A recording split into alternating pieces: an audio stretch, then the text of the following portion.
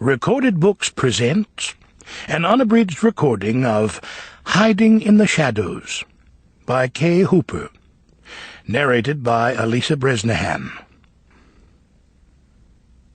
This book is copyrighted 2000 by Kay Hooper. This recording is copyrighted 2004 by Recorded Books. Accident victim Faith Parker has done what her doctors feared she never would, awakened from the coma that held her prisoner for weeks. But she has no memory of the crash that nearly killed her, or the life that led up to it.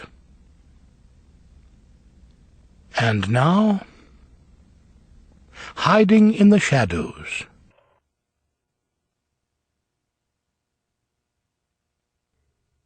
Dinah. Cain McGregor looked up from the morning newspaper as she came into the kitchen, and reflected not for the first time that Dinah Layton was the only woman he'd ever known who managed to create the illusion of incredible bustle while never moving faster than a lazy stroll. It was a peculiarly endearing trait. "I am so late," she said by way of greeting, dropping her briefcase into a chair across from him at the table and going around the work island to pour herself a cup of coffee. He always made the coffee in the morning, favoring a gourmet blend rich with taste, a selection Dinah accepted cheerfully, even though she considered the beverage merely a simple and efficient means of getting caffeine into her system as quickly as possible. "You turned off the alarm again." She didn't sound annoyed, just matter-of-fact. "After all your long hours recently, I thought you could use a little extra sleep. Besides, it isn't all that late. Just after 9. Do you have a meeting this morning? You didn't mention anything last night." "No, not a meeting." She spooned enough sugar into the coffee to make him wince, and poured enough cream to make him wonder why she even bothered with coffee. They allow visitors only twice a day, and I'm always too late in the evening." It was Thursday. He'd forgotten. "I'm sorry, Dinah. If you'd reminded me—" The smile she sent him was quick and fleeting. "Don't worry about it. I still have time, I think." She put 2 slices of bread in the toaster and leaned against the counter. Cain looked at her, wondering, as he had wondered often in recent weeks, if it was his imagination that Dinah was a bit preoccupied. He'd thought it was because of the accident, but now he wasn't so sure. She tended to get wrapped up in her work, sometimes to the exclusion of other things. Was that it? Just another story that had drawn her interest and engaged that lively mind? He wanted to go to her, but didn't. He was experienced enough to recognize the warning in both her actions and her body language. She had not touched him, had not even come near him, in fact. She was across the room with the island and the table between them, and showing him most of her back. She might just as well have worn a no trespassing sign in neon. It irritated him. "Will you stop on the way to work?" he asked, keeping the conversation going while he decided whether or not it was time to do something about this. Dinah checked the wide, leather-banded watch she wore and nodded absently. "For a few minutes." "You don't have to go twice every week." "Yes," she said. "I do." "Dinah, it wasn't your fault." "I know that." But her voice lacked certainty. She seemed to realize it, because she cleared her throat and quickly changed the subject while she buttered her toast. "Anyway, we'll be going in opposite directions this morning. Just as well, I expect. Steve has me chasing after that building inspector for an interview, and the wretched man is never in his office, so I'll need my Jeep." Steve Hardy was Dinah's editor at the small but well-known magazine where she worked, and he tended to push her almost as hard as she pushed herself. "Another exposé?" Cain said lightly. "Bribery and kickbacks in the city?" She laughed. "I wish. No, this is just for a series on our local officials. You know, a day in the life of and how exactly your tax dollars are being spent. Easy stuff for you. Dinah shrugged. Easy enough. Kane watched her load the toast with grape jelly and take a healthy bite. She was, he decided, very watchable, no matter what she was doing. She wasn't beautiful, but damned close. Regular, not quite delicate features that fit together well, the best of which being a pair of steady blue eyes that sometimes saw more than one would guess. Her pale gold hair was cut casually short in tousled layers. Wash and wear, she called it, and her tall, voluptuous body was clothed in a simple tunic sweater and jeans. Dinah didn't care much about clothes, and it showed. On the other hand, what she wore hardly mattered, because the enticing figure underneath was what caught the eye. The male eye, at any rate. His eye, certainly, more than 6 months ago. It hadn't taken them long to get intimate, but getting to know each other had become a much more complex, drawn-out process. And a cautious one. Both were fiercely independent, with busy careers and cluttered lives and rocky past relationships that had left scars. And neither had been in a hurry to delve beneath surface passion. It had been enough, for a while. But even wary relationships either evolved or fell apart, and theirs was evolving. Almost against their wills, they had been drawn together to share more than a bed, tentatively exchanging views and opinions and comparing tastes and basic values. They liked what they had discovered about each other. At least, Kane thought so. They were not quite living together, but after nearly 4 months of My Place or Yours, Kane had been wondering if he should be the one to suggest they stop the shuttling back and forth almost every night. And then, a little more than a month ago, the accident happened, and Dinah began to distance herself from him. He had assumed the cause was Dinah's worry for her friend and the ridiculous guilt she felt. For the first time, though, he asked himself if that was the case.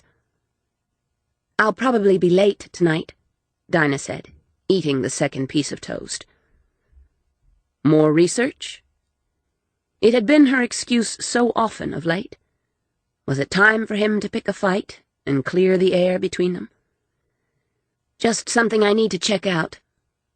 I'll probably be closer to my place than here by the time I get finished, though, so—" "Why don't I meet you there?" he interrupted, unwilling to hear her suggest another night apart. There had been several recently. Too many. 8? 9? Her hesitation was brief. 8. I should be through by then. "I'll bring Chinese," he said. "Or would you rather have something else?" "No, Chinese is fine. Sesame chicken." "And no egg rolls. I remember." Dinah sent him another brief smile, but her mind was clearly elsewhere. Kane sipped his coffee and watched her. He could accept that her job was important to her. His was to him, after all. So it would hardly be fair of him to protest her abstraction, to demand all her time and attention for himself.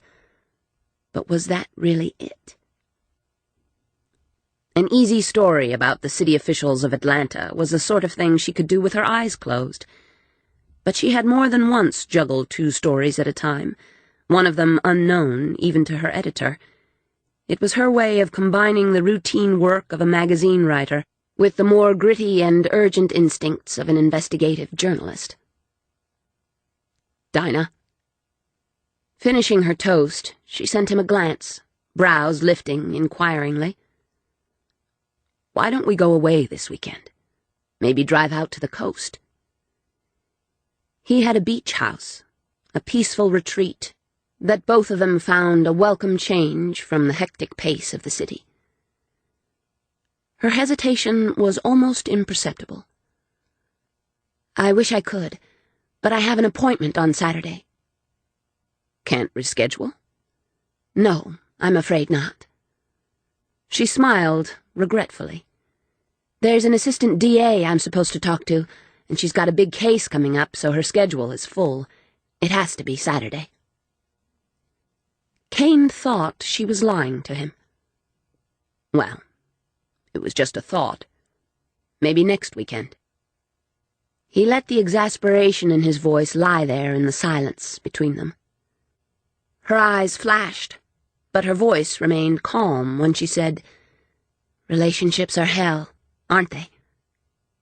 "Sometimes." "I gather you're feeling neglected." "Dinah, don't try to make me feel and sound like the typical selfish male." "There's nothing typical about you," she murmured. He decided not to ask if that was a compliment. "Look, I know work gets the best of both of us from time to time, and that's as it should be. But there's more to life than work." Her lips twisted in an odd, fleeting smile. "I know." "Then talk to me, damn it." "I don't talk about my stories, Kane. You know that." "I'm not asking you to betray a confidence. I just want to know what could be so important that you barely have time to eat or sleep these days. And don't give me that bullshit about the story on city officials. That isn't what's making you toss and turn at night." Disconcerted, she said, "Am I doing that?" "Yes, since the accident." "Well, it's that," she said, grasping the handy reason with relief. "The accident. I've been worried about her, and—" "It isn't the accident. Or it isn't only the accident. So it has to be a story. Or it has to be us. I don't know why you would think—" "Dinah, I know when something is off-kilter in your life, and what affects you affects me. Tell me what's wrong. I can't fix it until I know what it is." She looked across the room at him, and something changed in her face. She went behind his chair and bent to put her arms around him, her warm, smooth cheek pressed against his. "I really don't appreciate you, do I?" Her voice sounded shaken. He lifted a hand to her head, letting his fingers slide into her silky hair, because he loved it, and she never minded. "No," he said a bit dryly. "I'm a prince." She chuckled. "You certainly are, and I have been neglecting you. I realize that. I'm sorry." He looked down at her hands on his chest, the fine-boned strength of them, the red-polished nails that showed her one vanity. "So what's going on? Is it just work, or have you met a better prince?" She hesitated, then moved around him to lean a hip against the table and smiled down at him. "Let's just say I've stumbled onto a story with a lot of potential. A story that could make my reputation." He frowned. "Your reputation is already made." "Locally, sure, even regionally. But this could put my name on the national map." Kane felt a prickle of unease. "What kind of story is it?" "You know better than that." "I'm not asking for details, Dinah. Just a general idea. Is it criminal, political, business?" "Criminal and business. Maybe wanders into the political arena as well, although I'm not sure about that yet." She replied, still smiling. "Jesus." "Dinah, don't worry. I know what I'm doing." She reached over and brushed the backs of her fingers down his cheek in a familiar caress. He didn't allow it to distract him. "Just don't tell me you're on your own in this. If Steve doesn't know—" Her smile vanished. "He's my editor, Kane, not my nanny." "That isn't what I meant, and you know it. If there's a criminal element in this story, things could get very nasty in a hurry." "I know that." Her voice was patient. "I have been doing this for a number of years, in case you've forgotten." She went to pick up her briefcase, the tension in her shoulders obvious. That alone told him he'd crossed the line. She was already moving toward the door. It was too late to apologize, to explain that he was worried only because he cared, not because he doubted her instincts or abilities. "Just be careful," he called after her. "Always," she tossed back lightly, and then she was gone. The silence of the apartment settled over him. With a new anxiety in his mind, the morning seemed darker and much less peaceful than it had only minutes before.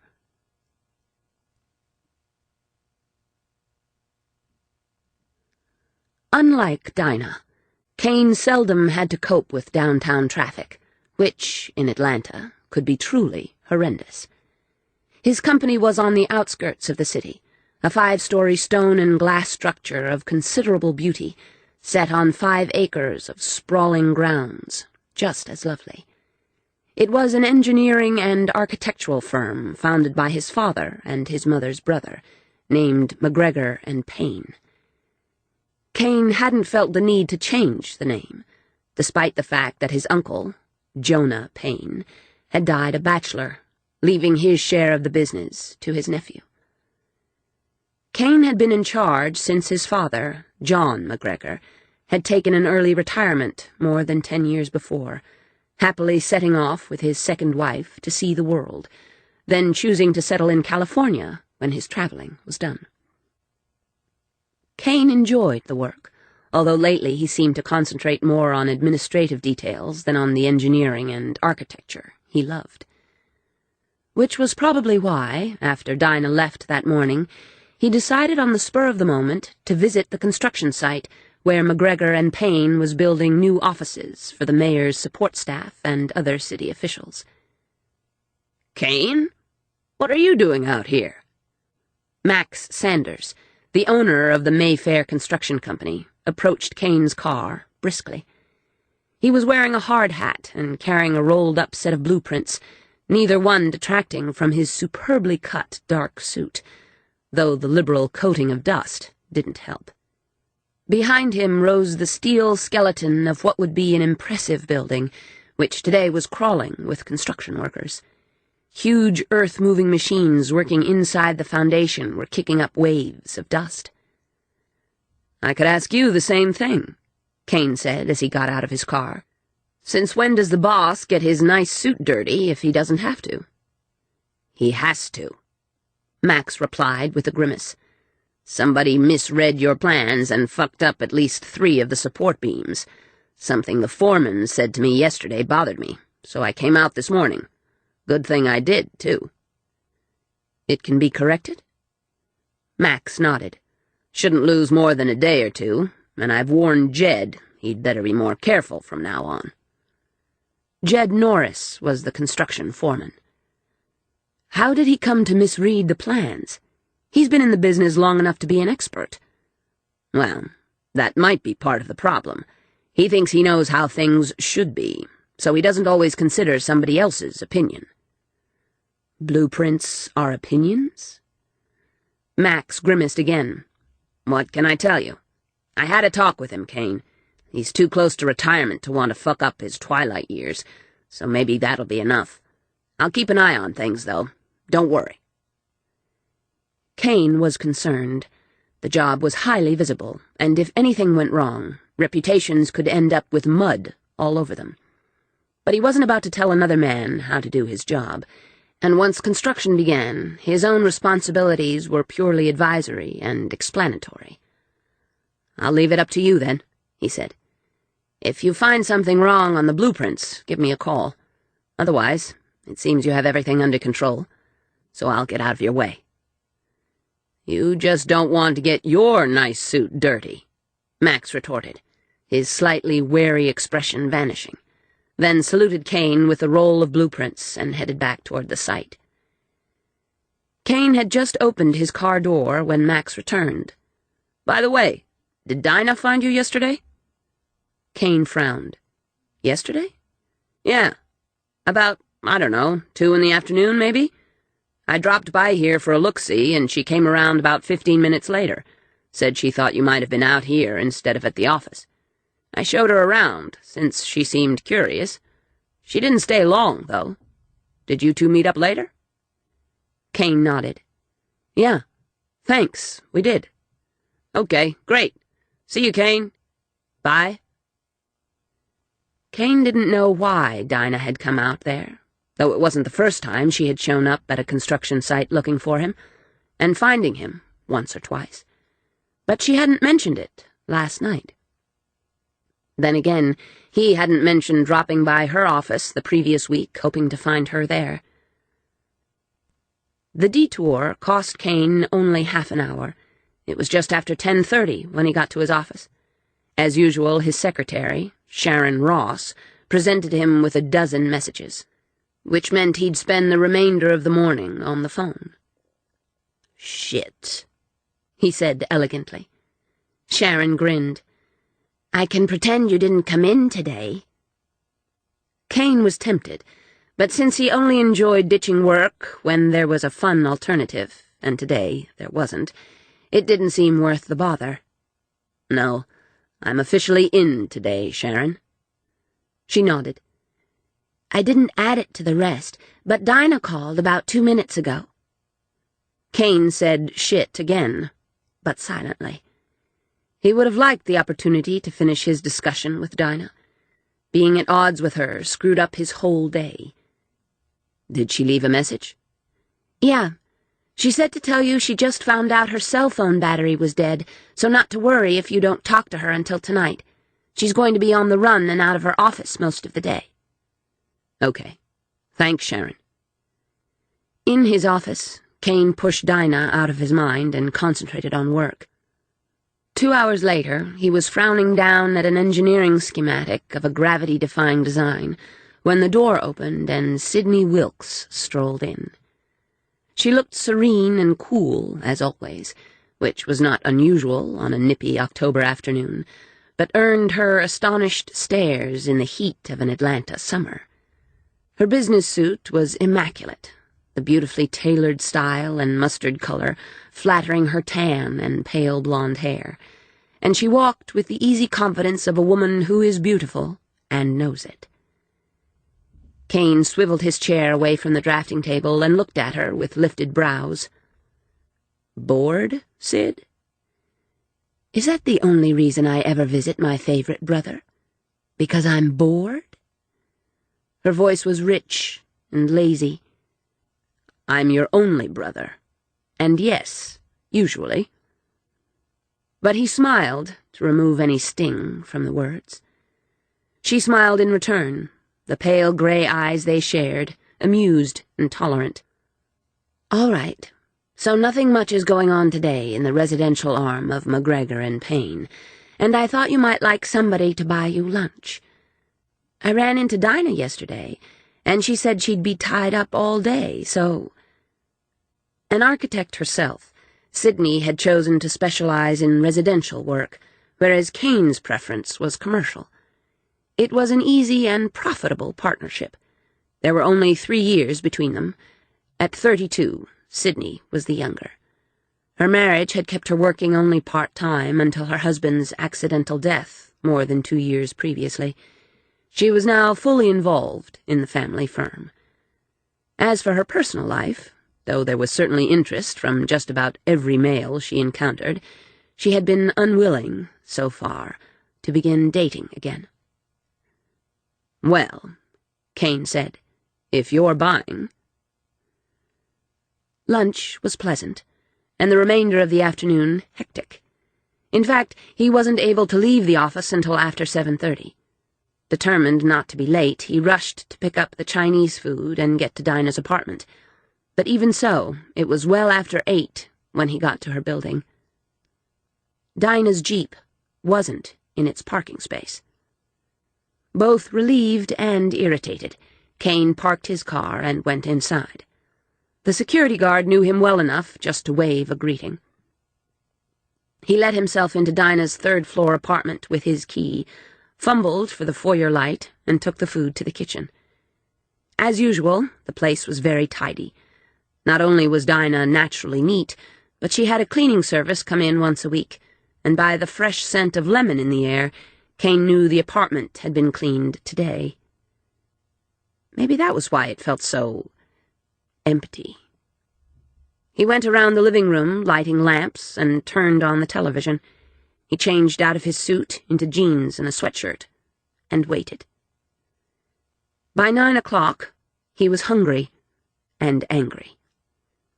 By 10 o'clock, he was worried. He couldn't remember Dinah being so late before without calling, and even if her cell phone did have a dead battery, there were payphones, weren't there? All over the city, there were payphones. Kane called her office and got her voicemail.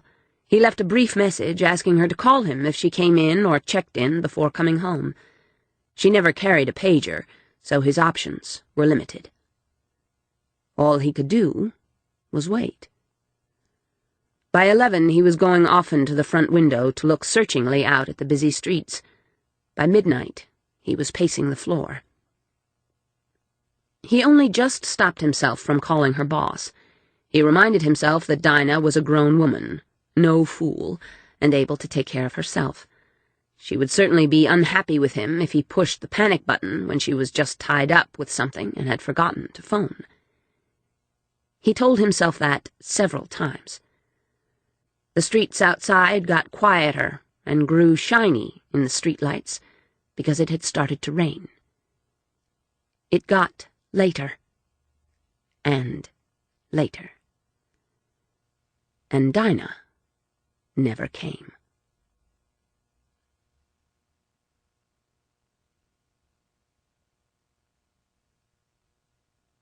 Faith.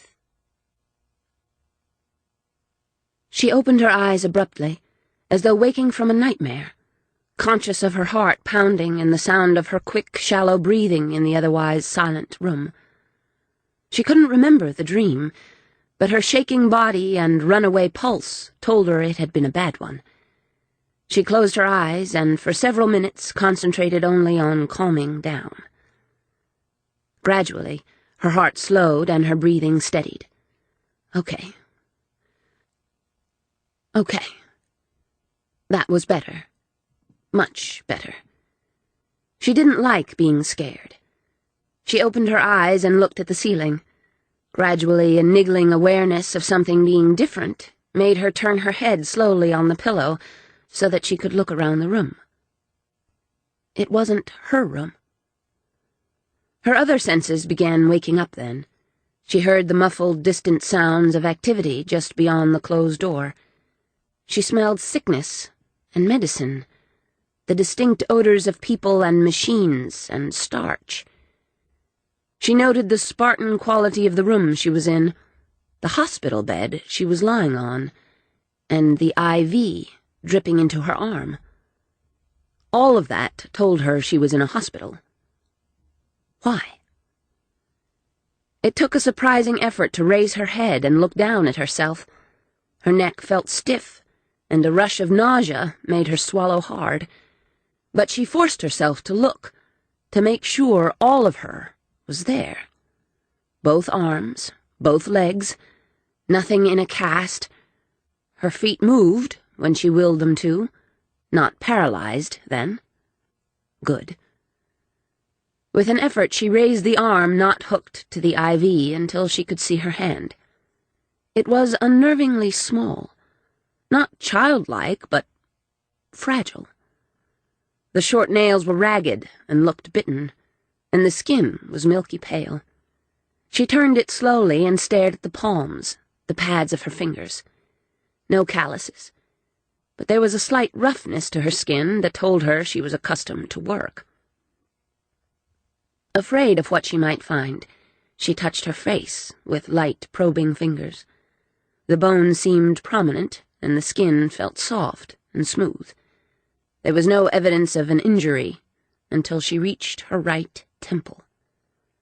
There, a square adhesive bandage and a faint soreness underneath it told her she'd suffered some kind of cut.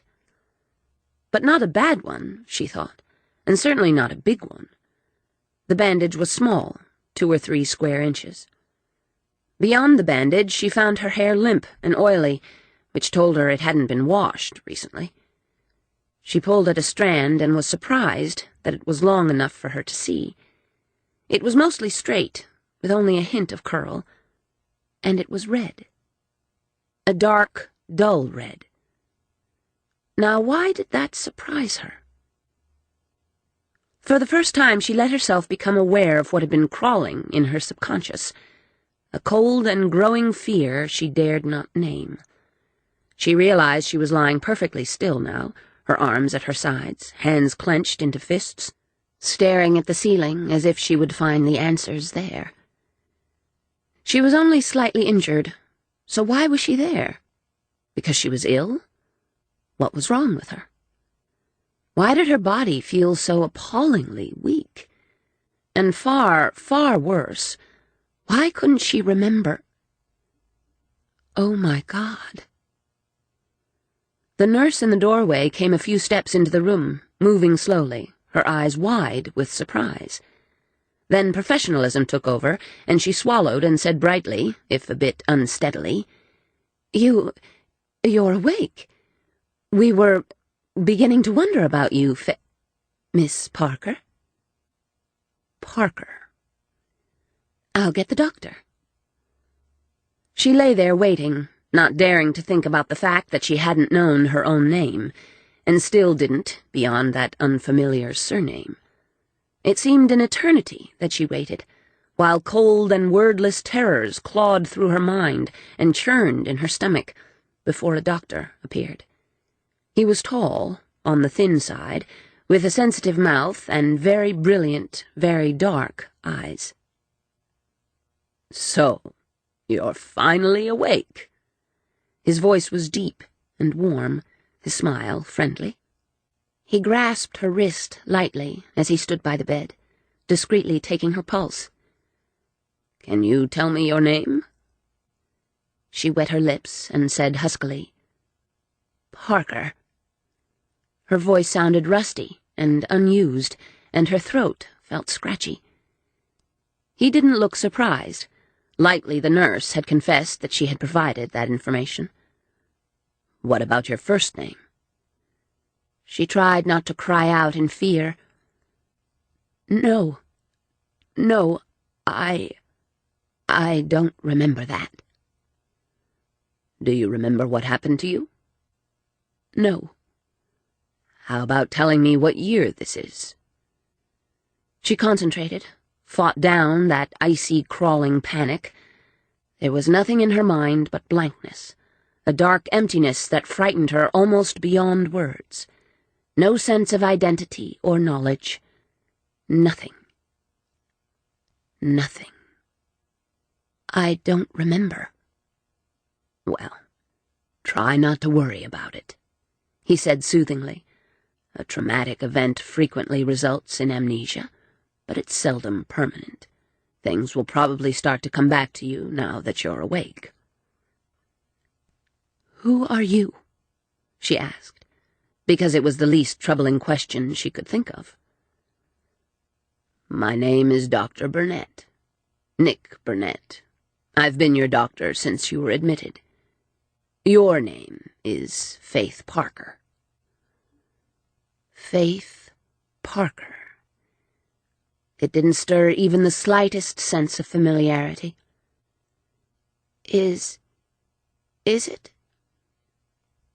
He smiled gently. Yes.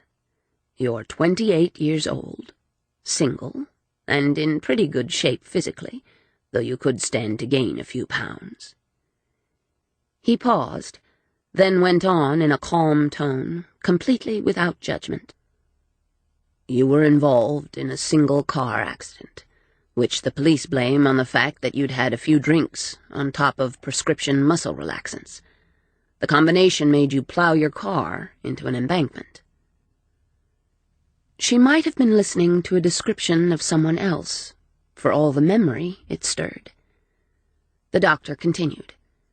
It also turned out to be highly toxic to your system. You appeared to be unusually sensitive to alcohol, and that, along with the drug, put you into a coma. However, Aside from the gash on your head, which we've kept covered to minimize scarring, and a few bruised ribs, which have already healed, you're fine." There were so many questions swirling through her mind that she could grab only one at random. Was anyone else hurt in the accident? No. You were alone in the car, and all you hit was the embankment.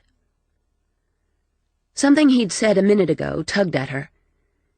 "You said my ribs had healed by now. How long have I been here?" 6 weeks. She was shocked. So long? But she wasn't sure what she wanted to ask, but her anxiety was growing with every new fact. "Let's try sitting up a bit, shall we?" Not waiting for her response, he used a control to raise the head of the bed a few inches. When she closed her eyes, he stopped the movement. "The dizziness should pass in a minute." She opened her eyes slowly, finding that he was right. But there was little satisfaction in that, with all the questions and worries overwhelming her. And panic. A deep, terrifying panic. "Doctor, I can't remember anything. Not where I live or work.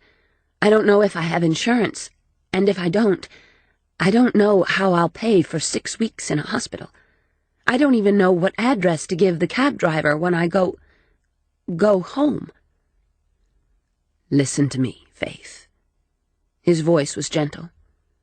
"There's no reason for you to worry, especially not about money. Your medical insurance from work hadn't started yet, but arrangements have already been made to pay your hospital bill in full, and I understand that a trust fund has been set up for you when you leave here. There should be plenty of money, certainly enough to live on for several months while you get your life back in order." That astonishing information made her panic recede somewhat, but she was bewildered. A trust fund? Set up for me? But who would do that? "A friend of yours. A good friend. She came to visit you twice a week until—" Something indefinable crossed his face and then vanished, and he went on quickly. "She wanted to make certain you got the best of care and had no worries when you left here." "But why? The accident obviously wasn't her fault, since I was alone. Unless this friend had encouraged her to drink, or hadn't taken her car keys away when she had gotten drunk." "I couldn't tell you why, Faith, except that she was obviously concerned about you." Faith felt a rush of pain that she couldn't remember so good a friend. "What's her name?" "Dinah Layton." It meant no more to Faith than her own name. Dr. Burnett was watching her carefully. "We have the address of your apartment, which I understand is waiting for your return.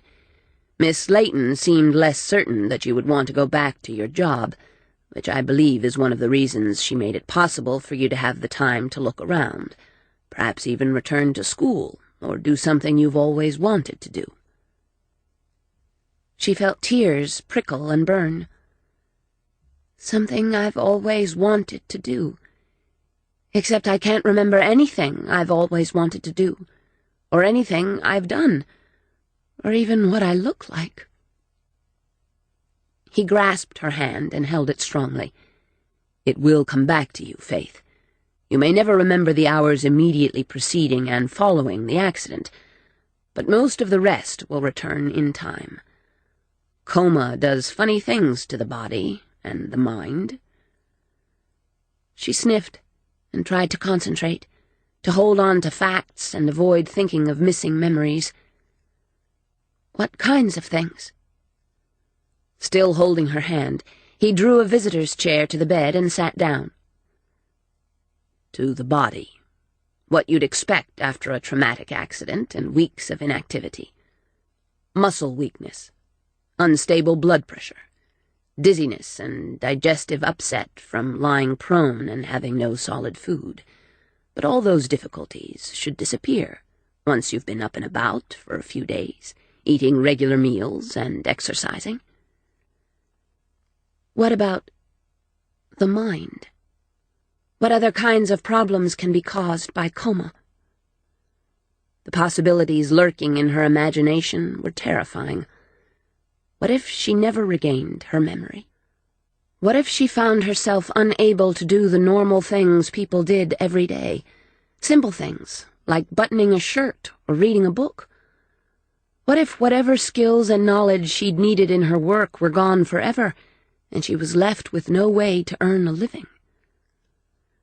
Sometimes things we don't completely understand, the doctor confessed. Personality changes are common.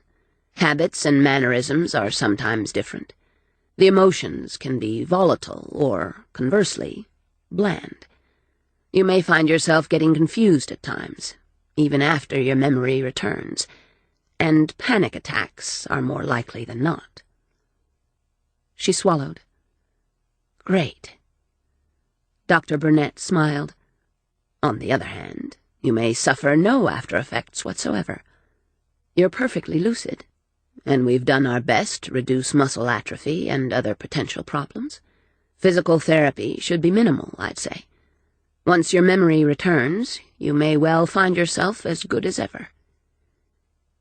He sounded so confident that Faith let herself believe him, because the alternative was unbearable. Trying not to think about that, she asked, "What about family? Do I have any family?" "Miss Layton told us you have no family in Atlanta. There was a sister, I understand, but I believe both she and your parents were killed some years ago." Faith wished she felt something about that. "And I'm single. Is there—" "I'm sure you must have dated," he said kindly, "but evidently there was no one special, at least not in the last few months. You've had no male visitors, no cards or letters, and only Miss Layton sent flowers, as far as I'm aware." So she was alone, but for this remarkably good friend. She felt alone, and considerably frightened. He saw it. "Everything seems overwhelming right now, I know. It's too much to process, too much to deal with. But you have time, Faith. There's no need to push yourself, and no reason to worry. Take it step by step." She drew a breath. "All right. What's the first step?" "We get you up on your feet and moving." He smiled and rose from the chair, but not too fast. "Today we'll have you gradually sit up, maybe try standing, and monitor your reaction to that. We'll see how your stomach reacts to a bit of solid food. How's that to start?" She managed to smile. "Okay." "Good." He squeezed her hand and released it, then hesitated. Seeing his face, she said warily, "What?" "Well, since you might want to read the newspapers or watch television to catch up on things, I think I should warn you about something." "About what?" "Your friend, Miss Layton. She's been missing for about 2 weeks." "Missing? You mean she stopped coming to visit me?" There was sympathy in his dark eyes. "I mean she disappeared. She was reported missing, and though her car was found abandoned some time later, she hasn't been seen since." Faith was surprised by the rush of emotion she felt. Confusion, shock, disappointment, regret, and, finally, a terrible pain at the knowledge that she was now completely alone. Dr. Burnett patted her hand, but seemed to realize that no soothing words would make her feel better. He didn't offer any, just went away quietly. She lay there staring up at the white, blank ceiling, which was as empty as her mind.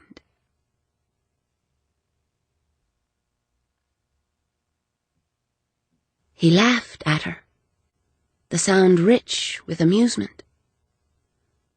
"Well, how was I to know you couldn't boil water without ruining the pot?" "I just forgot." She defended herself with spirit.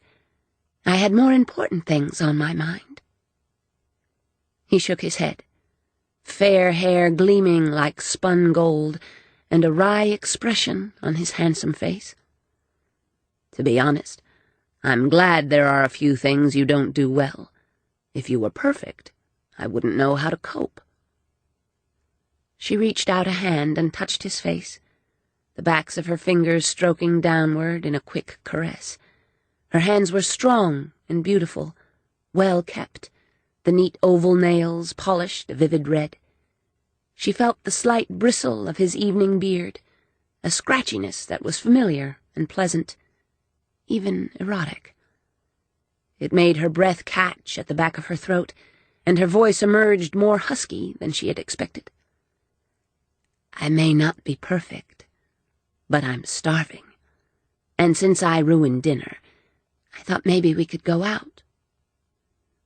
"Only if you're buying," he said, still humorous, even though his eyes darkened in response to what he heard in her voice.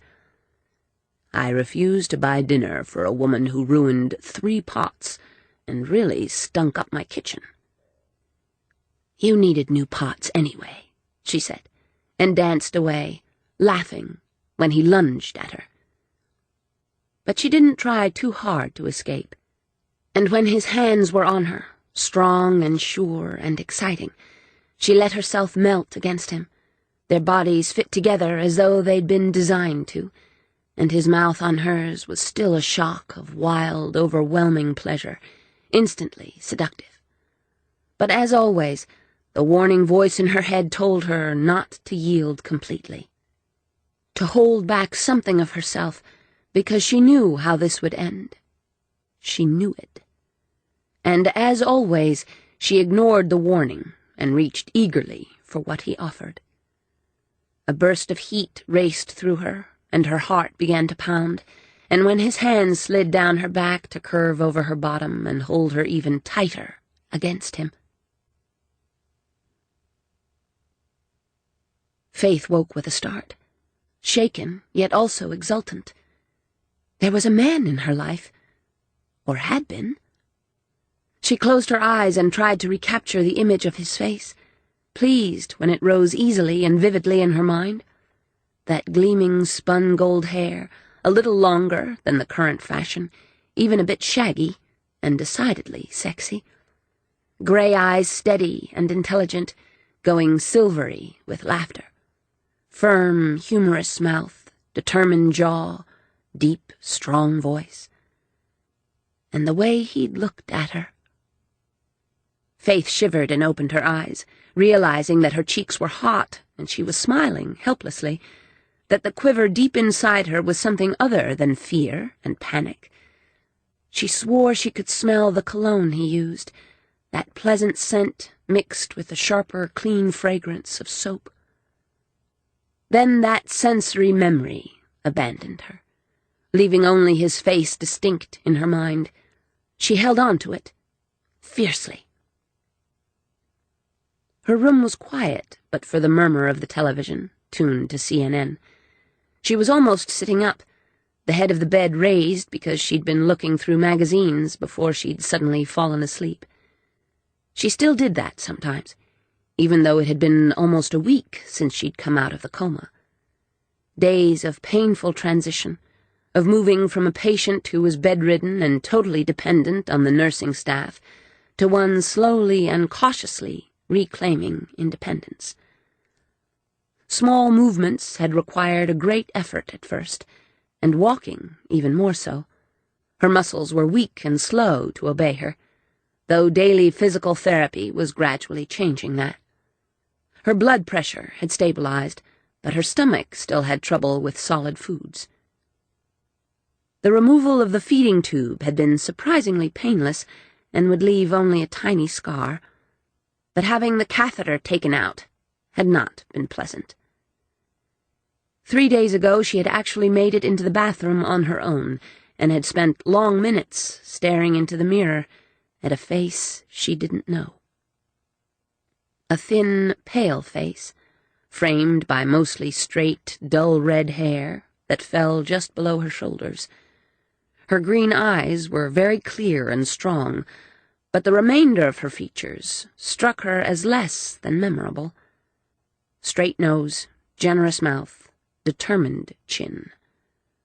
Some might call her pretty, perhaps. She had discovered that she was only a few inches over 5 feet, very slender and fine-boned. She had small breasts and virtually no hips, minimal curves at best. She thought her legs were okay, or would be once they began to hold her up for more than a few minutes at a time. Yesterday morning she had taken a long, luxurious bath, and though a nurse had had to help her dry her hair afterward because she'd used up all her strength, the results had been worth it. She felt much better. As for her hair, the dull red had become a rich auburn, which made her pale face look luminous. It was a face, she thought now, that might attract a handsome man with gleaming blonde hair, a man with intelligent gray eyes and a way of leveling them when he spoke that said he was accustomed to getting what he wanted. What was his name? And if they were so involved, that physical intimacy had been very much a part of the relationship, why had he never come to visit her? That bothered her. A lot. But the flowers from Dinah Layton continued to arrive once a week, even after her own disappearance. Faith had gotten up the nerve to call the florist, and had found that the order had been paid ahead for another week. Obviously, no one else cared enough even to acknowledge Faith's presence in the hospital, or her absence from the life she had led before the accident. Where was that blonde man? How could he be so vivid in her mind, her only real memory, if he hadn't been a recent part of her life? A nurse came in carrying a stack of magazines. "I brought you a few more, honey." She was a motherly woman, with a warm voice and gentle hands, and over the last few days she had been the most helpful and encouraging of the nurses. "Thanks, Kathy." She eyed the short, neat, unpolished nails of the nurse, then looked at her own, still ragged ones. "Kathy, do you happen to have a nail file?" "I'll get one for you." Kathy put the magazines on the bed and smiled at her with genuine pleasure. "You're looking much better today, honey, and obviously feeling better." Faith smiled at her. "I am, thanks." "Dr. Burnett will be pleased. You're one of his favorites, you know." Faith had to laugh. "Because he wants to write that paper on me, and we both know it. Not too many long-term coma patients wake up." "That's true," Kathy said soberly, "and those who do tend to be in much worse shape than you are, honey. With you, it's almost like you were just sleeping." Faith didn't feel as though she had just been sleeping, but said only, "I know how lucky I am. Believe me. And you and the other nurses have been terrific. That makes a difference." Kathy patted Faith's shoulder, said, "I'll go get that nail file," and left the room. It was easy enough to say the right words. Faith had been doing that for days now. She had been positive and upbeat. She had listened closely to the psychiatrist on staff and obediently followed her advice to take things one step at a time. She had agreed with the nurse's cheerful predictions that her life would get back on track sooner rather than later. She had read newspapers and magazines and watched television to catch up on current events. She had made herself smile at Dr. Burnett when he visited, and hadn't mentioned the devastating panic that was always with her, and how she often woke in the night, terrified by the blankness inside herself. She had some knowledge now, but almost all of it dated from the moment she'd opened her eyes in the hospital. The nurses' faces were familiar, as were the doctors'. The layout of her floor and that of the physical therapy rooms 2 stories above. These things she knew. And there was, absent from her mind until someone asked her a direct question, the sort of knowledge that came from a normal education. She had completed several crossword puzzles, and a game show she had found on television had shown her that she had some awareness of history and science. Facts, dates, occurrences. Fairly useless trivia, for the most part. But of memories, all she had, all she could claim as her own, dating from that otherwise blank part of her life, were the dreams of a blonde man she thought she had loved. There had been 2 other dreams before today, and they were brief and very similar. Just scenes from a relationship, casual and intimate. Each time, the scene had erupted into laughter and ended in lovemaking. But she still didn't remember his name. She hadn't mentioned the dreams to anyone. They were something all her own, a piece of herself not given to her by someone else, and she held on to them as to an anchor. "Here you go, Faith." Kathy returned to the room and handed her the nail file. "Before you start working on those nails, how about a trip around the floor? Doctor's orders." Faith was more than ready to move. Painful as it still was, at least it allowed her to concentrate on muscles and bones and balance, instead of having to keep thinking and wondering. "You bet," she said, and threw back the covers.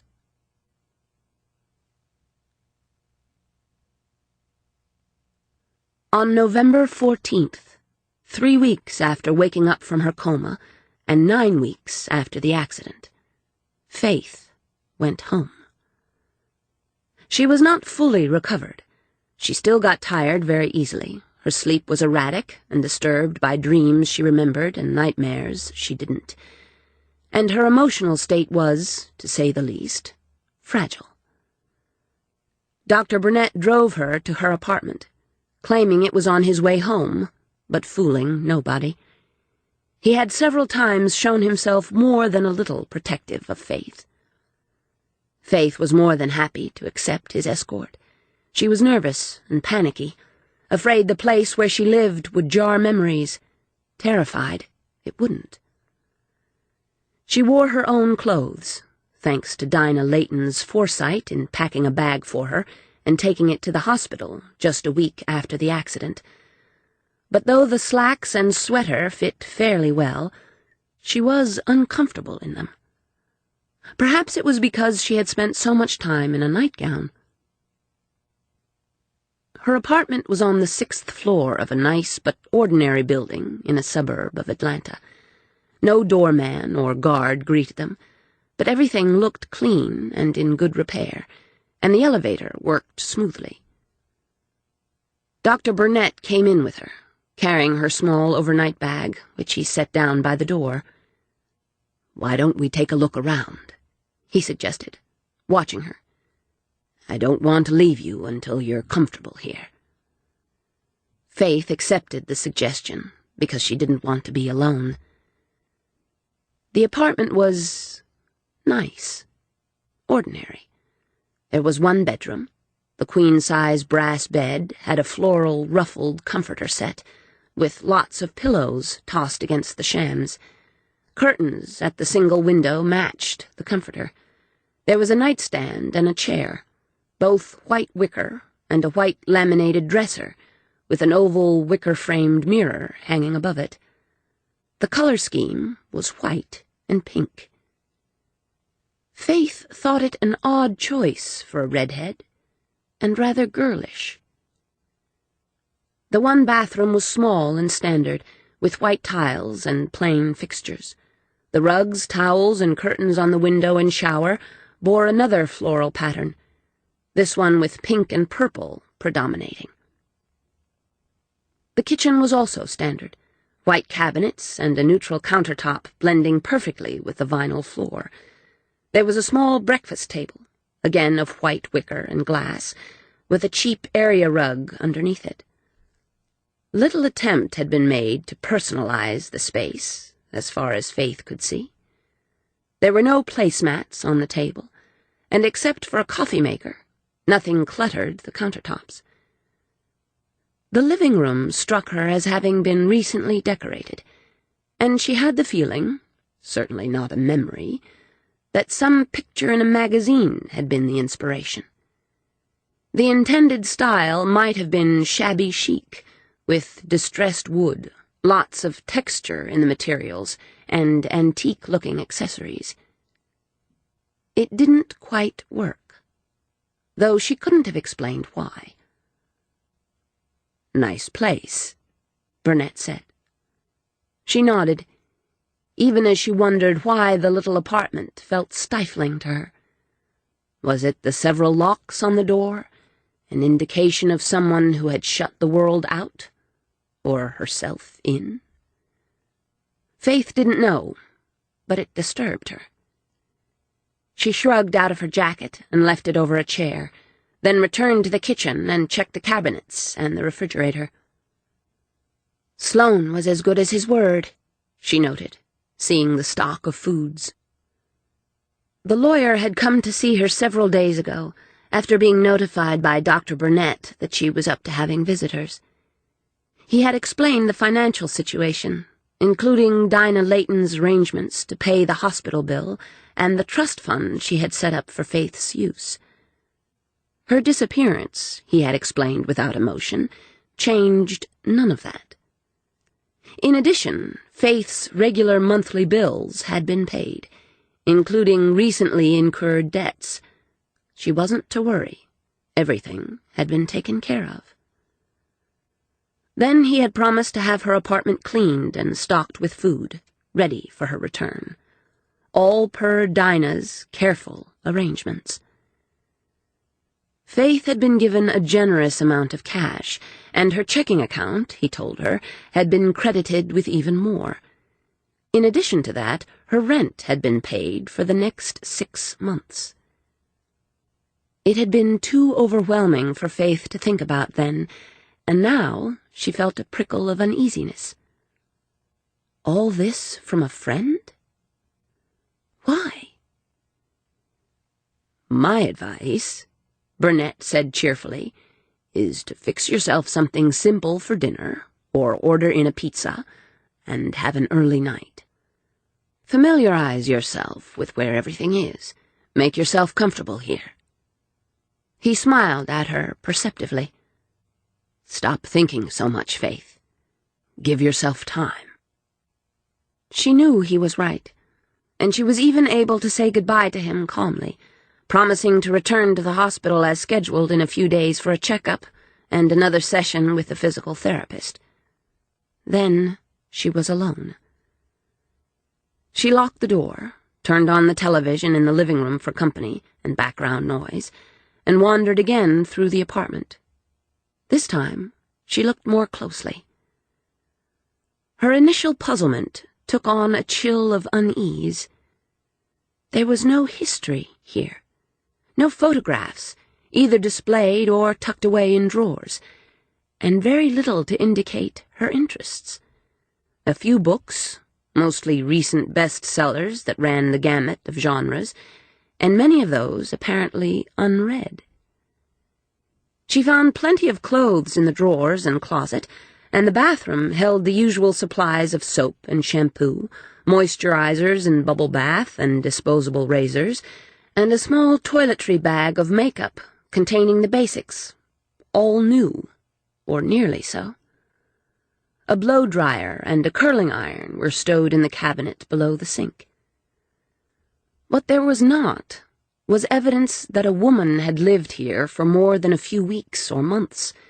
No old lipsticks or dried-up mascaras in the drawers, no unused foundation compacts that had turned out to be the wrong shade, no nearly empty tubes of moisturizer or hand lotion, no fingernail polish or remover, No samples given out at cosmetics counters in practically every store in the world.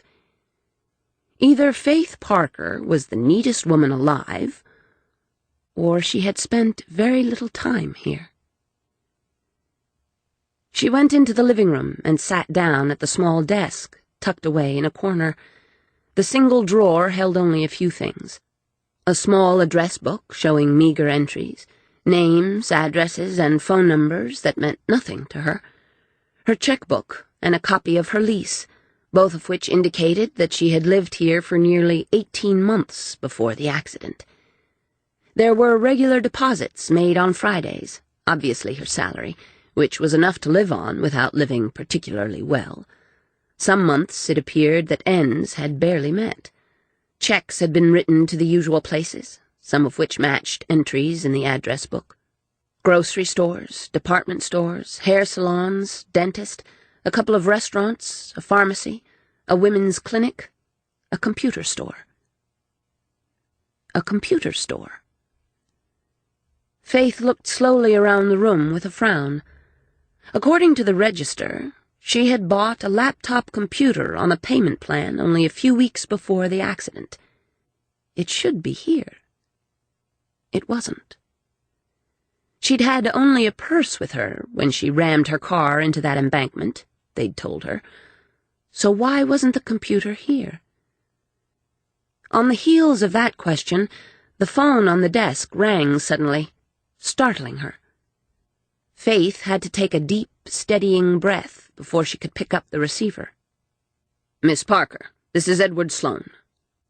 The lawyer's voice was brisk.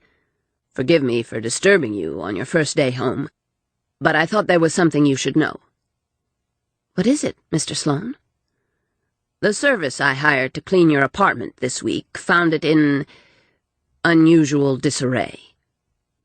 "Meaning I'm a slob?" she asked, even though she already knew the answer. "No, Miss Parker, I think not. Many drawers had been emptied onto the floor, pillows and other things scattered about. It had all the earmarks of a burglary, perhaps interrupted in progress, since nothing appeared to have been taken. This was 3 days ago. Knowing you were still in the hospital, I took the liberty of acting in your stead. I reported the matter to the police, then met them at your apartment. They took the report, took photos of the place, and questioned others in the building. But since no one saw or heard anything out of the ordinary, and since your television and stereo were still there, and nothing had been damaged, as far as we could determine, no further action was taken." "I see," she murmured. "The cleaning service was allowed to do their job immediately afterward. They were instructed to put things back in place as neatly as possible, and to use their judgment as to where everything belonged. Do you have any complaints on that score, Miss Parker?" "No." "Have you discovered anything missing?" He knew about her amnesia, but it seemed an automatic lawyer's question. "No," Faith repeated, looking down at the checkbook entry concerning the computer. She did not want to mention it, though she couldn't explain why, even to herself. "Nothing." "If you do discover anything, you'll let me know?" "Of course, Mr. Sloane." She hesitated. "There is one thing. You said that all my recently incurred debts had been paid?" "Yes." "How did you know about them, Mr. Sloane?" "Miss Layton supplied that information, Miss Parker. I believe she took the liberty of going through your desk to get a correct accounting. Other than regular monthly bills, such as utilities, rent, a small credit card balance, and so on, there were 2 recently incurred debts, one for a laptop computer, which Miss Layton informed me had been in her possession since your accident, and the other for new living room furniture. Both accounts were paid in full." "I see." She swallowed. "Thank you, Mr. Sloane." "My pleasure, Miss Parker." He hung up. So Dinah Layton had the laptop that Faith had bought weeks before her accident. Why? And where was it now?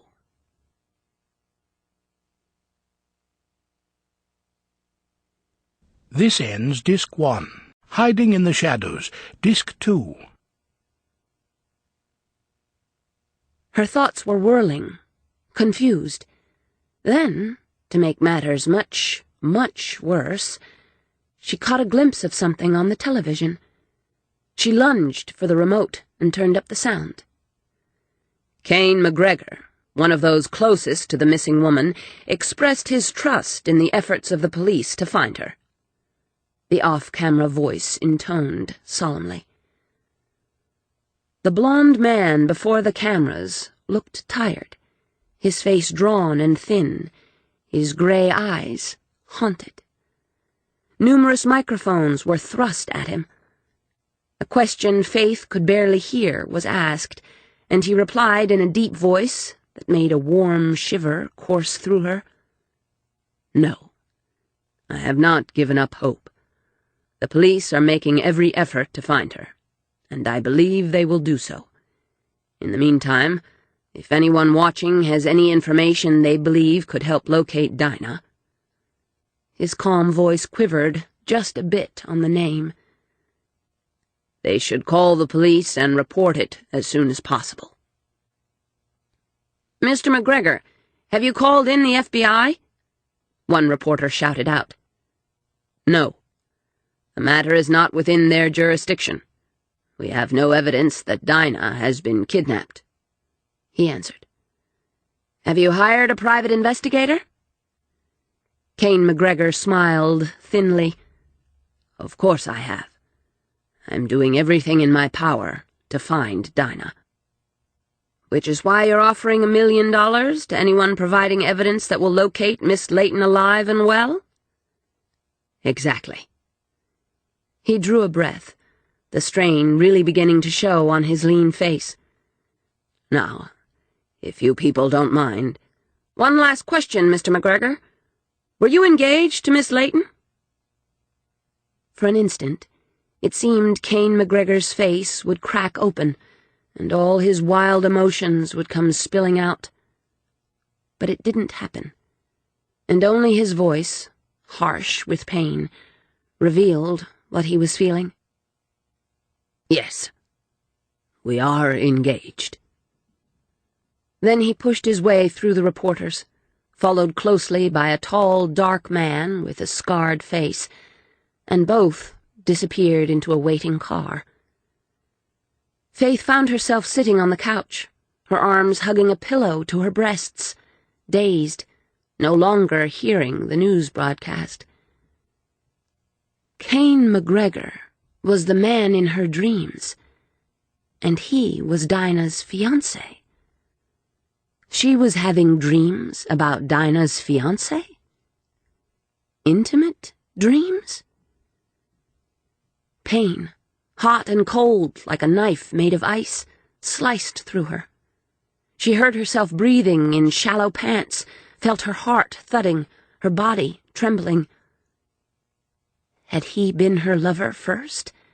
Had their relationship ended a long time ago, before Dinah came along?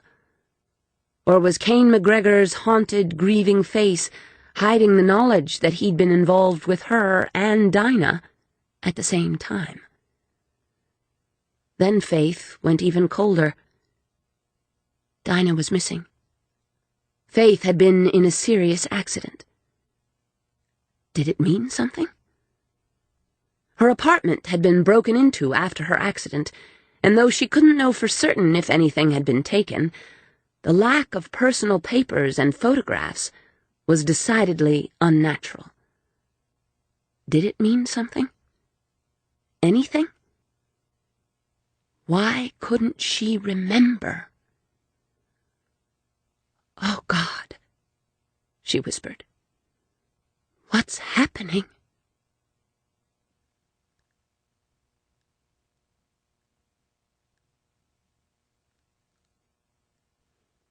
The Search. Chapter 1. Were you? Bishop asked. Kane, concentrating on driving, spared him only a quick glance. Was I what? Engaged to Dinah? Yeah. Unofficially. Bishop thought about that for several beats. Does unofficially engaged mean it was all in your mind, or all in hers? Kane felt a flicker of grim amusement. You have to have everything spelled out, don't you, Noah? Just trying to understand. Then I guess I'd have to say it was all in my mind. I hadn't asked her yet. But you were going to? It was Kane's turn to think, and when he answered, it was with a weary sigh. Hell, I don't know. I think so. I mean, I hadn't planned to, but it was in the back of my mind. That's where we'd end up. At least, until just before she disappeared. Kane nodded. It's like I told you. Everything was fine. Then she got preoccupied. I assumed by whatever story she was working on.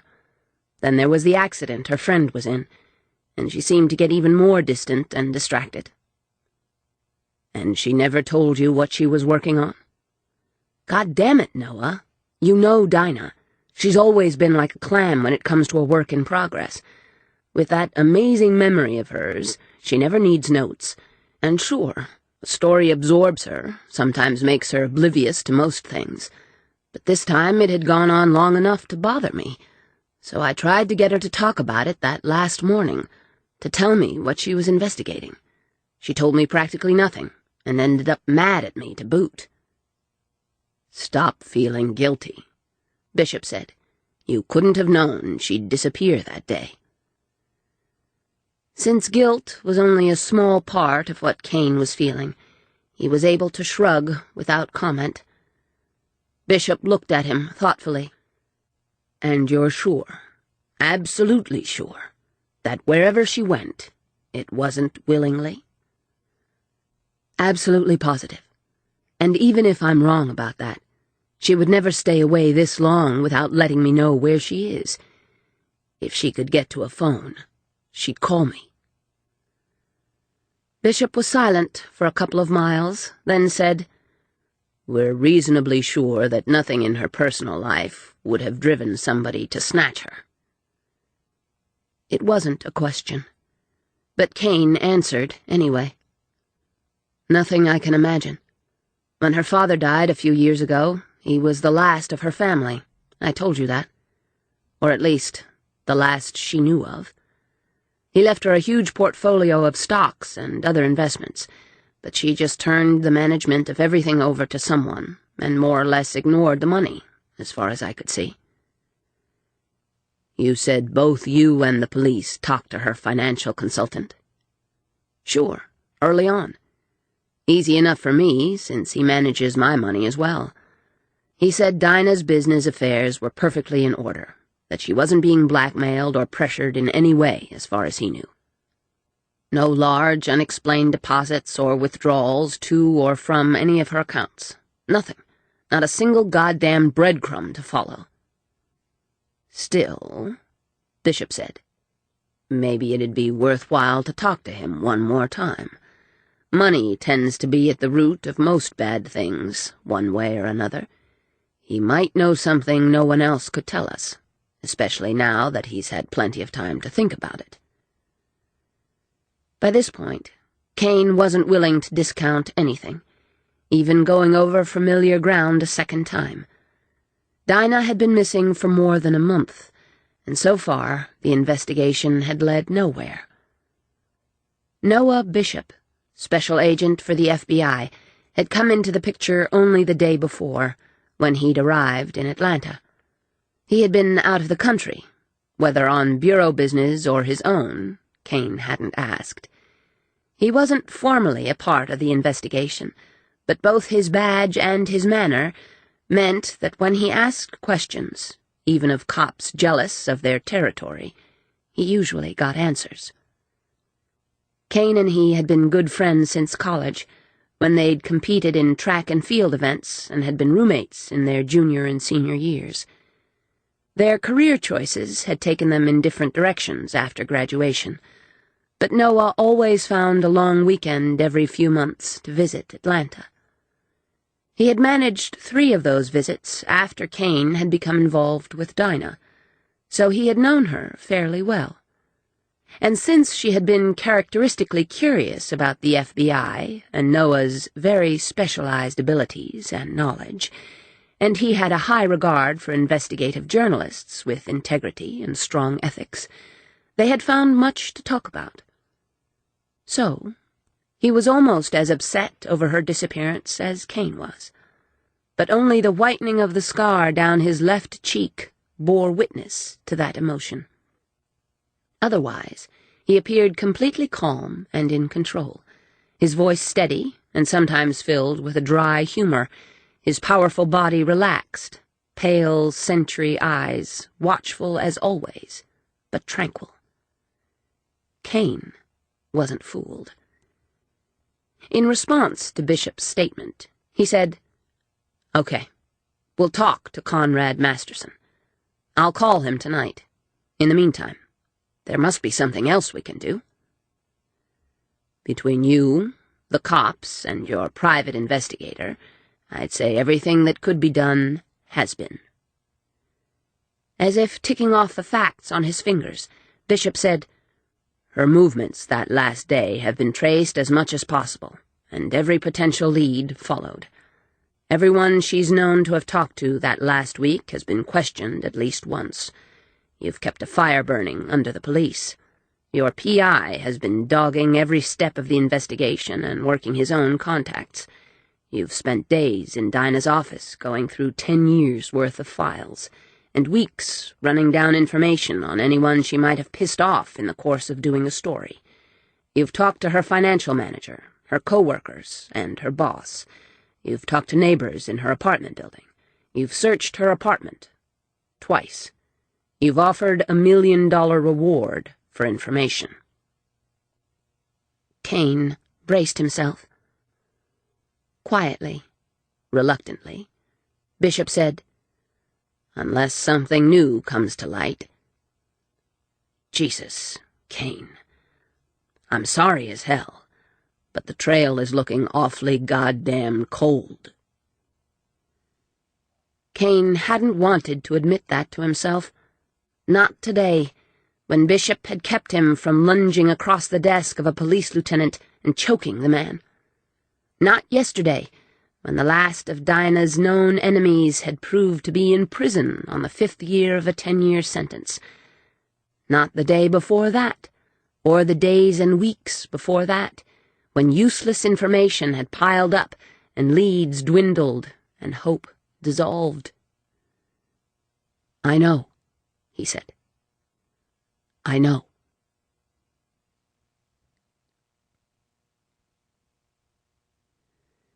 Conrad Masterson had always amused Kane.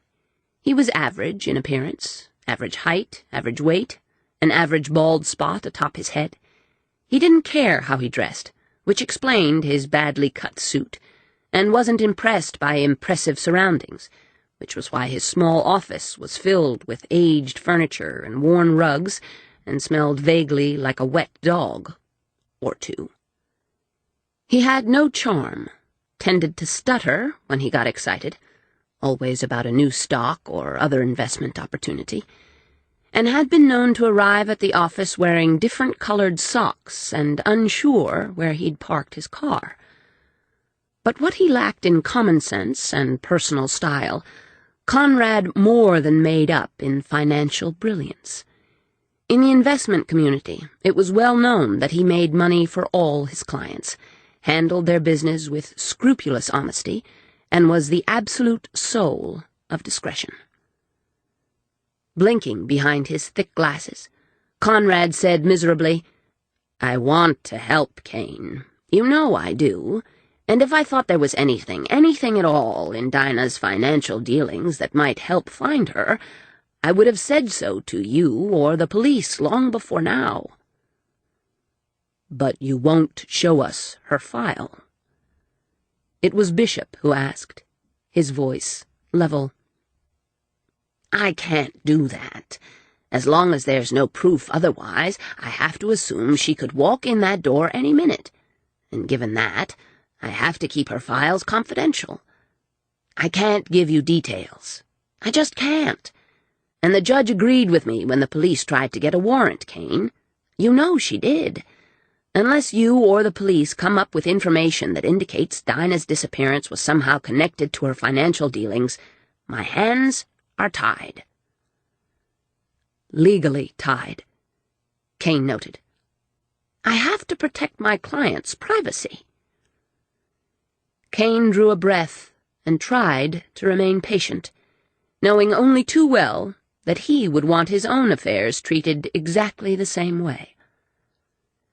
Okay, Conrad. But think. Surely you can tell us if there was anything unusual, say in the last few months. You've had time to think about it. Yes, but unusual how? Dinah left her investments to me for the most part. You know that, Kane. Occasionally she sold stocks against my advice for quick cash, usually because she was trying to help somebody. What do you mean? Bishop interrupted. Conrad considered the question, and whether he would be breaching confidentiality, then decided to answer frankly. Just that. She'd do a story on a home for battered women, and then call me to sell some stock so she could give them $50,000 to remodel or hire a better lawyer, something like that. She'd do a story on a poor congregation losing its church, and right away pour tens of thousands into their rebuilding fund. He smiled with wistful fondness.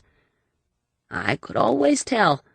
She'd have that note in her voice when she called, so determined you could call it hell-bent, and I'd know she'd found another wounded soul or bird with a broken wing. She's given millions over the years, even before her father died. She used most of the income from her trust fund to help others. Kane swallowed. I never knew that. She never said anything about it. No, she wouldn't have. It wasn't something she talked about. She once told me that her father had taught her a lesson she'd never forgotten, that you helped people without shouting about it, because just the act of helping them made you and your own life better. She believed that. She lived up to that. Bishop glanced at Kane, then said coolly to Conrad, With that in mind, don't you think she'd want you to help us find her? So she can help more people, if nothing else? The trail is cold, Mr. Masterson, and she's been missing for 5 weeks. Conrad bit his bottom lip. I wish I could help, Agent Bishop. You have no idea how much. But had she come to you recently and asked you to sell stocks without any explanation, or without an explanation you considered reasonable? No. She always had a reason, and, after all, it's her money. She's free to spend it however she pleases. Usually it was her stories and learning about somebody in need that started it for her, something that got her passionate and made her get involved. Bishop frowned. Did she talk about her stories to you before they were written, Mr. Masterson? That question surprised Kane. It wasn't one he would have thought to ask. But the investment manager's answer surprised him even more. Sometimes, Conrad said, clearly unaware of having said anything remarkable. She'd come in here and talk, and days or weeks later I'd read one of her articles, and there'd be the things she told me about. How about recently? It was Masterson's turn to frown. Let's see. She told me about that murder out in Buckhead about 6 months ago. Both Kane and Bishop nodded. That article and its outcome had already been thoroughly checked out. And a few weeks after that, she was talking about that political scandal she covered, all those goings-on in the lieutenant governor's mansion. Kane said, which, like all good scandals, ended with a miserable whimper instead of a bang. Bishop lifted a brow at him, and Kane explained. They paid the girl off, and she suddenly remembered it was somebody else with his pants down around his ankles. Then she decided she'd rather live elsewhere, and moved out to California. He looked back at Conrad. But that was more or less just reporting, and everybody knew what was going on.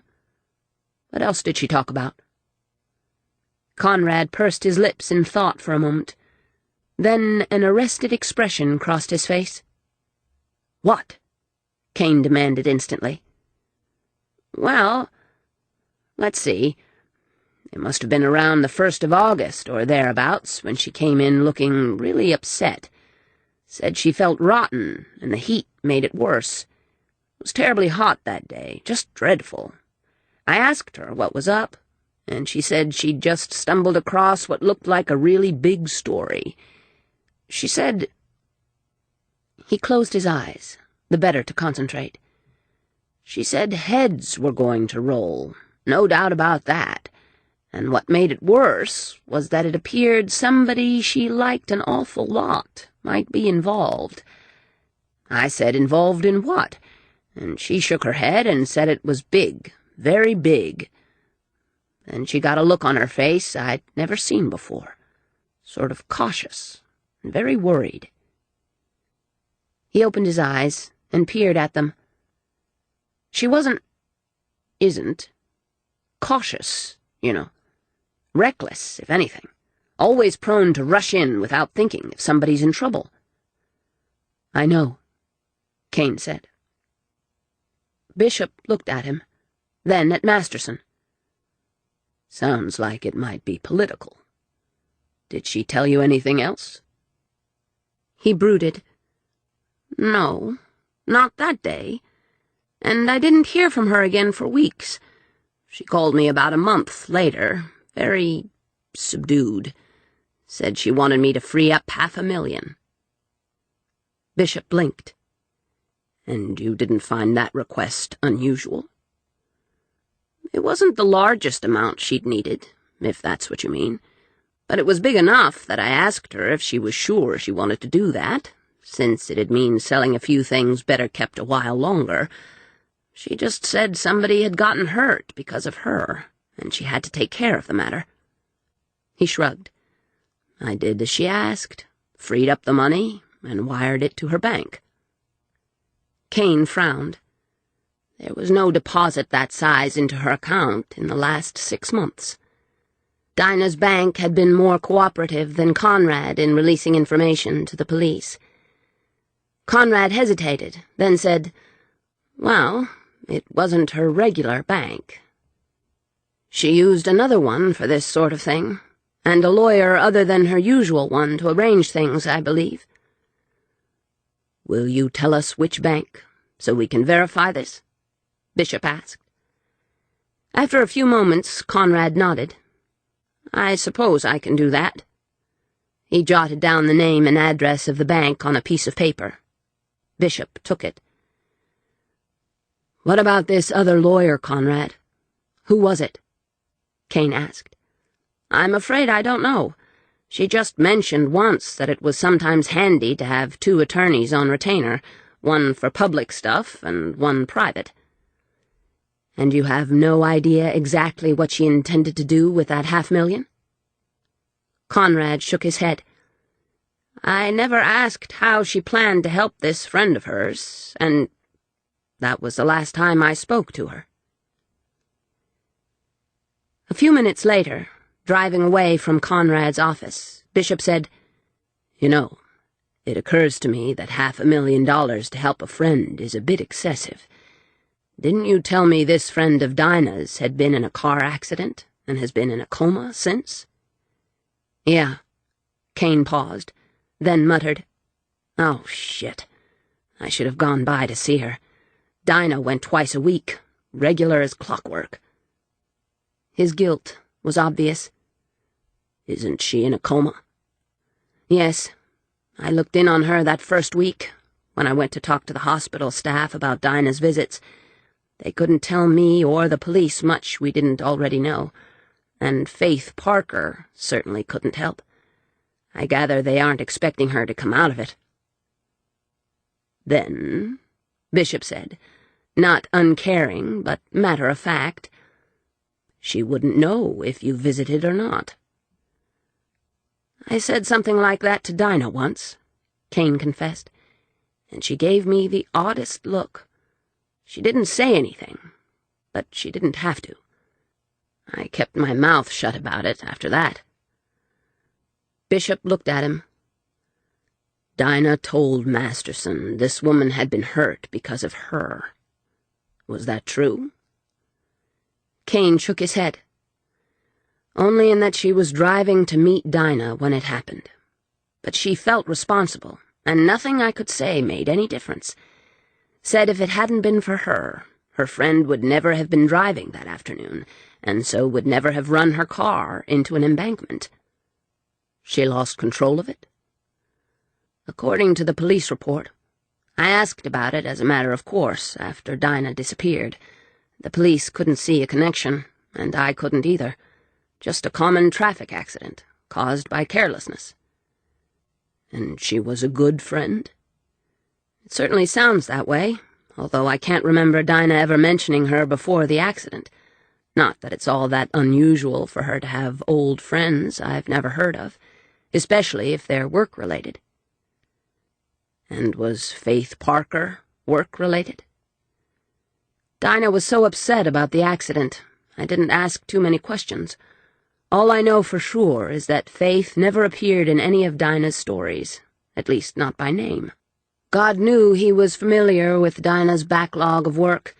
He had spent long hours reading and rereading everything she'd written, looking for clues to her disappearance. I don't like coincidences, Bishop said grimly. A friend of Dinah's, possibly someone related to her work, rams her car into an embankment and ends up in a coma, an accident about which Dinah feels excessively guilty, to the tune of $500,000. A few weeks later, Dinah herself disappears. Now, there may be absolutely no connection between the two things, as the police believe, but I think we'd better make sure. How? If Faith Parker is in a coma, who do we ask? We'll have to look more closely at the police reports of the accident. Maybe take a look at the car, too. Talk to her doctors again, the nursing staff again. And ask them what? Kane was baffled. According to the staff, Dinah spent her visits in that room talking to her, not to anyone else, and they don't seem to know anything about Faith's background or history. Maybe with a different set of questions to ask, we'll get different answers, Bishop assured him. Kane valued Bishop's intuition as much as he did his investigative training, maybe more so, and he was eager to try anything that might help to point them in a new direction. It's worth a try, he agreed, and maybe Dinah's other lawyer can tell us something as well. Maybe. At the very least, we can verify that Dinah really was giving money to worthy causes. Kane frowned. You think it could be something else? No, but it never hurts to be sure. He smiled slightly as his friend shot him a look. Dinah is, too smart to pay blackmail money, even if she had done something to be blackmailed for, which I very much doubt. But it's possible that someone took advantage of her, and she found out about it later, after the money was handed over. Kane nodded slowly. Dinah would have been furious, would have wanted to get her money back and punish whoever had deceived her. She wouldn't have been afraid to face up to whoever it was and threaten retaliation, even prosecution. But then he broke off, and Bishop didn't have to hear the words to know how his friend had silently finished that sentence.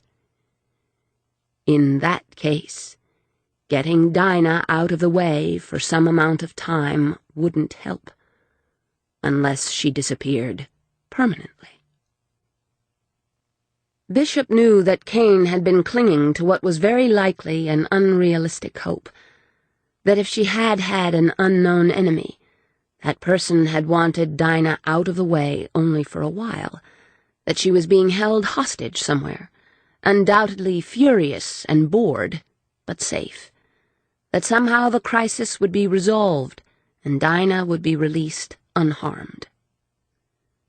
Bishop knew better. He didn't want to know it, but he did. Within hours of his arrival in Atlanta, his training and experience told him that it was only a matter of time before Dinah's body was found. But he wasn't about to offer that cold knowledge to Kane. Stranger things had happened, and there was always a chance, however slim, that Kane was right. Bishop wouldn't take that away from him. There was time enough for brutal reality, if and when it had to be faced. In the meantime, investigating possibilities was one way of keeping Kane busy. He needed to feel he was doing something to help the woman he loved, and they had to find out what had happened, whether or not the information could help Dinah now. If she was already dead, somebody had killed her, and that somebody was going to pay for it. Before the silence could grow too large and become filled with paralyzing thoughts and fears, Bishop said, "I still think blackmail is unlikely, but it's something we need to look into, and the connection between Dinah and this friend of hers. Since the police didn't see a connection and moved on, I doubt they'll look again, especially now." "Why especially now?" Bishop shrugged. "I have a feeling they're going to have their hands full now that your reward has been announced." "You still don't think that was a good idea, do you?" "I think $1 million is a hell of a lot of money, and I think there are quite a few people willing to make something up if they think there's a hope in hell of getting that money. It could just muddy the water, Kane. Or it could inspire whoever might be holding Dinah to tip the police as to where she can be found." "Yes, it could, especially since you worded the statement to make it plain the money would be paid only if Dinah is found alive and well." Kane changed the subject. "Getting back to the second lawyer, do you think he'll be willing to talk to us?" "I don't know. He'll be bound by attorney-client privilege, but given Dinah's disappearance, he might be willing to set that aside in her best interests. We won't know until we talk to him, assuming we can find out who he is." "Well, until the banks open on Monday, we can't pursue that lead anyway, which leaves us with Faith Parker. The hospital is on our way. Do you think—" Bishop did. But at the hospital, they encountered an unexpected obstacle. "She was released 2 days ago." Dr. Burnett, hunted down for them by a somewhat startled nurse, had an air of weariness about him, but he brightened when he talked about Faith, clearly feeling a proprietary pride in his former patient. "Released?" Kane stared at him. "When I was here a month or so ago, she was in a coma." "Yes, she was, but she woke up a little more than 3 weeks ago." "Isn't that unusual?" Bishop asked. "Very. I'm writing a paper for the medical journals. It's also unusual that she awakened with minimal after-effects. No brain damage, good response to physical therapy. She was on her feet and walking within days, and in better emotional shape than most, even if she did lose her memory." "Her memory?" Kane felt a crushing disappointment. "She can't remember anything?" "No. Poor thing. Her life before the accident might as well have been wiped clean. All her language skills are intact. She reads and writes, recalls historical events and even current events right up to the time of the accident. But she has no personal memories. She didn't know her name, didn't even know what she looked like." "Will her memory come back?" Bishop asked. "Probably, though it could take years. She suffered a blow to the head, but we're not sure if the amnesia was caused by the physical trauma or something psychological." Meaning the loss of memory could be a defense mechanism? A way of protecting herself from memories too distressing to recall? The doctor frowned at Bishop. Perhaps. After exchanging a quick look with his friend, Kane said to the doctor, "I talked to you when I was here before, about Dinah Layton. Do you remember?" "Certainly. A very nice lady, Miss Layton. As I told you before, she and I talked several times, but only about Miss Parker's condition and prognosis. Miss Layton was most concerned about her."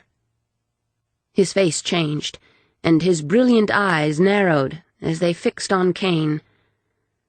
"I assume there's been no word?" Kane shook his head.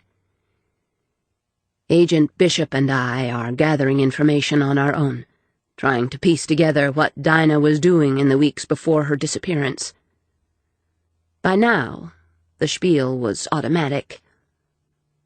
Burnett frowned. "I wasn't aware the FBI had been called in." Smoothly, Bishop said, "We don't always alert the media, Doctor. Working quietly behind the scenes often garners faster results."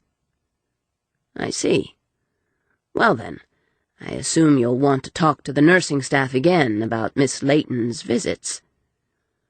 "If you could arrange that, we would be most grateful," Bishop said, all but bowing. "Of course. If you'll wait here, I'll go speak to the floor supervisor and get things started." "Thank you, Doctor." Kane watched him stride down the hallway, then looked at Bishop. "You were very polite. Do you dislike him as much as I do?" "Yes, I believe I do. And I wonder why." "You shook hands with him. Pick up any bad vibes?" Bishop gave him a look. "None to speak of." "Then," Kane offered, "it's probably just our natural dislike of human godhood." "That's an oxymoron." "No, that's a doctor. I don't like hospitals or doctors as a rule," Kane said, "so maybe that explains my reaction. I couldn't find even a whisper of a reason he might have been involved in Dinah's disappearance, and he appears to have witnesses to his movements that entire last day." "I didn't seriously suspect him," Bishop said. Kane sighed and decided not to tell his friend that he had, over these last weeks, suspected virtually everyone he met. It took them a couple of hours to talk to the staff members who had seen or talked to Dinah. They heard about her friendliness, her quiet charm, her concern for her friend. What they didn't hear was any awareness that Dinah had been pursuing a story, or any explanation for her excessive guilt over Faith Parker's accident. No one remembered the name of the lawyer who had come to see Faith, and by then Burnett had finished his shift, so they hadn't been able to ask him. It was late afternoon when they headed to Kane's apartment. "Since we didn't get any information," Bishop said reflectively, "we have good reason to go talk to Faith. Amnesia or no amnesia, she can tell us who the lawyer is." "You sound doubtful of the amnesia," Kane noted. "I think it's very convenient, that's all." "Convenient for whom, damn it?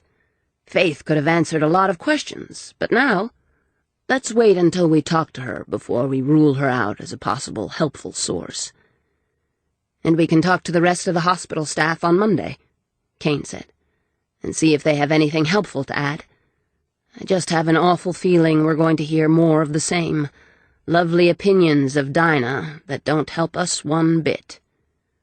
"That awful feeling is probably an empty stomach," Bishop said prosaically. "We haven't eaten since breakfast. There's probably nothing in your apartment."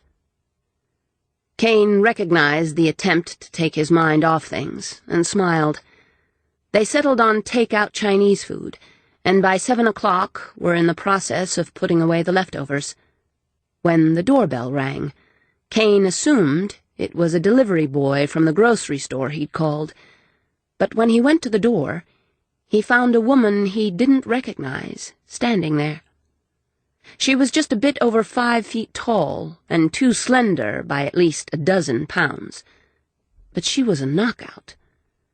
Gleaming dark red hair with golden highlights, luminous pale skin as smooth and without flaw as polished porcelain, full lips, the bottom one currently being worried by small white teeth, rich with natural color, a straight nose, and big eyes, the most unusual shade of green he'd ever seen. After he silently acknowledged her beauty, he realized she was frightened, and that made him speak more gently than usual. "Can I help you?" She was staring up at him, an odd series of emotions crossing her face: disappointment, bewilderment, pain, speculation, frustration, helplessness. She took a step backward. No, I think I have the wrong apartment. I'm sorry I bothered you." Before she could turn away, he reached out and grasped her arm. It felt very fragile. "Wait, do you have any information about Dinah?" She looked at his hand on her, then up at his face, her own frozen in indecision. "I don't think so," she whispered. Kane didn't release her. A sudden memory surfaced in his mind, a memory of a still, slight figure in a hospital bed, glimpsed briefly as he stood in the doorway. Her thin face was so colorless and immobile that it had appeared to him mask-like, an inanimate thing, holding no life. Eerie and ghostly, especially with the nearby machines audibly counting off the beats of her heart to insist, with the machine's irrefutable logic, that she was, in fact, a living creature. It was almost impossible to recognize that comatose patient in this woman, whose rioting emotions were the very definition of chaotic life. But suddenly he was sure. "You're Faith, aren't you? Dinah's friend." Her eyes searched his face, but whatever she was looking for, she apparently didn't find. A little sigh escaped her, and she said, "Yes, I'm Faith."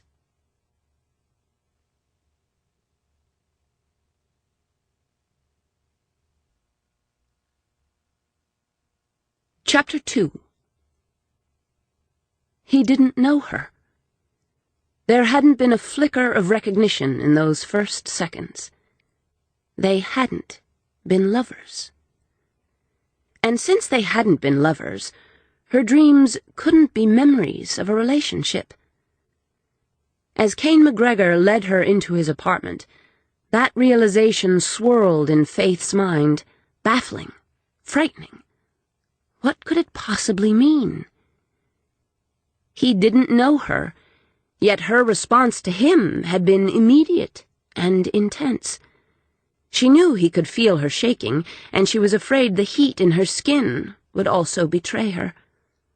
His voice, his touch, his face, all were utterly, painfully familiar.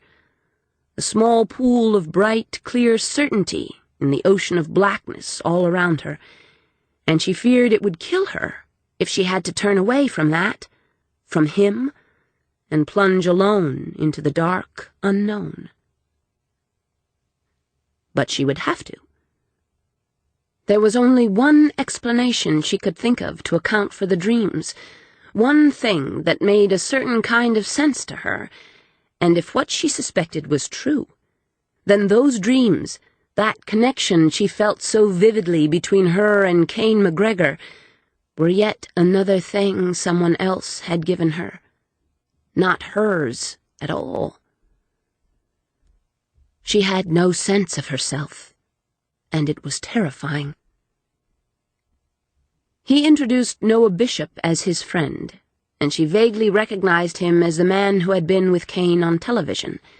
The angry scar down his left cheek didn't bother her, but his pale, watchful eyes made her uneasy. They were more silver than gray, and peculiarly reflective.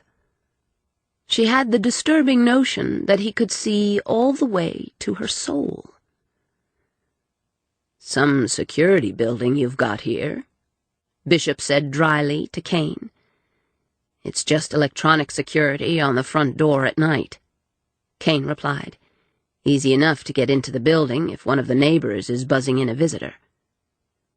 "That's how I came in," Faith confessed, not needing to explain that she'd been unsure of her welcome. Bishop sighed. "An armed guard or two would probably be a good idea."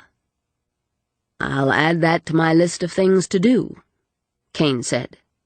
"Sit down, Faith." She did, at one end of the couch, grateful to be off her feet. She still tired easily, and just getting up the nerve to come here had been exhausting. Kane frowned down at her. "You're frozen. How do you take your coffee?" She had no idea, and tried to choke back the bubble of hysterical laughter trying to escape her throat. Anyway, it doesn't matter."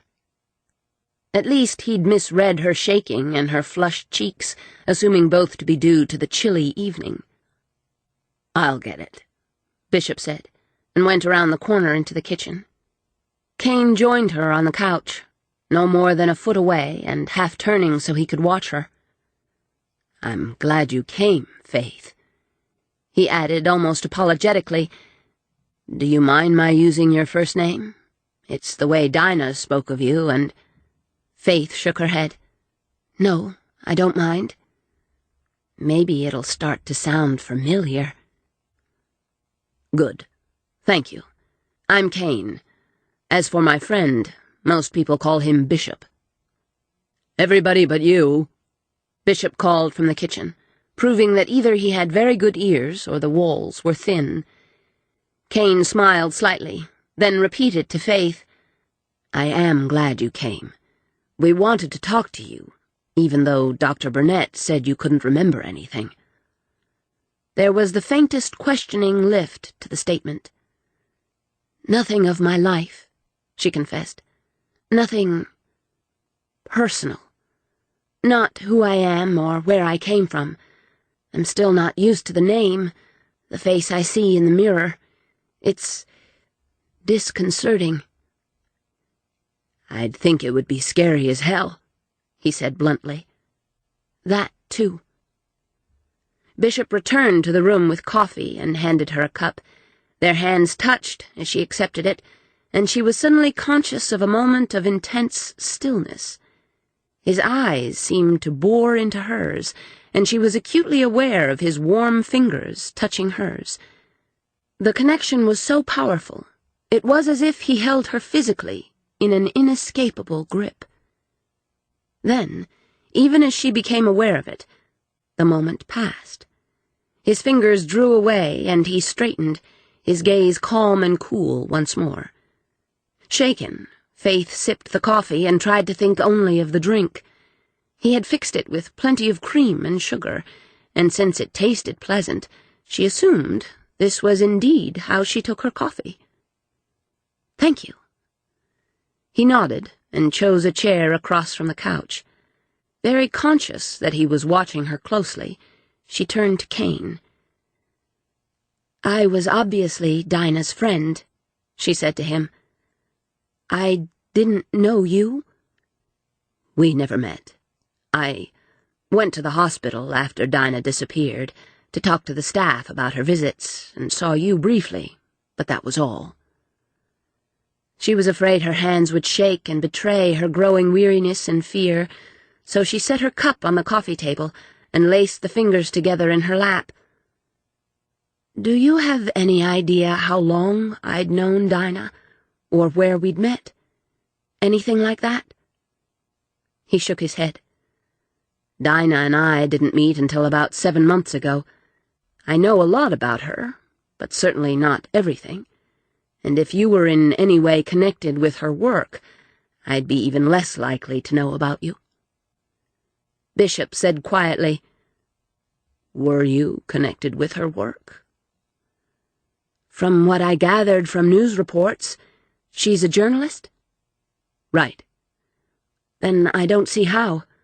According to the pay stubs I found in my apartment," she said wryly, "I worked for the city.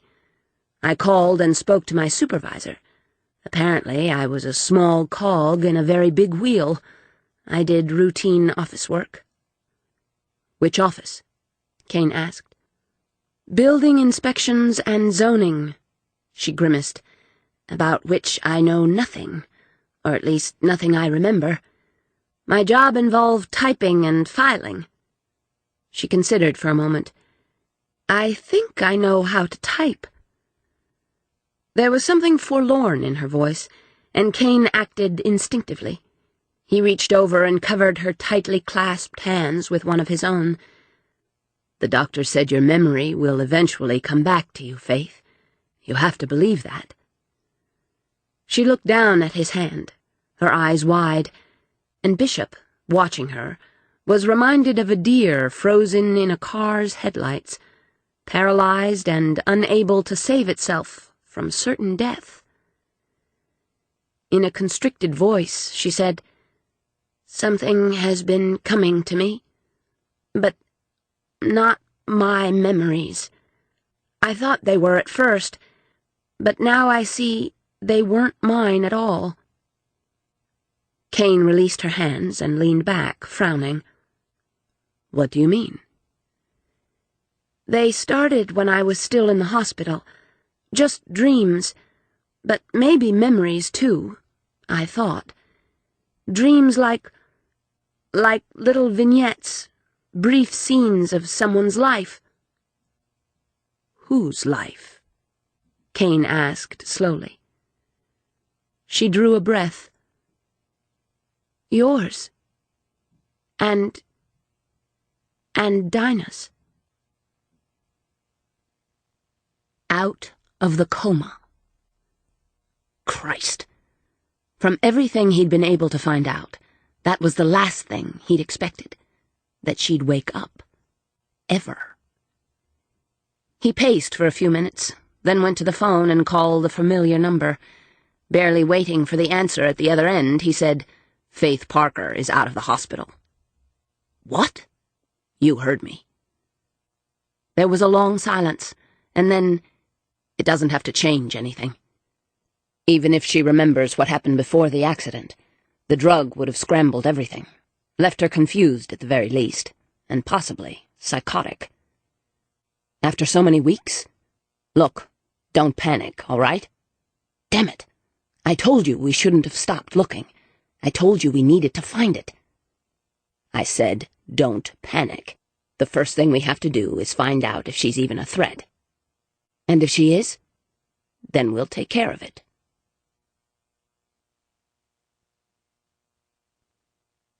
"You dreamed about us?" Faith winced at the disbelief in Kane's voice. "Oh, I know it sounds absurd. I've told myself that. But the dreams were too vivid, too real, to be something my own imagination conjured up. I think—" She swallowed hard. "The only answer I can think of is that somehow, in some way, I can't explain and don't understand, I've tapped into Dinah's memories." Coolly, matter of fact, Bishop said, "How is that possible?" "I don't know. Maybe I was psychic before the accident." Her hands lifted and fell in a brief, helpless gesture. "Or maybe I am now, because of the accident. I went to the library yesterday and looked up coma. According to what I read, a few people have come out of comas demonstrating unusual abilities, especially if there was a head injury involved." She reached up and pushed her hair off her forehead, showing them a small square of adhesive bandage. Kane remained silent, staring at her. It was Bishop who spoke. "It's easy enough to claim you've dreamed something. How do we know you really have?" She bit her lip again. "I don't know how to convince you. What I dreamed were ordinary little scenes, things anyone could guess would happen between two people. Fixing meals together, driving in a car." She blushed suddenly and looked down. "Taking a shower together." "Any birthmarks or distinguishing features?" Bishop asked dryly. "He has a small scar low down on his left side. It's shaped like a triangle," Faith replied, almost inaudibly. Bishop looked at Kane with lifted brows. "Do you?" Kane nodded slowly. "I was thrown from a horse a few years ago and landed on a pile of rusty tin pieces torn off an old barn. Took a chunk out of me." Reflectively, Bishop said, "I suppose someone else could have known about it." "My doctor, a few women, Dinah." Still flushed, Faith said to Kane, "I dreamed about the two of you at a beach house somewhere. It has a screened-in porch with a funny-shaped chair, like something from the 60s. It sticks out from all the wicker furniture out there. The house has a fireplace and a spa tub. Lots of books on built-in shelves. And at the end of the walkway to the beach, there's a flag that says, 'Just one more day, please.' The house is sort of isolated, with dunes all around it." Again Bishop looked at Kane questioningly. Kane met his friend's gaze. "All correct. The house has never been photographed, and we never had guests there. It was redecorated a couple of months before Dinah disappeared. The porch screened in, the fireplace installed. She had the flag made our last trip out. It was a joke between us, because we always wanted just one more day there." Faith looked back and forth between the two men and said, "Maybe I'm psychic. Does that make sense?" Still looking at Bishop, Kane said, "You can't tell?" "No." "Why not?" Bishop shrugged. "Maybe because of the lack of identity, the lack of self. That sort of emptiness throws up its own barriers. And she's panicked by the memory loss, trying to protect herself from losing anything else. That's probably blocking me as well. Completely reasonable on her part, but not very helpful." "I don't understand," Faith said. "Noah has a knack," Kane explained. "He calls it a bullshit detector. I call it something more."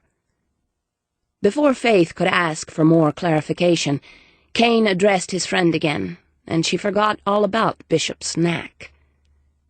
"It has to be Dinah," Kane said, his voice tight. "We can't know that," Bishop insisted. "It could just as easily be Faith.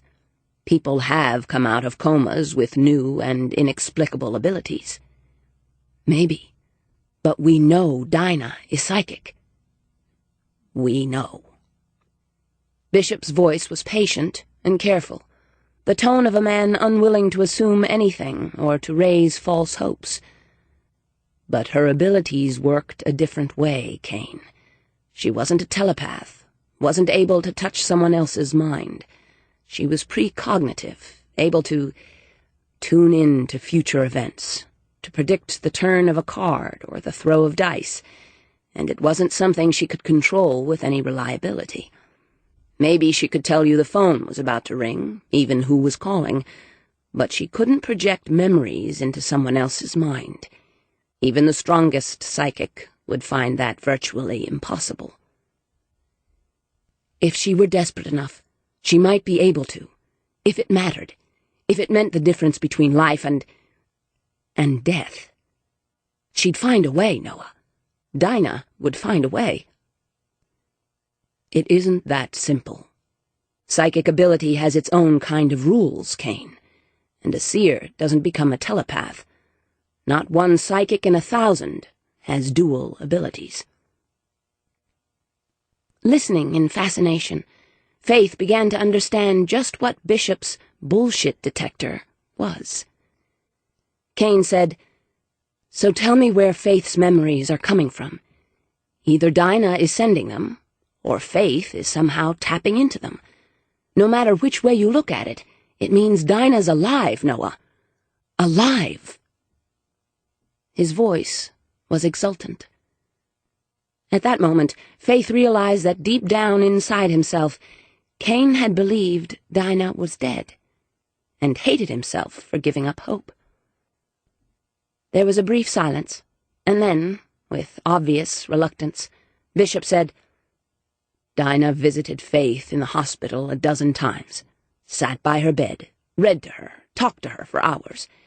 We can't deny the possibility that she talked about her past with enough detail to plant those images in Faith's mind, even though she was unconscious. But, Kane, it's possible Dinah is somehow able to transmit images to Faith. It's possible Faith came out of the coma with psychic ability, and that, combined with their friendship, is enabling her to reach out to Dinah telepathically. But the most likely explanation is that Faith's subconscious retained everything Dinah said to her with unusual vividness and in remarkable detail." Kane shook his head and opened his mouth to dispute, deny, refuse to believe. But then Bishop cut in, speaking very softly. "Past, Kane. All those scenes are from the past. If Dinah was in direct communication with Faith, don't you think she'd be trying to tell us where she is?" His shoulders slumped, but Kane struggled to hold on to the newfound hope. Dinah wouldn't have told her about the scar, damn it. How could she know that? It's possible that happened in the hospital. Trying to wake up, and with psychic ability she perhaps didn't know she had. Faith could have reached out telepathically and touched Dinah's mind. She could have gotten all the details and images that way. It's possible. "Possible," Kane said savagely. "Everything is possible, except that Dinah is still alive. Is that what you're telling me?" "I'm telling you we can't take anything at face value." And then, even softer, "God damn it, Kane. Don't you think I want her to be alive, too?" Faith, watching them in silence, realized with a stab of loneliness and envy that Dinah Layton must have been a remarkable woman to inspire such strong emotions in these men. She didn't want to intrude on so naked a moment, but was agonizingly aware that she had to. "There's something else," she said, as steadily as she could. Kane turned his head slowly, as if the effort took nearly everything he had. His face was white, his eyes dark. "What?" She didn't flinch from the harsh question, but her voice began to shake. "It's what made me come looking for you. I fell asleep late this afternoon, and I had another dream. Only you weren't in this one, but Dinah was. I'm not sure, but I think it was a basement or maybe a warehouse. Walls made of cement blocks, and they looked old, damp. It was cold." Bishop said, "What was happening?" Faith shivered. She really didn't want to say what she had to say. "Dinah was in a chair. I think tied to it somehow. She could barely move. There was more than one person in the room with her, she knew that. Somebody was watching, silently, from the shadows or just out of her sight. And somebody else, a man, was asking her questions, over and over. I didn't see his face, and I don't remember what the questions were. I've tried, but it's like there was a roaring in my ears and I couldn't hear him clearly. Maybe she couldn't either. I don't know. All I know is that he hit her, again and again.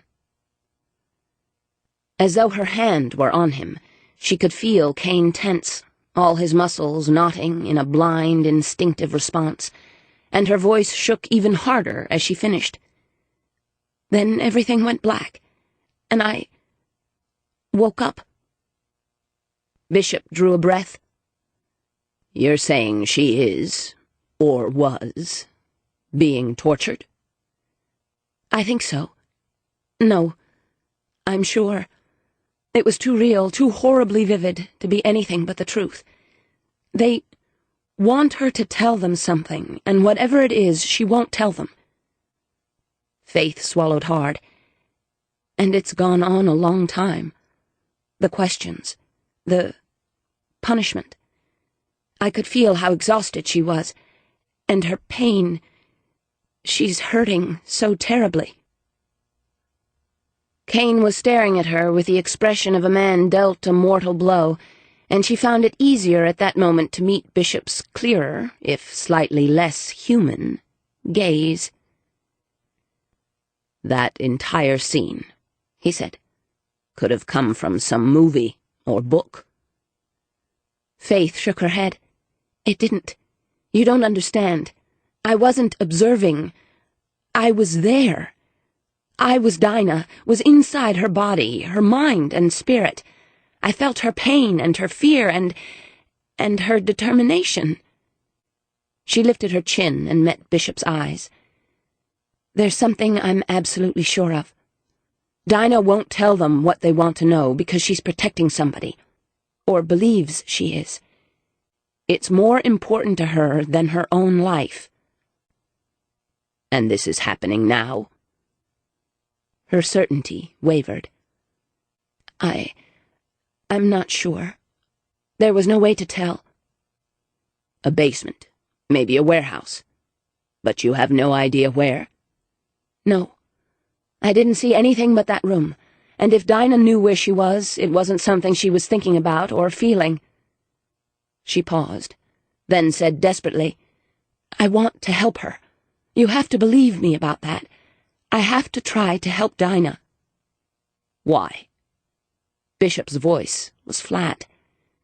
Faith felt the burning of tears, but refused to shed them before these men. She drew a steadying breath. Because she's my friend. Because she did everything in her power to make sure I could get my life back on track when I woke up. And because she's all I have. I suppose, he said, watching her, that's a good reason to want to help find her, and maybe gratitude as well. After all, she did settle $500,000 on you. Faith shook her head. Not $500,000 directly to me. The trust fund she set up is worth a little more than $200,000, according to the lawyer, and there was a $50,000 deposit directly into my checking account. But she arranged to pay my current debts and the hospital bill, and I have no idea how much that was altogether. You didn't have insurance? Liability on the car, according to the paperwork I found, but no health insurance. I gather I had changed jobs recently, and the new coverage hadn't begun yet. 6 weeks in a coma, Bishop mused. Another 3 weeks of care and physical therapy. In a good hospital. I'd say that could easily run $250,000, maybe more. One of the things I want to ask her, Faith said, is why. I don't understand why she would do such a thing. Kane stirred and spoke, his voice raspy. Because she felt guilty. About what? The accident? They told me it was only my car and my fault. No one else was involved. So why would she feel guilty about that? Faith was relieved to see that he had regained a bit of color, and that he no longer looked so stunned. We were wondering the same thing, he told her.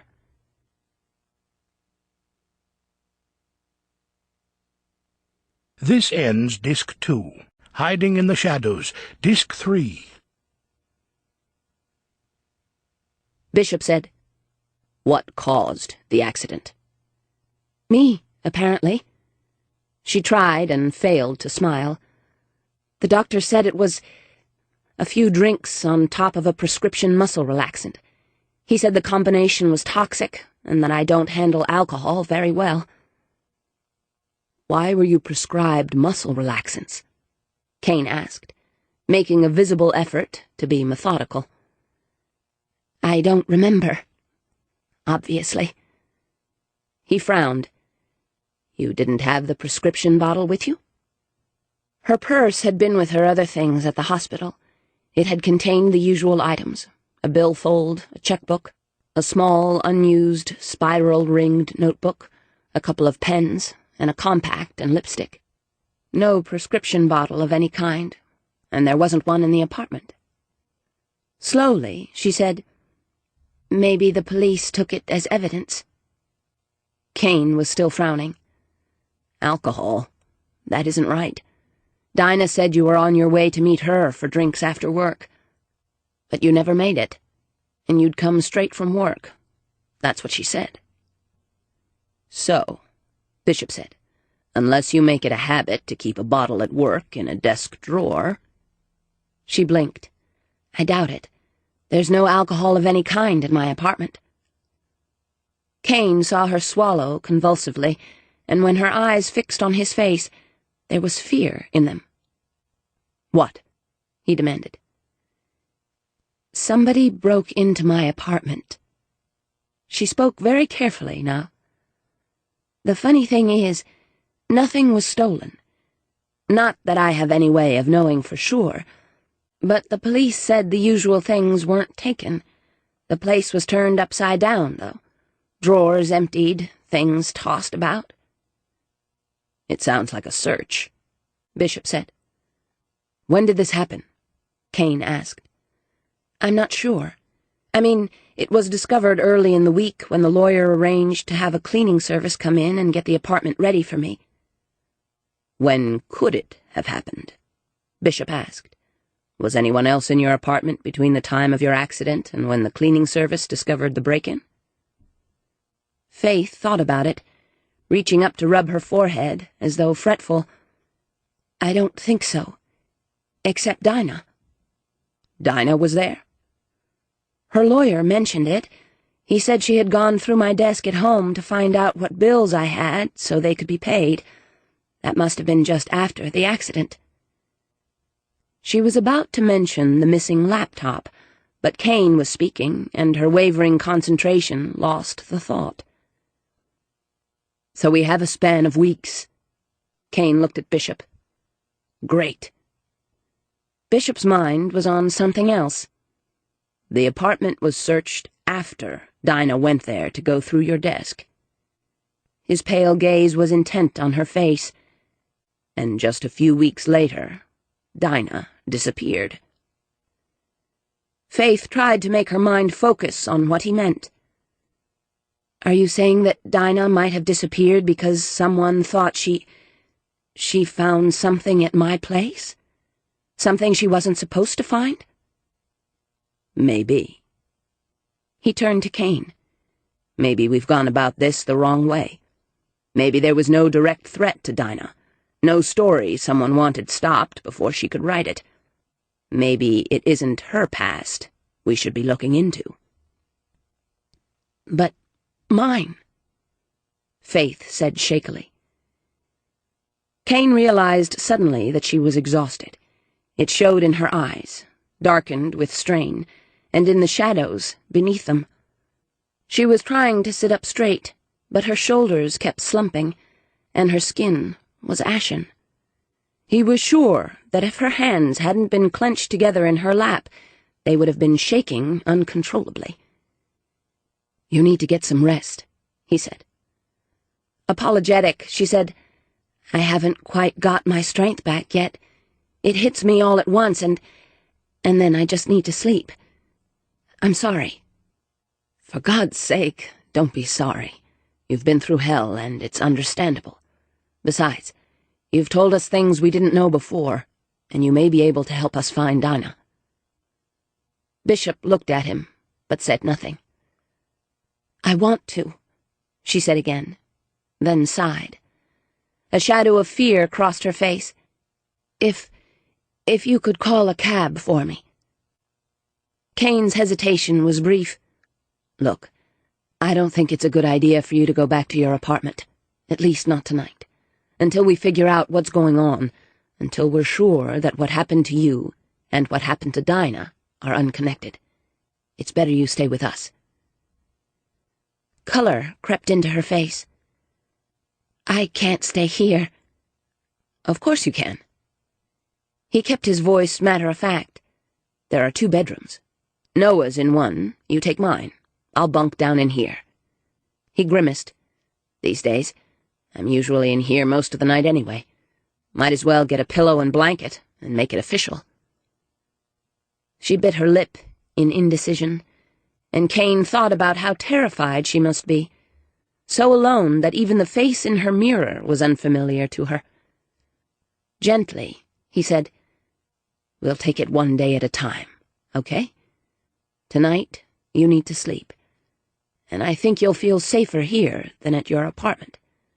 Tomorrow we'll start trying to figure out what's going on." Bishop said nothing. Faith finally nodded. "Thank you." Kane showed her the way to his bedroom, made sure there were clean towels in the connecting bathroom. He invited her to use Dinah's toilet articles, but found one of his own shirts for her to sleep in, rather than anything of Dinah's. That was an intimacy he didn't think either of them was ready for. When he returned to the living room, he found Bishop sitting just where they'd left him, his frowning gaze fixed on the spot where Faith had been sitting.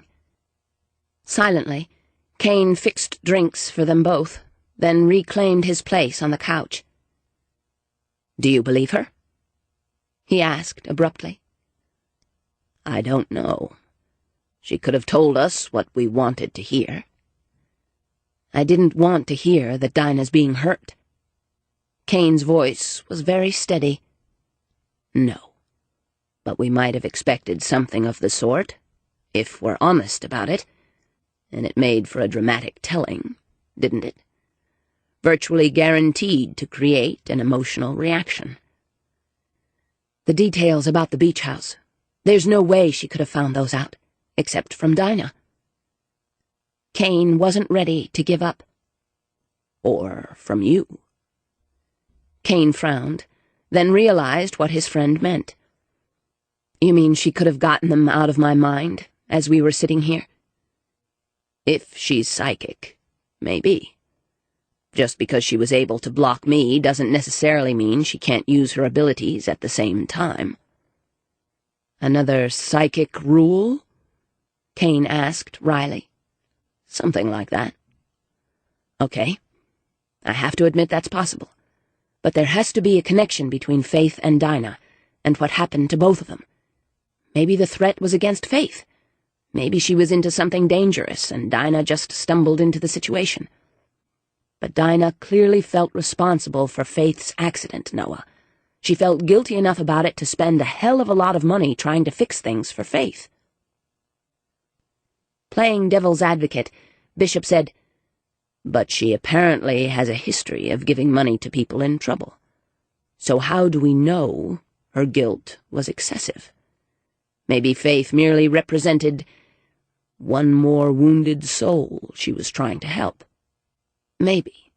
But whether Dinah's story got Faith hurt, or something in Faith's life became dangerous to Dinah, the answer has to be there, between the two of them. Maybe she won't be able to tell us much, but there are things we can find out. The facts of her accident, for one. What happened to the prescription drug she was supposedly taking, and did a doctor actually prescribe it?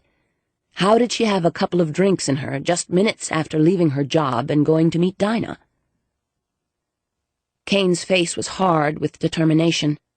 The police obviously chalked the crash up to a careless, intoxicated driver, so they wouldn't have checked out the details. We can do that. We can do a background check on Faith and find out as much as possible about who she is.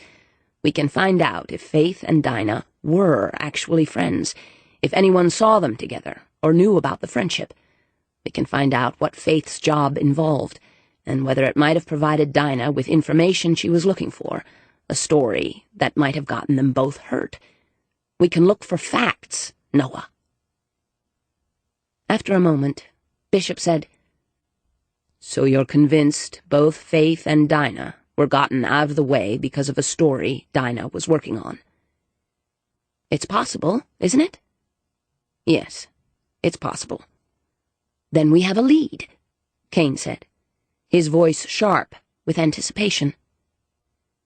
"We have a lead," Bishop agreed.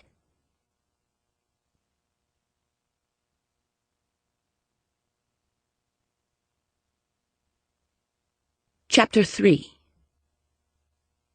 It was fairly early when Faith woke up, and she stared around the unfamiliar bedroom with absolutely no idea where she was. The panicked confusion was mercifully brief, but it left her feeling shaky. That was a sensation she was very familiar with. She took a shower, and it wasn't until she was drying her hair with a blow-dryer that she realized she had known exactly where it was in the linen closet, even though Kane hadn't shown her the night before.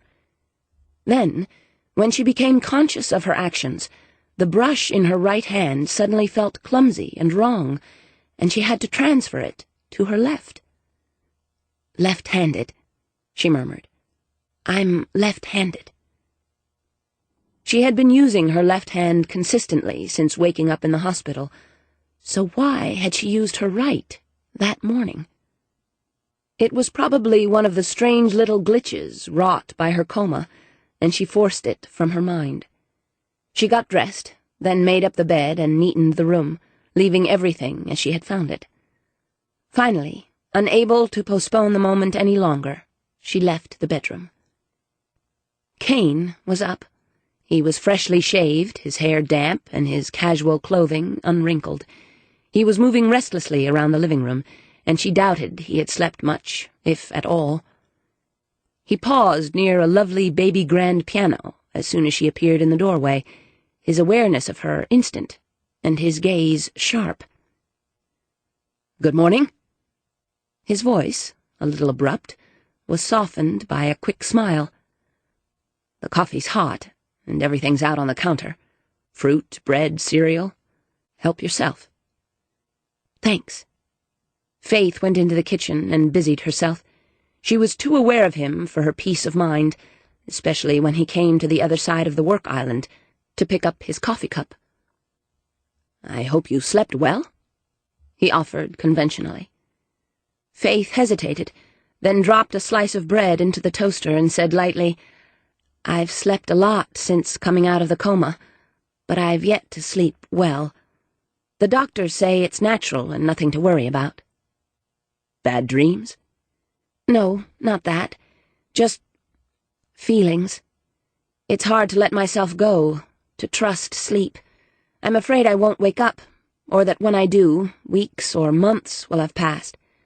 The doctors assure me that such a thing won't happen, but of course the fear isn't rational, and reassurances don't help much. So, because I'm so afraid of not waking up, I tend to wake up often during the night." She didn't go on to describe the rushes of panic, the long minutes of calming herself down enough to sleep again. "That must be hell," Kane said with sympathy. "No wonder you—" When he broke off, Faith said, "Jump whenever anyone says boo? Look like hell? Think I'm psychic? Or merely indulge in runaway paranoia?" "I wasn't going to say anything like that."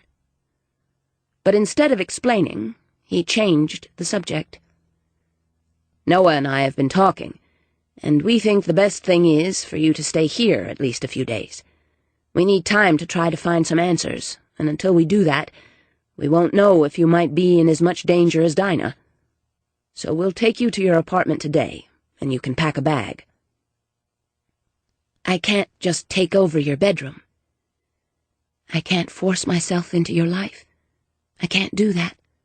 I don't belong here, and you belong to Dinah." She concentrated on the tasks of spreading jelly on her toast and not looking at him. "I told you, I'm not using it much anyway, and I'd feel better if you stayed here for a while, Faith." He paused, then added, "Maybe that break-in at your apartment was just that, a random burglary. But maybe it wasn't. Maybe it had something to do with Dinah and why she's missing. I think you can help me find her." Faith's restless night had done nothing to settle her emotions or clarify the confusion in her mind, and frustration was obvious in her voice. "How? I can't even help myself. God knows I can't remember anything helpful." "You might get your memory back, or at least some of it. In fact, you probably will." "But will it be in time to help Dinah?" she murmured, more to herself than to him. Before he could reply, she asked restlessly, "Where's Bishop?" "On the phone." Kane paused, then added deliberately, "Checking into your background." That drew her eyes to his face, and she found him watching her intently.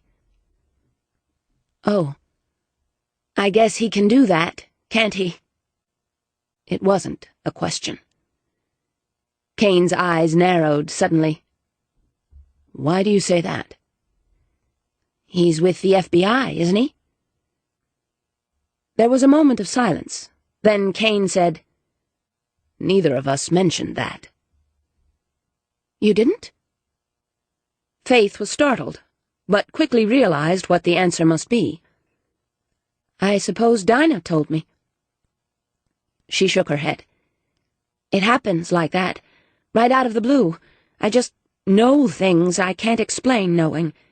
Either my memories are popping up here and there, or Dinah's are. And since I never met you or Bishop before last night—" She returned her attention to her breakfast, unwilling to see disbelief or suspicion in his expression. But Kane's voice was neutral when he said, "Do you mind that he's checking into your background?" Faith took the time to chew a bite of toast, then shook her head. "Why should I mind? Maybe he can even find out enough to answer a few of my questions." "Such as?" "Such as why there are no photographs in my apartment, and almost no evidence of a past." "Some people don't like clutter. Even the clutter of visible memories. Maybe it's only that." "Wouldn't that be ironic," she said, "if I'd kept out of my life the one thing that might help me remember my life?" She drew a breath and looked at him steadily. "I'm 28 years old, and there should be evidence of that life. Signs that I lived those years. Photographs, a high school yearbook, a sweater my mother knit for me. But there's nothing like that there. It's as if I came from nowhere 18 months ago when I moved into that apartment." "Everybody comes from somewhere, Faith. But maybe you chose to walk away from your past for some reason. People do. Go to a new place, start over." She toyed with the handle of her coffee cup, aware that the gesture betrayed her uneasiness, but unable to stop herself. "Maybe that's true. But what could have been so bad that I had to wipe out my past before I could start over?" It was Bishop coming into the kitchen at that moment who replied to her question. "My guess would be murder."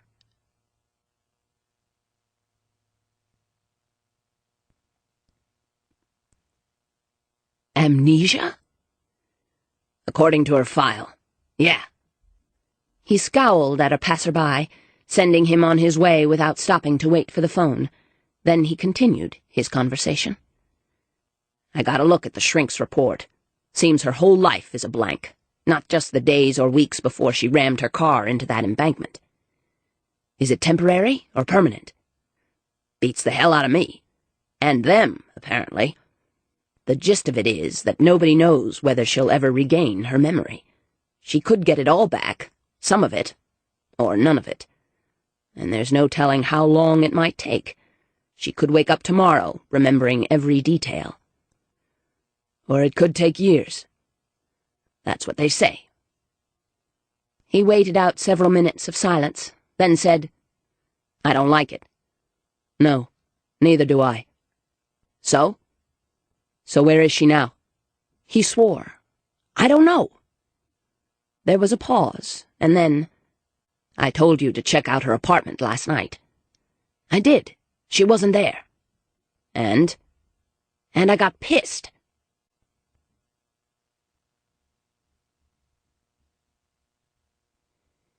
In all her imaginings, Faith had not thought of murder, and a chill raised gooseflesh over her body.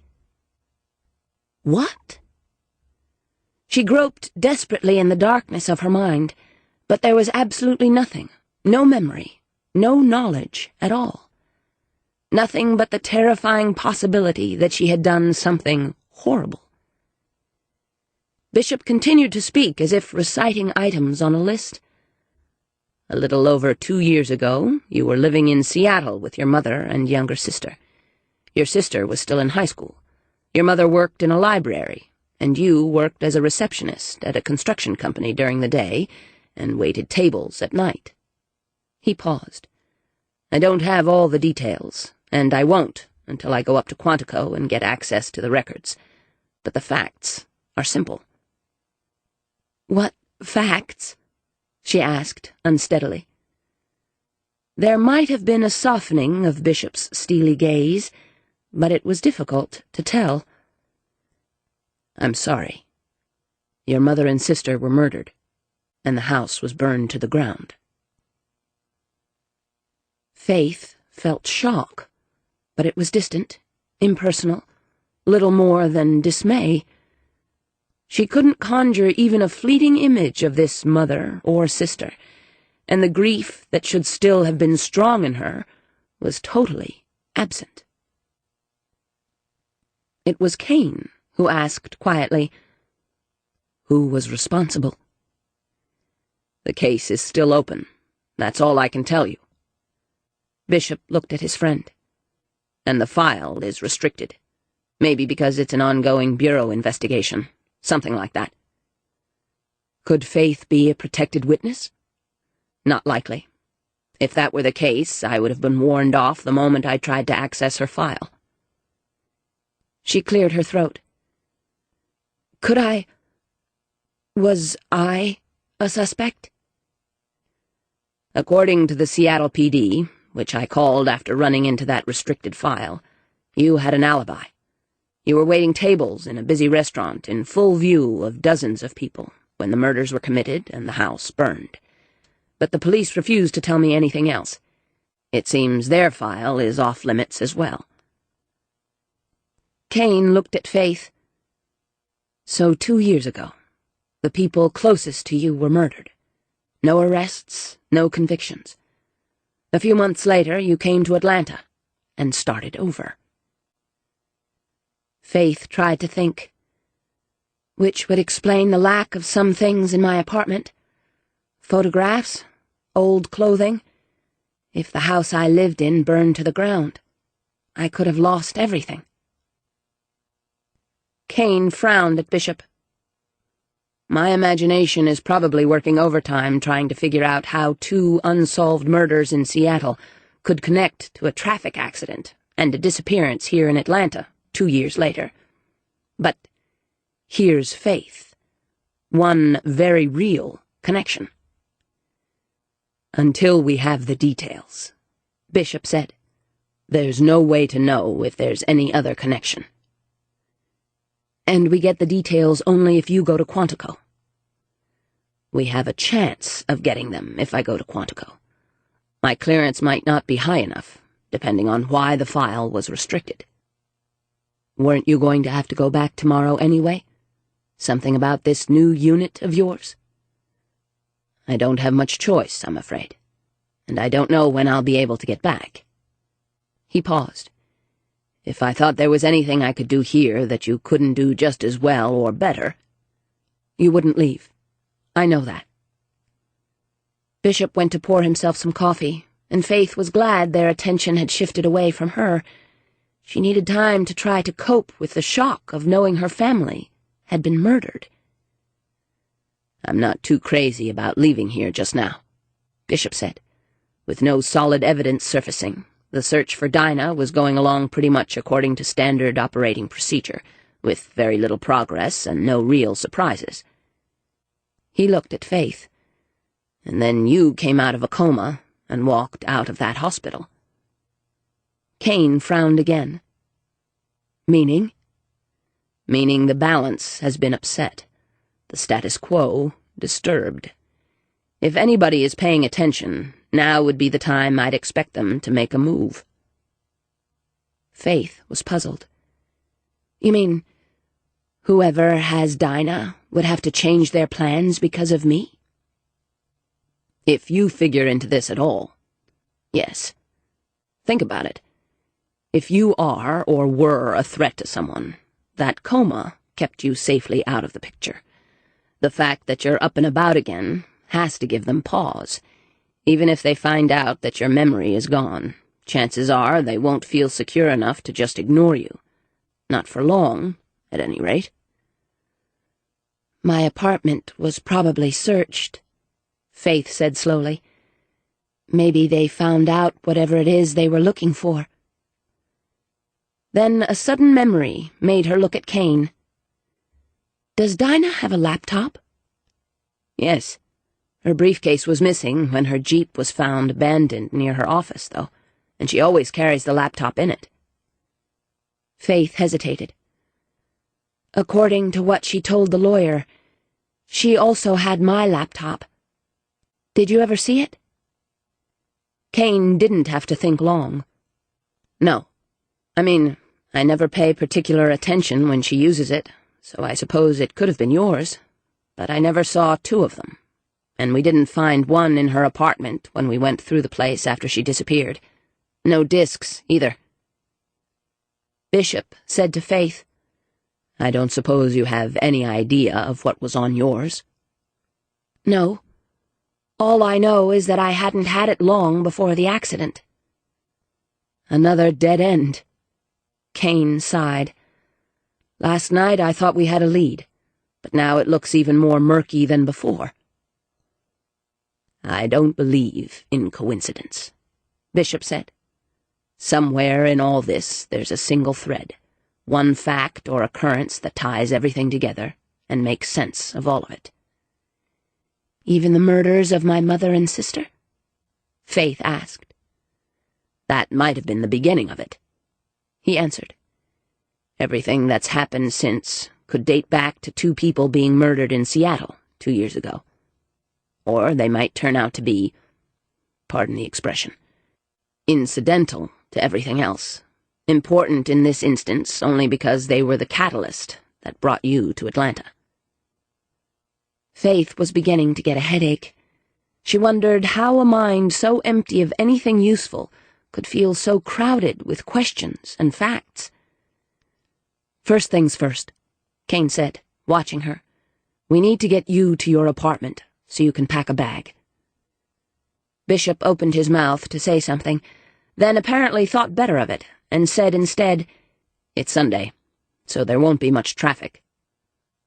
Faith occupied herself with trying to figure out what was on Bishop's mind, an exercise which at least kept her thoughts focused on something specific during the trip to her apartment. The answer didn't occur to her until they got out of Kane's car at her building, and she saw the agent and Kane look around them with an attention that was far from casual. "Somebody could be watching this place. That's what he thinks. Maybe my cab last night was impossible to follow in Saturday evening traffic, so they might not know where I went. There might have been no connection between me and Kane until today. Have I put him in danger by going to him, by being with him? Was I the one who put Dinah in danger?" They went into the building and up to Faith's apartment, meeting no one along the way. The door was closed, but Faith was suddenly even more uneasy than she had been. It was an actual physical sensation, as if something cold had brushed against her skin. "What?" Kane asked, reading her body language. It's nothing. Nothing I can explain." She dug into her shoulder bag and produced the door key. Kane took it from her. "Then it's probably best if we're careful. You wait out here." Faith stepped to the side of the door and watched as the two men unlocked and opened it very cautiously and slipped inside the apartment. She was conscious of her heart pounding, of a sick queasiness she recognized as fear, and silently called herself a coward. It did no good to remind herself that she had every right to be frightened. Adrift in a life she didn't remember, a life that held the potential of danger. It seemed hours before Kane reappeared in the doorway. "It's clear," he said, "but someone's been here." With that warning, Faith braced herself for the chaos waiting inside her apartment. This time, the search had been far more vicious and destructive. Sofa cushions were cut open, the stuffing bulging half out of them. Prints were torn off the walls and from their frames, the glass broken. Shelves were pulled away from the walls, tables overturned.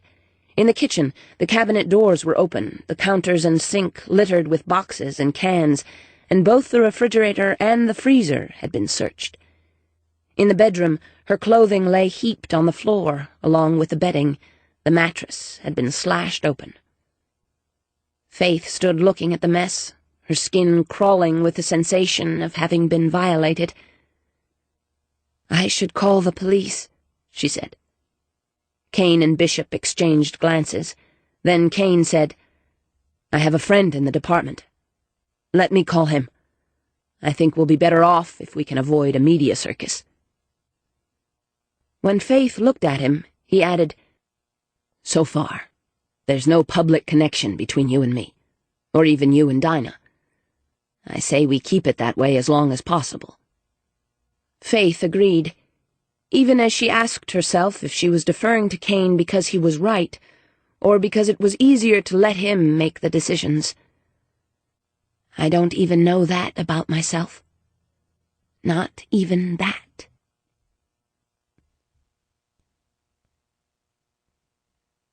Kane's police detective friend was Guy Richardson, a tall, beefy man with thinning brown hair and deceptively mild brown eyes.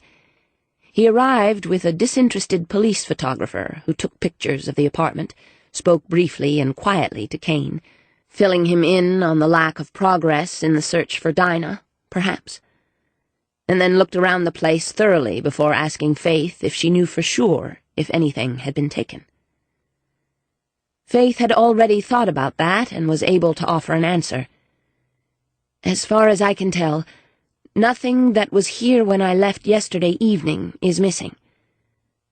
They were sitting at the small kitchen table, and her hands were tightly clasped before her. Kane explained about the amnesia. "So you have no idea why your apartment was searched twice in the last few weeks?" "No." "I looked at the report of the previous break-in. Your neighbors were questioned, but no one saw a stranger hanging around or heard anything suspicious. There was no sign of forced entry, but an open window was found." He paused. "This time, there was no open window, and the lock was picked, which tells me a pro got in here, and he did it without leaving much evidence. I can dust for prints, but I bet my pension he wore gloves." There didn't seem to be anything to say, so Faith remained silent, her gaze flickering from her clasped hands to the men around the table. Kane said, "Assuming he didn't find what he was looking for, do you think he'll be back?" "I think the man is very serious about his work," Richardson said. "Whatever he wants is important, either because he was hired to find it, or because he wants it badly himself. My guess is that he won't stop looking." "Then Faith isn't safe here." Richardson agreed. "I'd advise her to stay somewhere else until we get this figured out." Faith couldn't help wondering if Kane had asked his friend to make that statement, then chided herself for being so suspicious. Still, she had to protest. But after searching twice, he must know that whatever he's looking for isn't here. Richardson didn't hesitate. "I'm sure he does. But what he doesn't know is whether you have what he's looking for in your possession, or have hidden it somewhere outside this apartment." Bishop spoke then, his voice cool. "There is another possibility. This second break-in might have been less a search and more a tactic used to intimidate. His aim could be to frighten Faith enough that she either leads him to what he's looking for, or is too afraid to make use of it herself." "But what is it he's looking for?" Faith asked, feeling more desperate than she wanted to admit. "I don't know. I don't remember. Was it something I took from him? Something I found? Something given to me for safekeeping?" Slowly, Kane said, "Whatever it is, we don't even have a clue as to its size. The way this apartment was turned upside down, it could be anything from papers or a computer disk, all the way up to something as big as a bread box." "Computer disk." Faith looked at Kane. "If Dinah got my laptop just after the accident, then it wasn't here the first time the apartment was searched. Could that be it?" "Sure it could. But unless you hid backups of your data somewhere safe, and unless you remember where they are, we have no way of knowing for sure. And," Richardson pointed out, "if he was looking for a computer, he didn't find it here. He'll figure you have it with you, or stashed someplace." "So you're a target," Kane finished. Faith was aware of that queasy feeling in the pit of her stomach once again. Fear. "Until I get my memory back? What if I never do? The doctors say I may never remember the days or even weeks right before the accident." Apparently regretting his blunt statement, Kane said more positively, "This may be a jigsaw puzzle, and the largest missing piece may be your memory. But there are other pieces, Faith. We'll find them. We'll put the pieces together and figure out what's going on." "Whatever I can do to help," Richardson said. "Just ask." Kane didn't hesitate to take him up on the offer. "All right. The car accident that put Faith in the hospital. We need to see the actual police report." "No problem. I'll have a copy sent over to you by the end of the day." "We could also use any information you can find on Faith since she moved to Atlanta about a year and a half ago. Did she ever report anything unusual to the police? Was she involved in any kind of accident prior to the one that put her in the hospital? Are there any reports at all concerning her?" Kane paused. "Faith, tomorrow we'll check your bank, find out if you rented a safe deposit box, and we need to find out as much as we can about your friendship with Dinah." Richardson lifted an eyebrow at Bishop, who said, "He should have been a cop." The photographer approached Richardson to report that he was finished with his work, and the detective got to his feet. His gaze traveled between Faith and Kane. "Be careful. I don't yet know what's going on, but all the signs here point to somebody who's very determined, and very, very dangerous. For God's sake, watch your step. And watch your backs." "We will," Kane told him. When the detective and the photographer had gone, Kane said, "We can get a cleaning service in here tomorrow and have the damaged furniture replaced or repaired. In the meantime, Faith, why don't you pack enough to last a week or so, just in case, and we'll get out of here."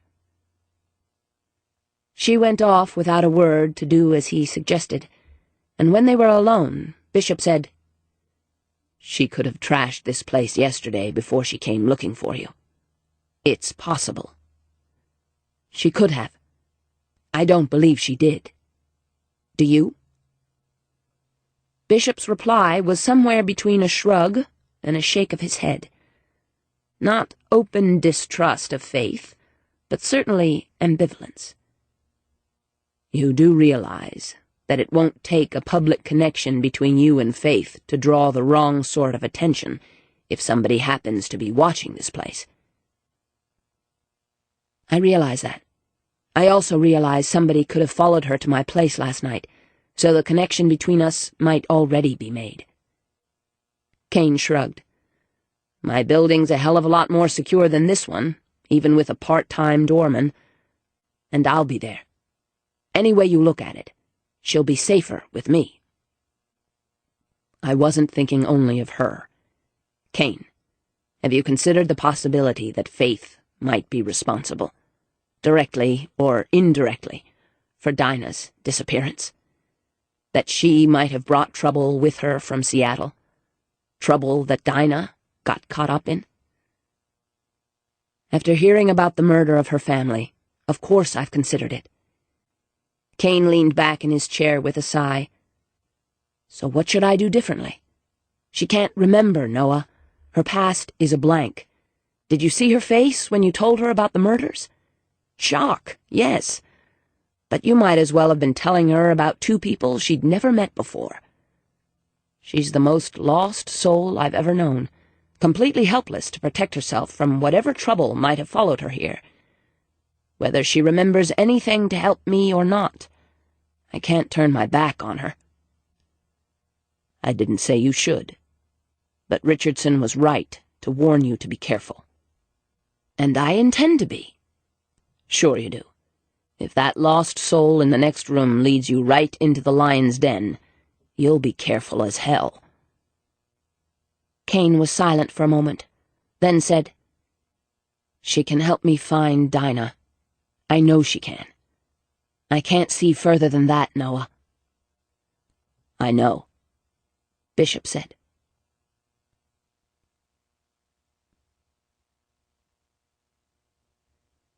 It was dark when she turned off the Jeep's headlights. Dark as pitch, and cold for early October. Dinah shivered a bit, even though she was wearing a sweater, and hesitated as she got out, her gaze going to the nylon windbreaker in the back seat. But in the end, she decided the sweater was enough. If she needed to move fast, the fewer layers that got in her way, the better. She stood beside the Jeep until her eyes began to adjust to the darkness, then moved forward, cautiously. Dumb. This was so dumb. The building loomed ahead, virtually impossible to identify, and she felt a moment's qualm as she asked herself if this was even the right place. The directions had been maddeningly vague, and she might easily have been mistaken in the conclusions she'd drawn from what little information she could trust. She was probably not even in the right section of the city. What was that? A sound. From over there. A whimper?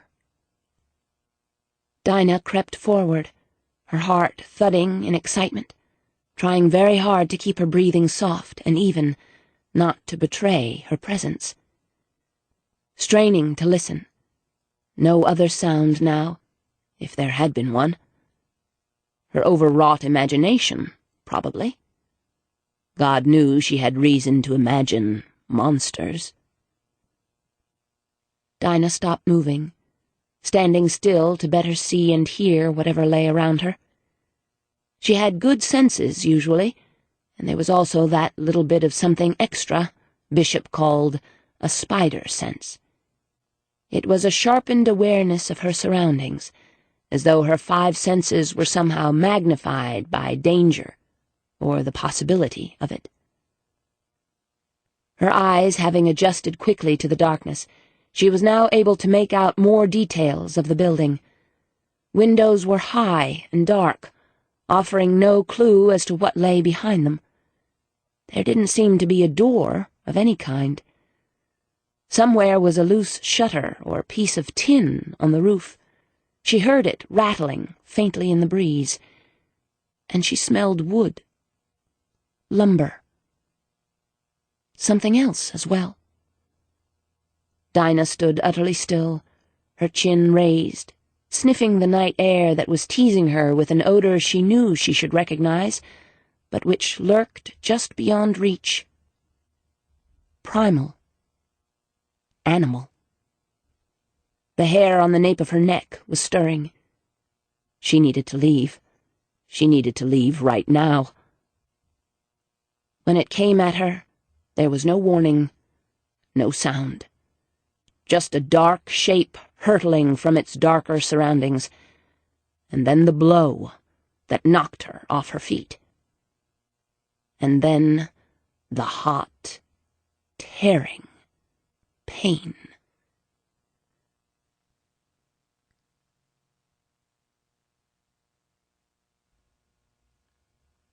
Chapter 4.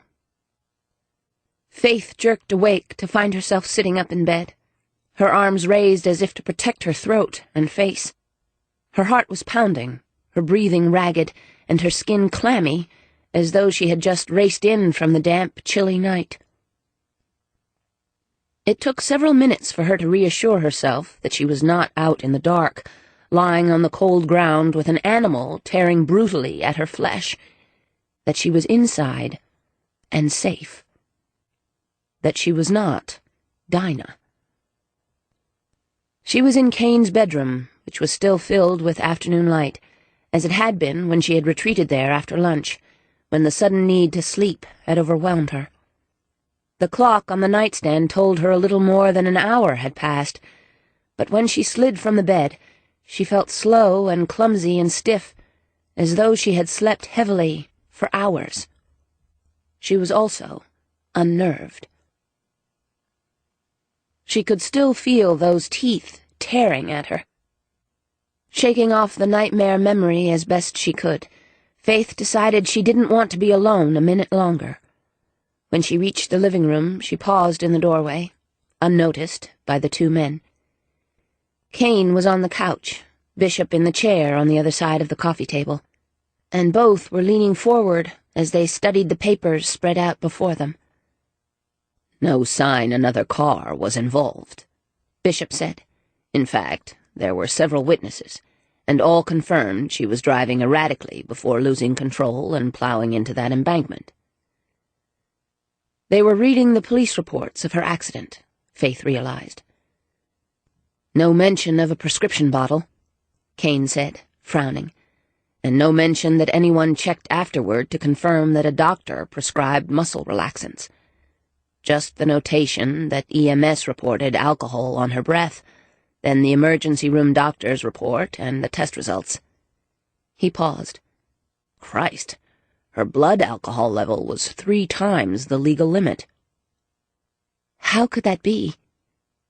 Faith came into the room and sat on the couch, staring at the report. "I had just left work. There hadn't been time to drink so much." "We don't think it happened that way," Kane told her, and picked up a legal pad covered with notes. "I talked to your supervisor.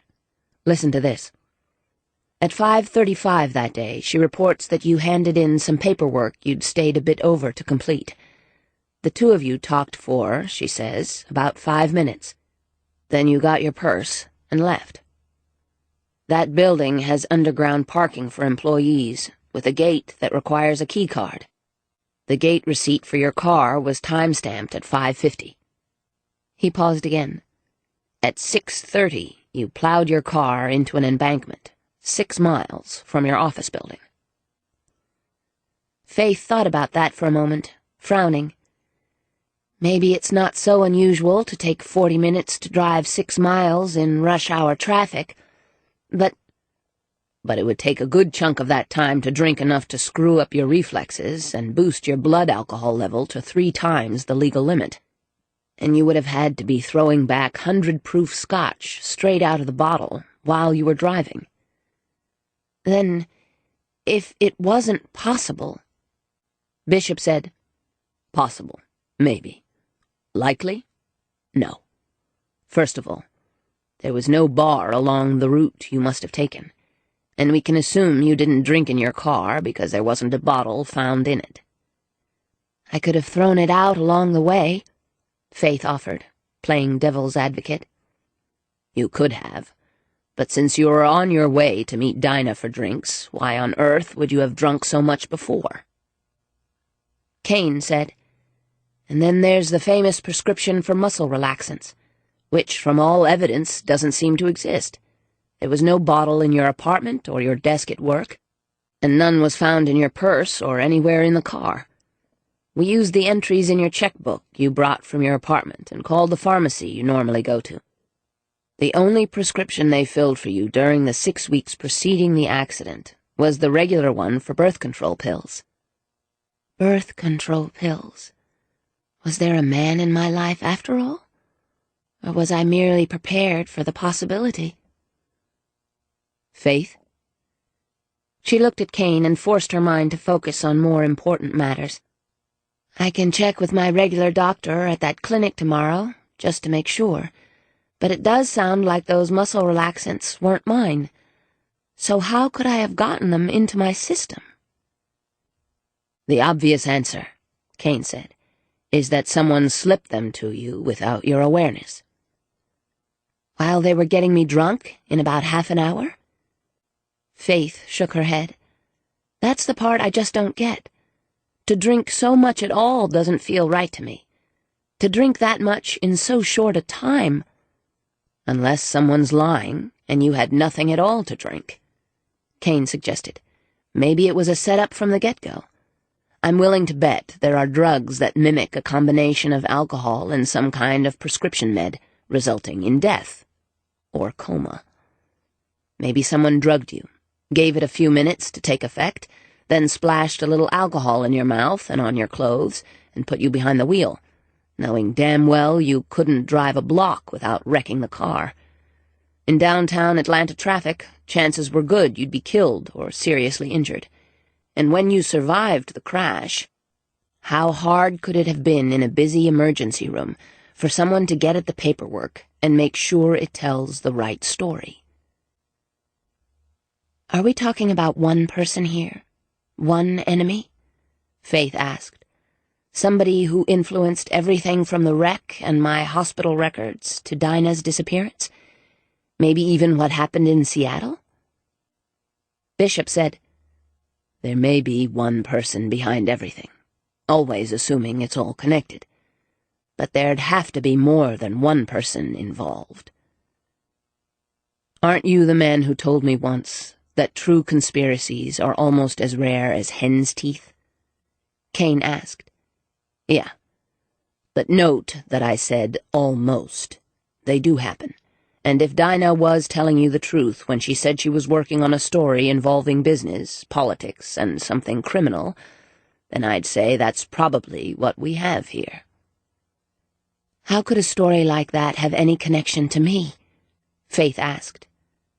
"That," Kane said, looking at her broodingly, "is the question. And we have to find the answer." Bishop checked his watch and got to his feet. "There's a flight out just after 6. I'll head for home tonight, and if they don't put me on another plane before I can unpack, I'll see what I can find out about that restricted file tomorrow." Faith was a little surprised. "Didn't I hear you say you weren't leaving until tomorrow?" "That was the plan. But something came up." He didn't explain further. Faith suddenly heard the whisper of a not quite alien voice in her mind. "He wouldn't leave if he thought I was still alive." She went absolutely still, conscious of a deep chill as she tried desperately to listen to whatever else that quiet voice might tell her. But there was nothing else, just silence. "Faith?" Kane's voice now. She blinked and focused on Bishop. He was staring at her, his sentry eyes narrowed, and an arrested expression on his face. As if he knew, as if he'd heard it too. Faith drew a breath to steady herself and give herself a moment to think. Could she reach Dinah consciously, gain some information that might point them to her or her captors? Until she knew for sure, there was no reason to tell Kane about the voice in her head, no reason to baffle or unnerve anyone else, to try to explain the unexplainable. "Is anything wrong?" Kane asked her. "It was nothing," she said, so calm that she nearly convinced herself. "I thought I remembered something, but it slipped away." Bishop didn't contradict her, but she wondered if he could have. Faith debated telling Kane about her latest dream, but decided not to, simply because she could see nothing helpful in it, either to his search for Dinah or her own search for knowledge of her past. The dream had revealed virtually no detailed information. The area had been too dark and unfamiliar for her to recognize, so she couldn't even provide a location from which Dinah might possibly have disappeared. Always assuming it had been more than a dream. That was what worried her most about the dreams and flashes of knowledge, that they might well be no more than her imagination, coupled with a few lucky guesses. It seemed so incredible that there could be some kind of psychic connection between her and another woman, one so strong that she was actually reliving the other woman's experiences and memories, feeling emotions not her own.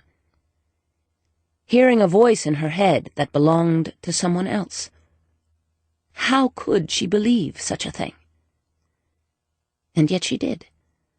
Despite her worry and nagging uncertainty, she believed that a connection between her and Dinah did exist.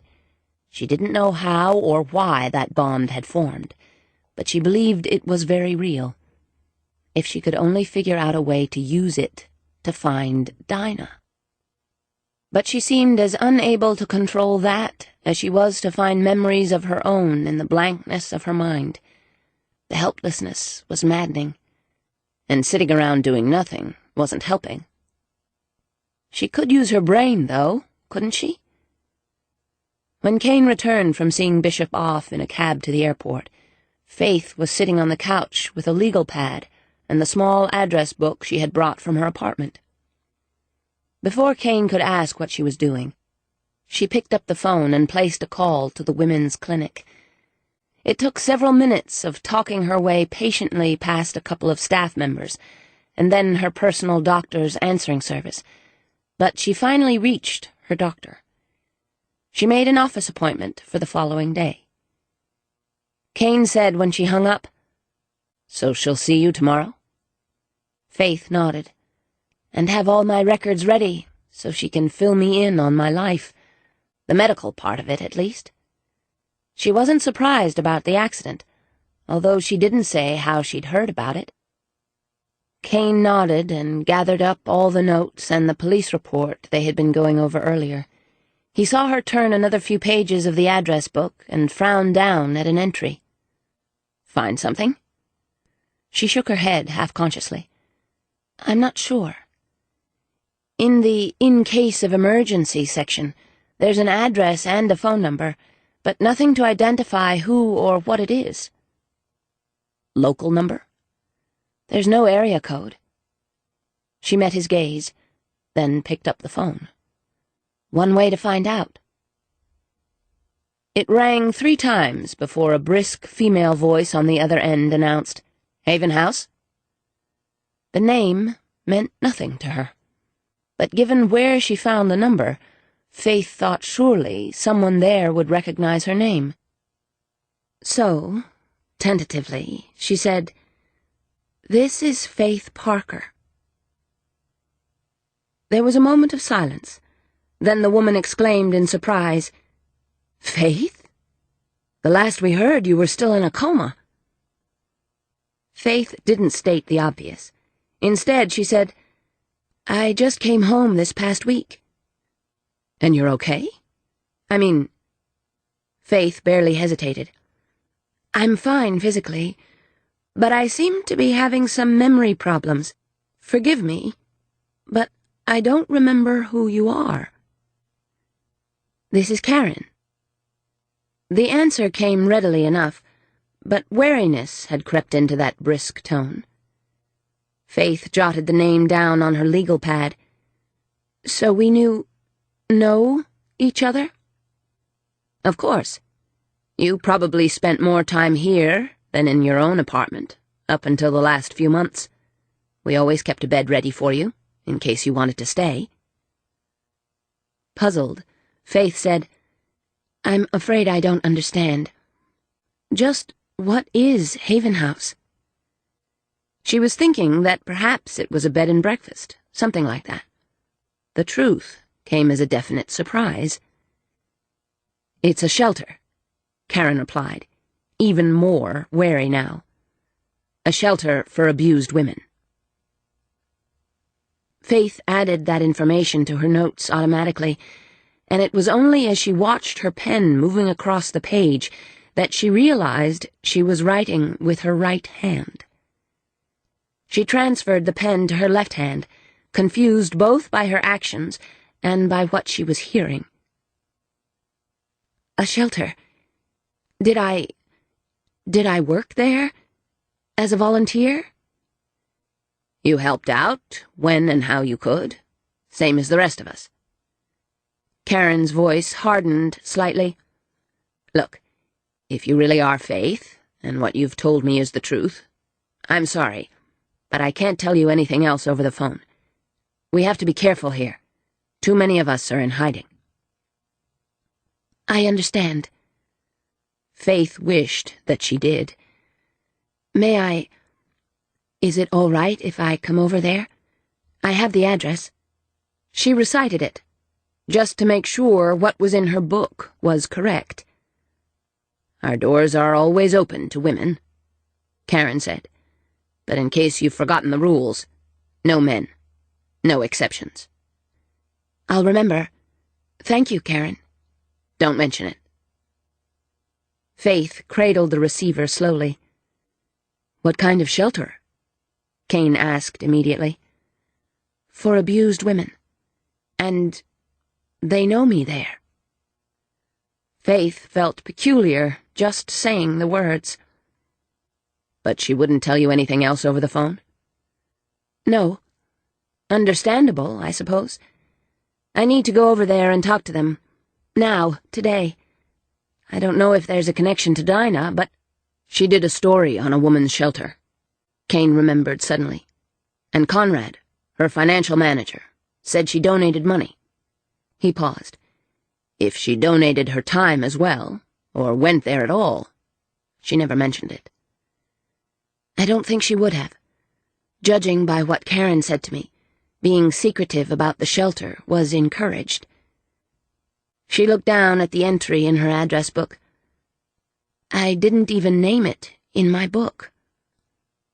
Kane nodded, accepting that, then looked at his watch. Let's go then. They might not let me in, but I can make sure you get there and back safely. Faith didn't argue. But when they reached the shelter, which turned out to be a large, pleasant old house in a quiet suburban neighborhood, she realized her visit might take some time, and doubted Kane's patience to sit and wait for her. You said you wanted to talk to Richardson about that police report, she reminded him. Why don't you go do that while I see the people here? If we divide the work, we're more likely to find out something useful, quickly. She thought she hardly needed to tell him that, but did anyway because she knew he was reluctant to leave her there. Kane jotted down the number of his cell phone and gave it to her. If I'm not waiting out here when you get ready to leave, call me. Faith nodded. She got out of the car and went to the front door of the house, conscious, as she rang the bell, of the closed-circuit security camera positioned near the entrance. The door was opened by a tall, very thin woman of about 35, with dark hair already going gray. When she spoke, after a long, steady look, it was with the brisk voice she had used on the phone. "So it is you. Good to see you, Faith." Faith went in, wondering, now that she was there, just what she was going to ask this woman, or anyone else there, besides a wistful, "Who am I? Do you know?" The house was fairly quiet, even for a Sunday afternoon. She heard, somewhere upstairs, the faint sounds of children laughing and talking, and someone softly, and inexpertly, playing a piano nearby. "Let's talk in my office, before you see any of the others," Karen suggested, obviously still feeling protective of the shelter and its inhabitants.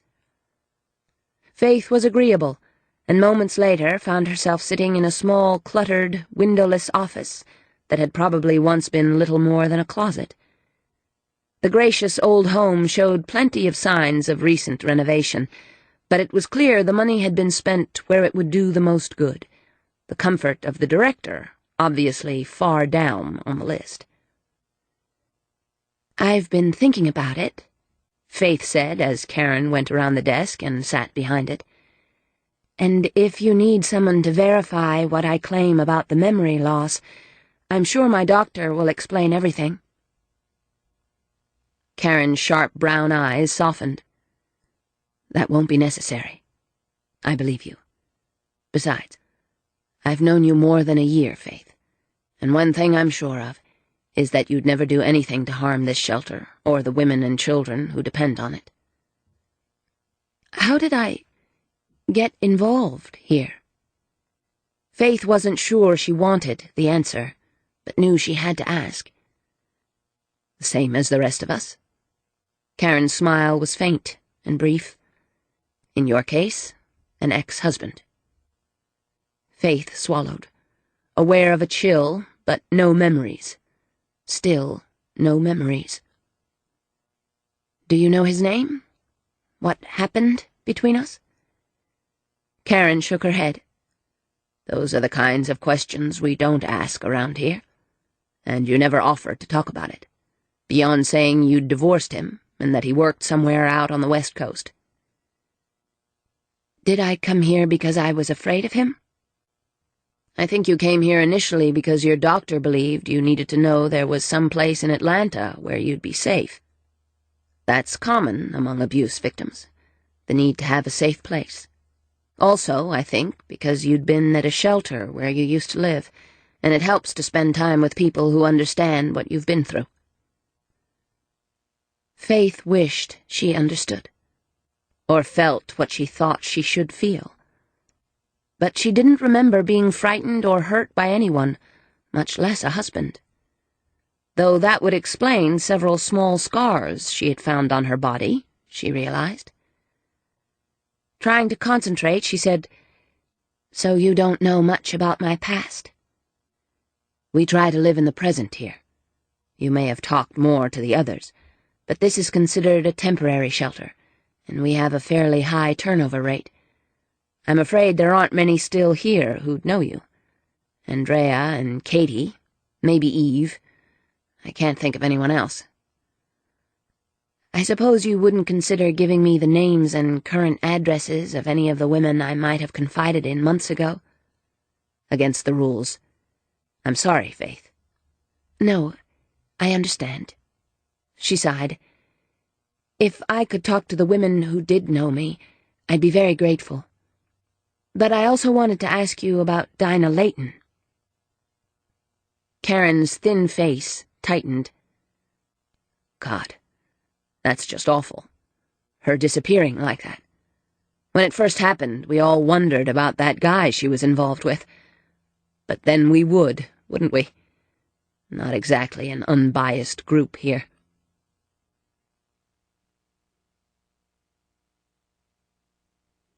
This ends Disc 3. Hiding in the Shadows, Disc 4. It was the first time it had occurred to Faith that Kane might have been suspected of involvement in Dinah's disappearance. Slowly, she said, "Did the police think he might have hurt her? The usual speculation from the media, as I recall, but I don't believe the police ever considered him a serious suspect. According to the newspapers, his movements were pretty well accounted for during the time they think she vanished, and nobody could offer even the whisper of a motive why he might have wanted to get rid of her. She wasn't afraid of him. I knew that, and so did everyone else. How did you know? She didn't have that look in her eyes. Karen's smile was a little sad, the one we all see in the mirror and recognize instantly in another abused woman, the one you don't have anymore. That startled her. I don't? It's how I knew you really had lost your memory. You don't remember being hurt, Faith. You don't remember the fear, the humiliation, the shame.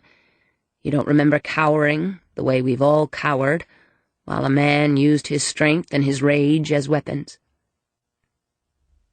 Faith had another realization, that there were some things in her past she hoped she never remembered. But before she could comment, Karen continued. Dinah had never experienced that either, and though she didn't talk much about Cain McGregor, what she did say was pretty clear evidence that she cared about him. Faith wanted to stay on that subject, but she knew all too well hers was a personal curiosity, that it wouldn't help them to find Dinah, and they had to find Dinah. They had to. Soon, before it was too late. How well do you know Dinah? She asked, consciously using the present tense. The director considered the question. In some ways I know her quite well. In other ways, I'm not so sure. She was intelligent, compassionate, unusually generous.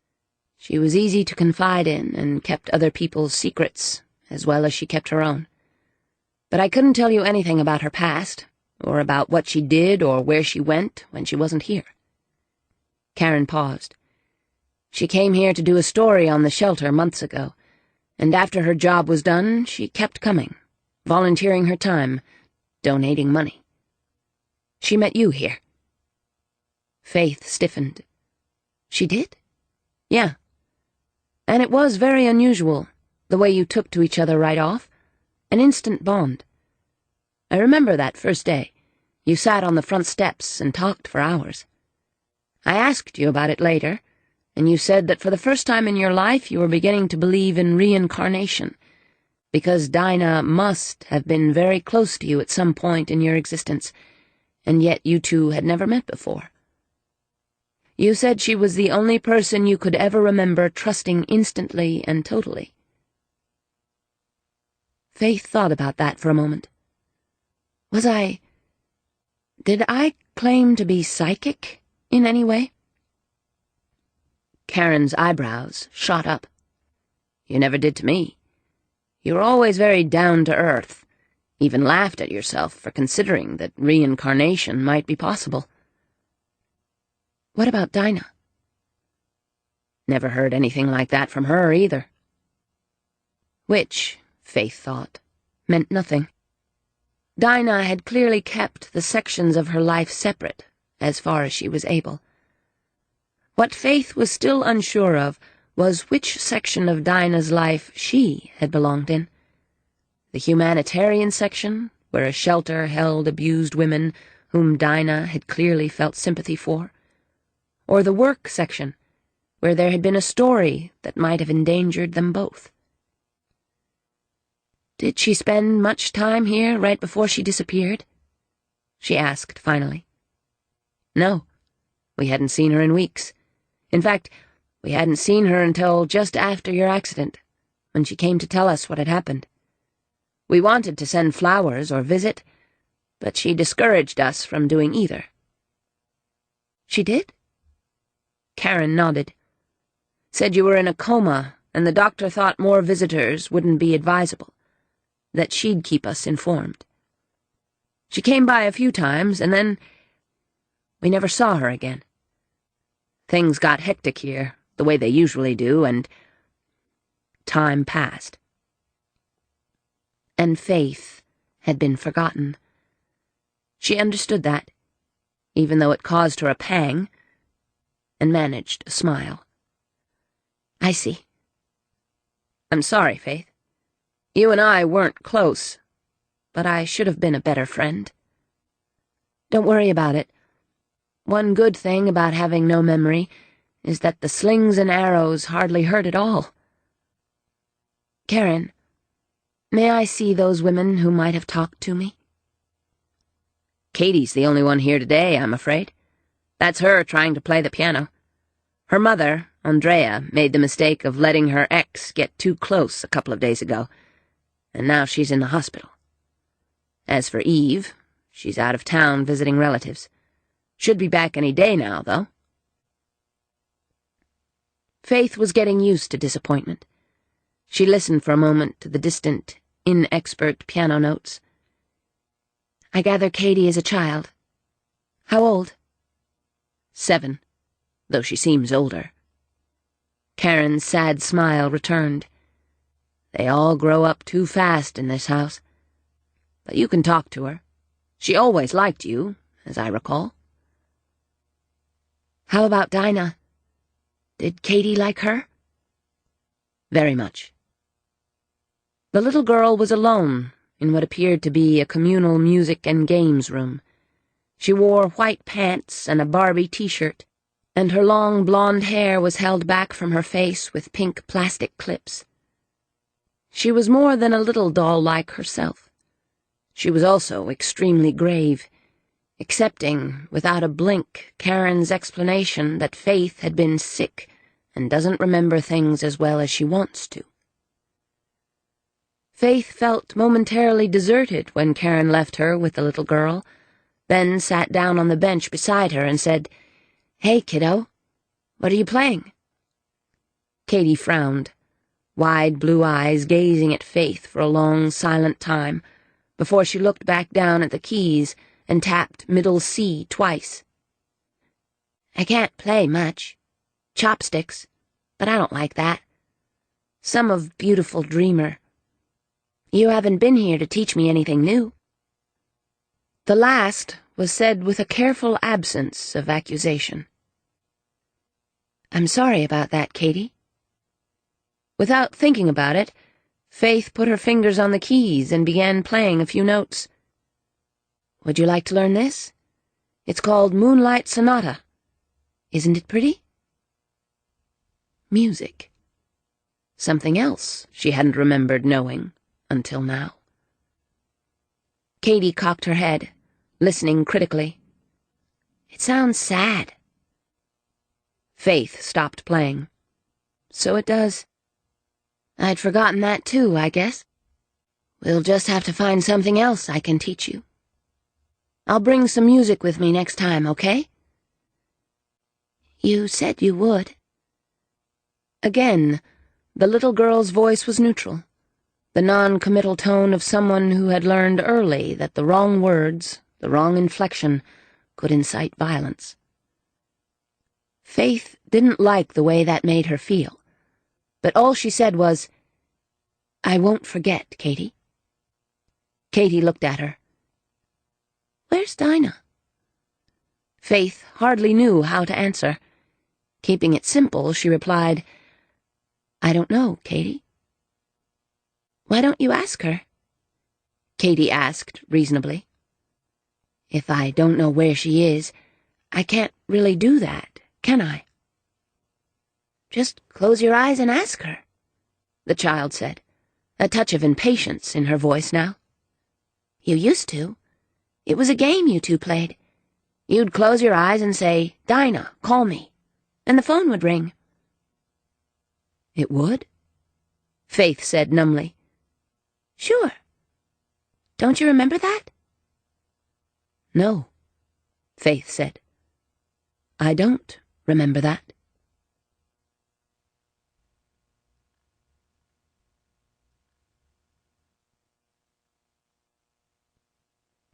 Chapter 5. "You haven't said much since we got back," Kane said. That was true. but Faith was still unwilling to talk about all she had learned at Haven House. She had related only the bare bones, that she and Dinah had met there, that both had spent some time there. She told him without emotion that she had been married to an abusive man, was now divorced, and still didn't remember any of it. She hadn't mentioned the conversation with the sad little girl, the revelation that she and Dinah might have been connected more surely than she had previously imagined. She wasn't sure she believed it herself. "You haven't said much either."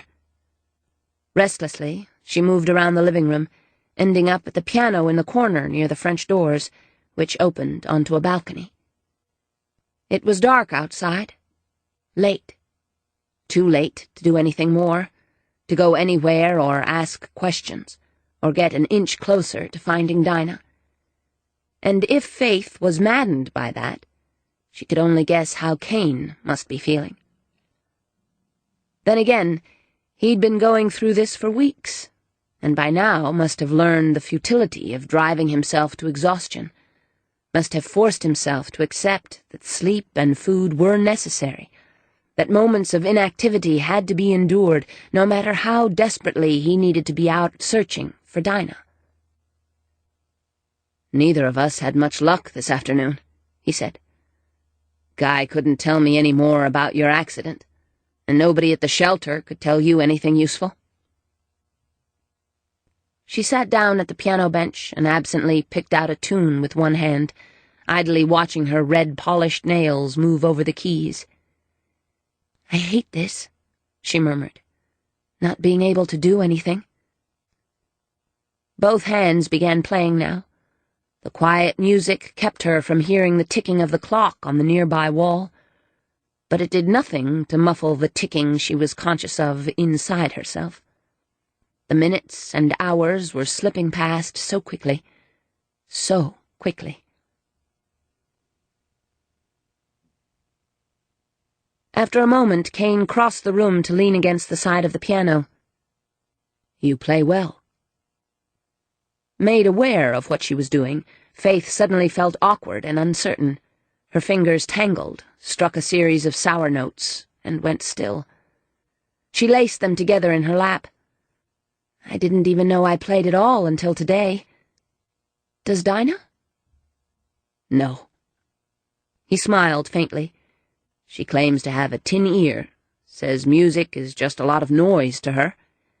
So I consider it remarkably generous of her that she usually manages to stay in the same room when I practice." Faith thought that in Dinah's place she would put up with more than noise if it meant spending time with Kane.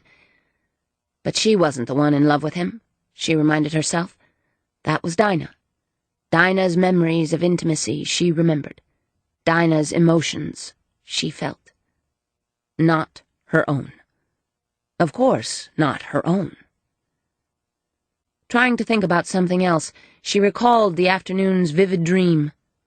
Abruptly, she said, "Isn't it possible that Dinah's disappearance has little to do with her work or my past? That she was just in the wrong place at the wrong time and got into trouble?" "Of course it's possible. It's what the police believe, since they've been unable to turn up any evidence to prove otherwise. But I don't believe that, and I don't think you do either." Faith hesitated. Was Dinah ever attacked by a dog? Surprised, Kane said, "Never, as far as I know. In fact, animals were pretty much crazy about her. Why?" "I had another dream today, when I took a nap after lunch. How was she dressed the day she vanished? Was she wearing jeans and a bluish sweater?" "Yes." He straightened, fingers drumming restlessly on the polished surface of the piano. "What was the dream, Faith? What did you see?" "Nothing helpful. That's why I didn't mention it sooner. It was too dark to know where she was. She parked the jeep near a building and crept closer. She was very wary, excited, anxious. maybe even scared. And then a big dog came out of nowhere and attacked her. You're sure she was attacked? Faith remembered the hot breath of the animal, the tearing teeth and the way its claws had raked her flesh and swallowed hard. I'm sure. His expression was grim. Yesterday you were sure she was being tortured. Kane, all these memories, these flashes from Dinah's life and experiences, are out of sequence. I can't tell what the proper order is supposed to be, if something happened weeks or months ago, or yesterday. But I think it was the night she disappeared, because I'm certain she was attacked, and you would have known about it if it had happened before that night. I think the attack was a part of whatever led up to her disappearance. And the torture? He bit out the words. I still believe she is, or was, being tortured. I believe her captors want some kind of information from her that she isn't willing to give them. How can you know that? How can you? She didn't flinch from the rough demand, but it took all her resolution to meet his haunted eyes. I don't know how. Not really. They told me at the shelter that Dinah and I seemed like sisters from the moment we first met, that we were instantly and maybe inexplicably close. And I can't explain that any more than I can explain any of the strange things I've experienced since I came out of the coma, but I know, I'm absolutely convinced that what I'm seeing in these flashes is real. Somehow, there's a connection between me and Dinah, a tangible bond that exists. Then why can't you tell me where she is? I don't know. I'm sorry. Have you tried? Kane leaned toward her across the piano, his voice intense. Have you made any attempt to reach her directly? Katie's blithe assertion that she could do just that rose in her mind. But Faith shied away from it. What if she tried and failed? What if the attempt somehow severed the tenuous connection she knew existed? Faith? She felt trapped, cornered by his force, his need to reach Dinah. I don't know how, she whispered. There must be a way. Concentrate, Faith. Close your eyes and think about Dinah. She didn't want to. With her eyes closed, the blank darkness of her mind was far more frightening, and gazing into that was not something she willingly faced. But Kane had asked it of her, demanded it of her, and she couldn't refuse him. So she closed her eyes and tried to concentrate on Dinah, made herself think of nothing except the question of where Dinah was. Nothing else. Nothing. There's no proof, Dinah said. Then we'll have to get proof, Faith retorted. She chewed on a thumbnail for a moment. But carefully. These guys play for keeps, Dinah. You don't have to tell me that. If what we suspect is true, they've already killed to protect their secret. They won't hesitate to kill again. Oh, it's true, all right. I'm positive of that. So we need insurance. Something we can use for bargaining power if we find ourselves in a corner. Faith. Dinah hesitated, but only briefly. Look, I know how much you've lost. I know how angry you are. No, you don't. You don't know. Her voice was harsh, clipped. They took everything away from me, Dinah. Everything. And they got away with it. The goddamn bastards got away with it. Which is all the more reason why we have to be careful now. We have to be sure, Faith.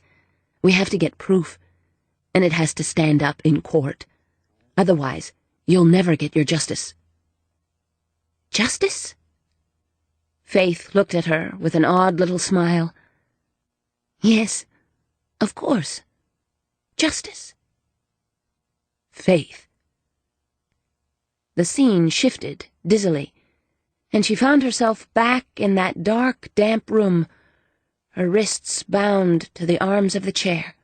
Her hands were numb, and when she looked down at them through blurred eyes, she saw that the wires had cut into her flesh, almost to the bone. Scarlet blood dripped steadily onto the floor. Idly, she wondered how much she had left. "Tell me." The man's voice was astonishingly quiet, almost mild. She tried to peer up at him, but the dimness and her swollen eyelids made it impossible to see anything but a shadow looming over her. "All you have to do to stop the pain is tell me what I want to know, Dinah." Mute, she shook her head wearily.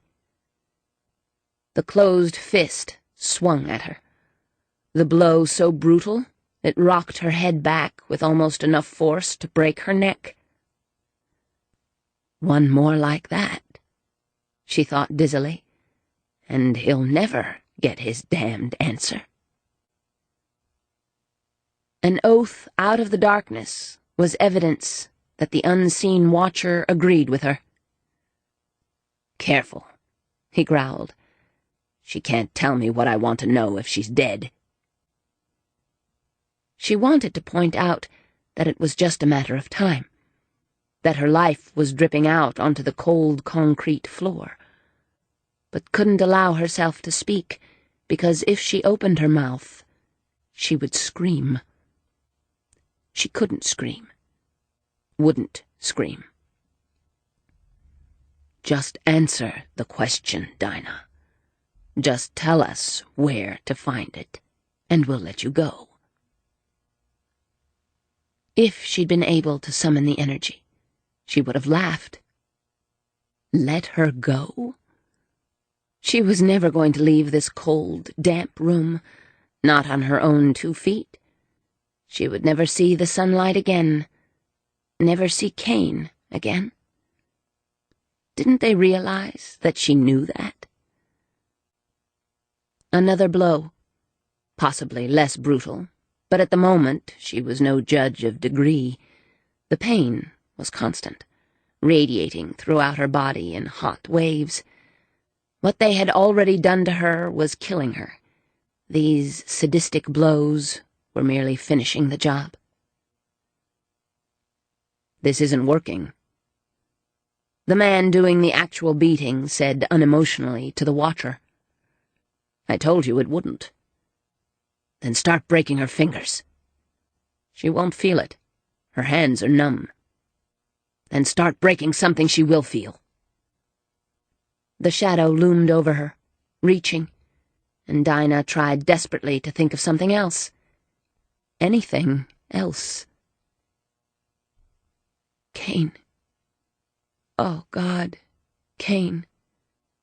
I wish... Again the scene shifted, and this time she found herself hurrying down a vaguely familiar hallway. "Faith." Dinah caught up with Faith, her frown clear evidence of worry. "Did you find anything?" "No," Faith replied. "Nothing. But there'll be another chance to look, sooner or later." Both women kept their voices low, and neither relaxed until they reached the stairwell and hurried down. "We're running out of time," Dinah said. "Something else," Faith said. "I think my phone's been tapped." "What?" "It's just a feeling, but I think so." Dinah said nothing for several flights. Then, as they reached the parking garage, she grasped Faith's arm to halt her. "I've got a feeling, too, and it's a bad one. We've gone as far as we can alone, Faith. We need help." "I don't trust the cops, Dinah. You know that." "I know that. But there's a federal cop I know I can trust." "I trust federal cops even less."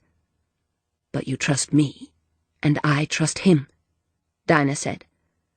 Faith bit her lip in indecision, then shook her head. "Not yet, Please. I want one more chance to find the evidence we need. It's important to me." It was Dinah's turn to hesitate, but finally she nodded. "Okay. A few more days. A week. I need at least a week." Obviously against her better judgment, Dinah agreed. "A week, then. But after that, I call out the troops. Understand?" "All right. Now let's get out of here before the wrong person spots us together." They split up just outside the stairwell, each going to her own vehicle quickly and quietly.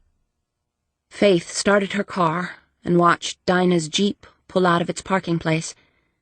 She hesitated a few moments to allow the other woman time to leave the garage. The place seemed full of shadows, and suddenly nervous, she locked her car doors. Faith glanced at the big purse beside her on the front seat and murmured, "I'm sorry, Dinah, but you'd try to stop me, and I can't let them get away this time. I just can't."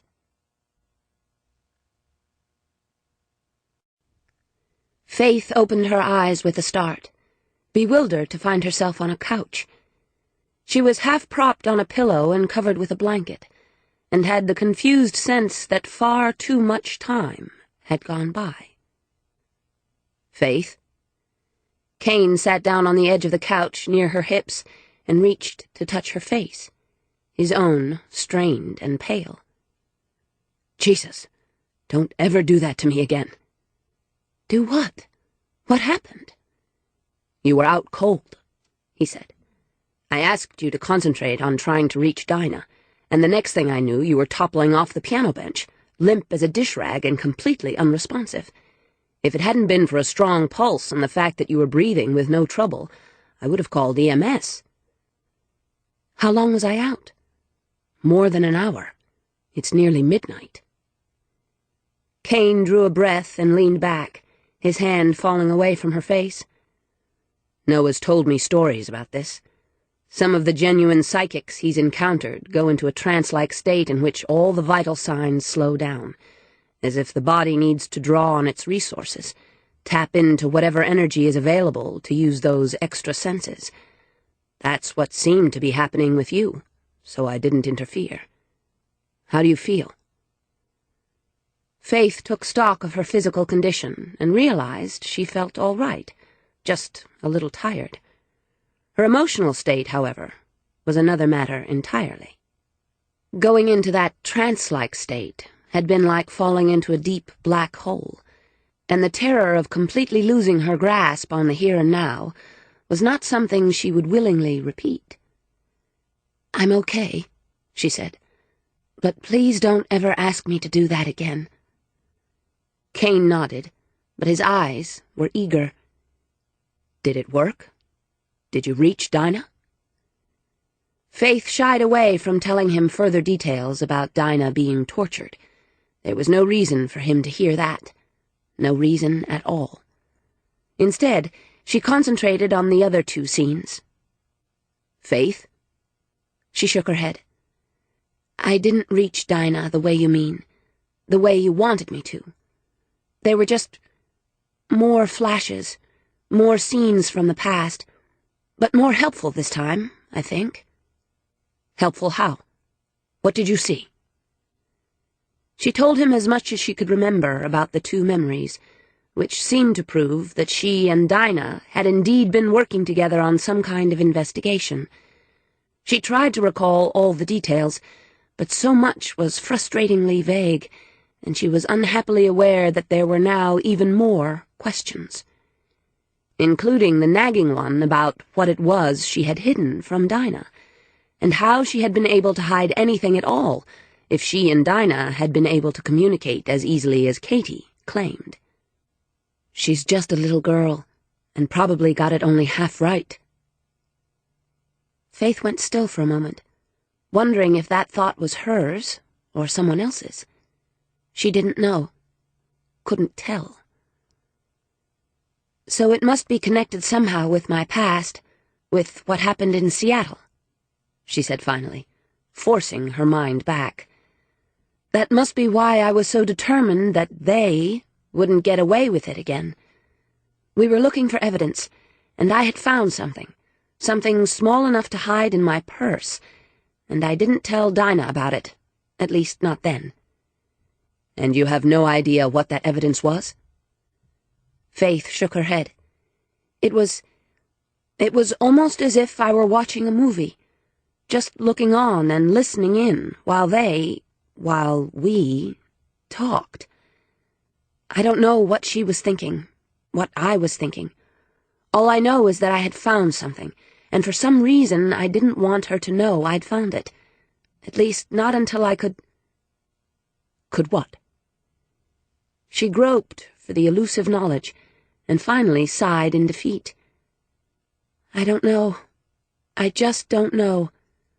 I'm sorry. Think carefully, Faith. Was there anything at all that could help us figure out where Dinah is? Unwillingly, she thought of that cold, damp place with its concrete floors and shadowy walls, thought of the two men interrogating Dinah, one unemotionally efficient in dealing out agony, and the other urgently insistent on getting information from her before she died. She's dying. I know that. How can I tell him? And like a distant answering whisper in her mind came the words, You can't tell him.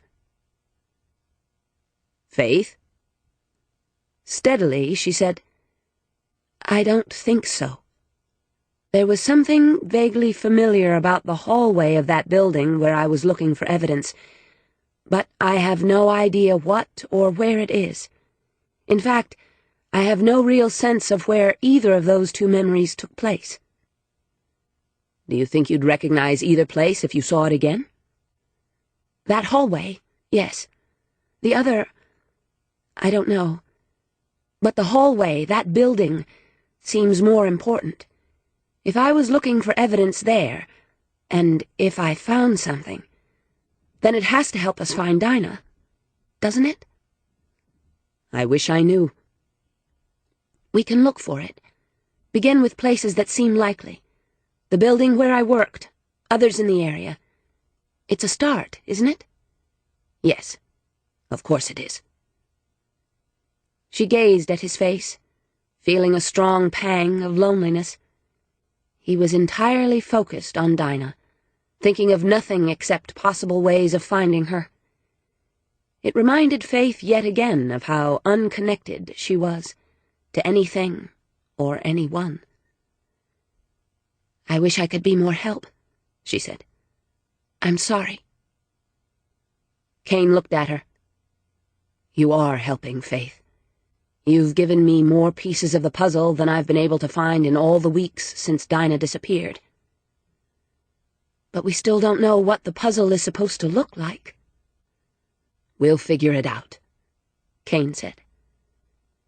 Faith hoped he was right, but all she could do at the moment was wonder wretchedly if it was all her fault that Dinah was dying, and wonder what Kane would do when he found out.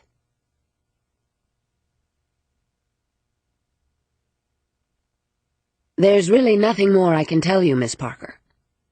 Dr. Murphy closed the folder and gazed across her desk. Your visits here during the time you've been my patient have all been unexceptional, regular checkups or very minor complaints. I continued the prescription for contraceptives you'd been using before you came to Atlanta, but the only other medication I prescribed was a course of antibiotics for a mild infection. Faith wasn't sure how to phrase the questions she wanted to ask. Finally, she chose bluntness. So I was sexually active? The doctor's brows rose slightly, and a flicker of sympathy showed in her eyes. You don't even remember that? I don't remember anything before waking up in the hospital. That's quite unusual. Amnesia tends to center around the traumatic incident. The patient seldom recalls the events just before the trauma occurred, but in virtually every case I know of, the missing time is only a matter of hours or days. In my case, years are missing. A lifetime, in fact. Faith managed to smile. And I'm trying desperately to collect the pieces of my life and put them back together. So anything you can tell me, Doctor. Dr. Murphy laced her fingers together atop the file on her blotter and gazed at Faith steadily. I see. I hadn't realized your amnesia was so extensive. That would, however, explain the changes I see in you. Changes? In your manner and bearing, your eyes. You said you visited Haven House yesterday. They told you there was abuse in your background? Yes. Though Karen didn't know any details. I gather my ex-husband was physically abusive? Physically and emotionally. You told me you had warned this man to stay away from you, and that you had some confidence that he would because you had medical evidence of past injuries that could ruin his career and put him behind bars. Is he the reason I came to Atlanta? Did I want to get 3,000 miles away from him? I couldn't say, Miss Parker. You never said as much to me, and I honestly don't know if you were afraid he'd follow you here. I referred you to Haven House because you displayed many of the after-effects of abuse. You had tension headaches and a low resistance to infection, a poor appetite. Your sleep was disturbed more often than not, and you were reluctant to make friends or form emotional attachments. I thought it would be healthier for you to spend time with other women who had suffered abuse, especially since you had done so the last few months you lived in Seattle. And did it appear to you that Haven House and the women there helped me? Faith had no idea where her dispassionate voice was coming from. All she knew was that they were discussing what seemed to be the life of a stranger. I believe so. I saw steady improvement. And yet you say that I'm more different now. Yes. There's a certain look many abuse victims share, a certain tension in their bearing and actions. That was evident the last time I saw you. It isn't today. If I didn't know, I would never guess you'd been abused. Questions about that abusive ex-husband rose in her mind, but Faith was all too aware that the doctor could not answer them. I wish there was more I could tell you, Dr. Murphy said with obvious sympathy. But you were reluctant even to confide in me as much as you did, and probably wouldn't have, except that you said your doctor back in Seattle had urged you to make me aware of the history of abuse for medical reasons. Medical reasons? The effects of abuse can last for years, Miss Parker, both physically and emotionally, and it's always wise to make your doctor aware of the background in such cases. You had no lingering problems from physical injuries, but knowing your history would make me more apt to spot complications in the future. Faith decided not to ask what those complications might be. Instead, she said, I see. Thank you, Doctor, for the information, and for taking time out of a busy morning to talk to me. You are my patient, Miss Parker. For the first time, Dr. Murphy smiled. I only wish there was more I could tell you. You've told me a lot, Faith said. You were a long time, Kane said when she got into his car outside the clinic. Did you have to wait for the doctor? No, she saw me right away. So? Did she prescribe muscle relaxants? Faith shook her head. No. Kane had his hand on the gear shift, but paused before putting the car into motion and gazed at her questioningly. What else did she tell you?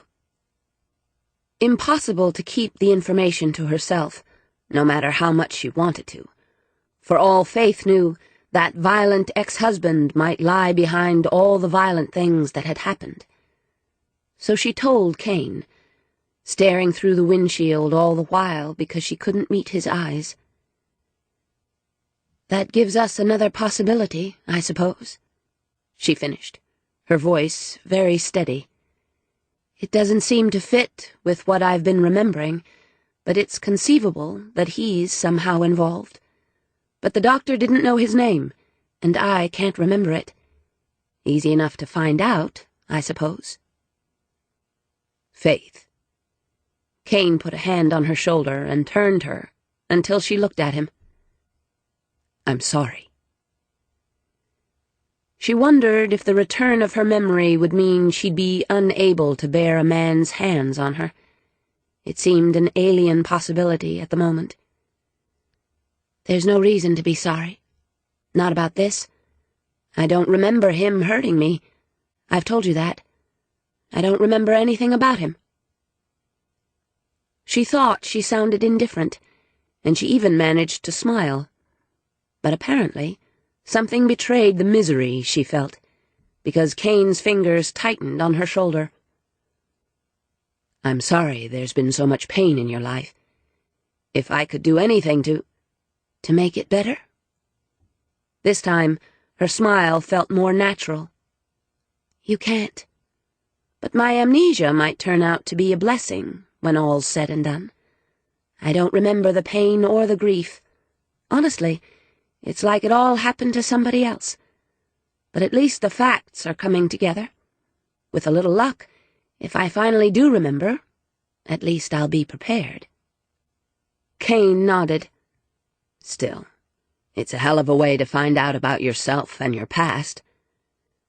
"I don't seem to have a choice." She fought a sudden and almost overpowering urge to throw herself into his arms and cling with all her strength. Afraid that showed as well, she went on hastily. "So we add my ex to the list of things we need to investigate further. And go on. Where to now?" He didn't answer immediately. His eyes searched her face as though looking for something, but in the end he didn't voice whatever it was that disturbed him. He released her and put the car into gear. "The emergency room, where you were first brought after the crash." That made sense.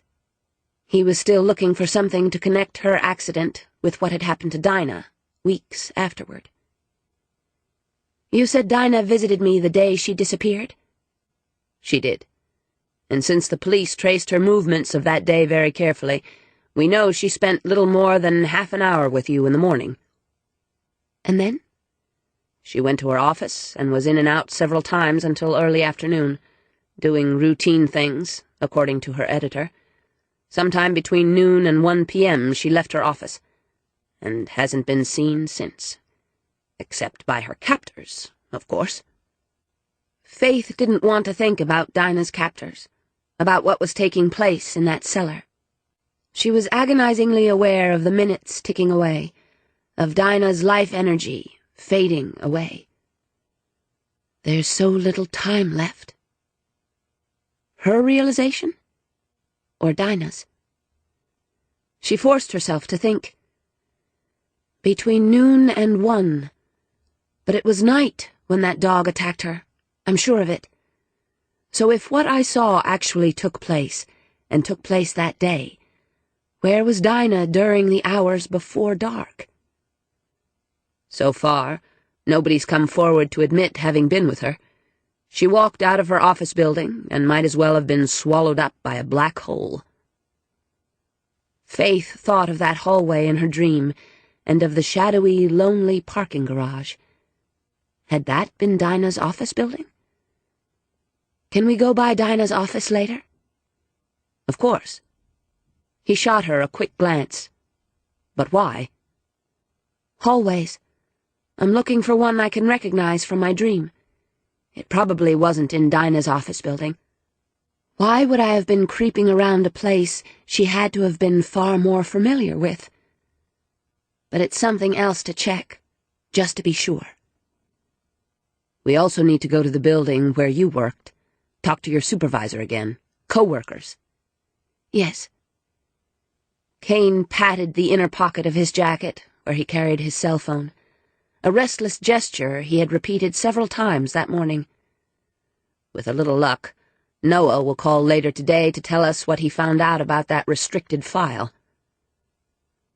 More appalling and mystifying facts about her past? Faith tried not to shiver. Despite her brave words to Kane, she wasn't sure she could take many more such revelations. Not many at all.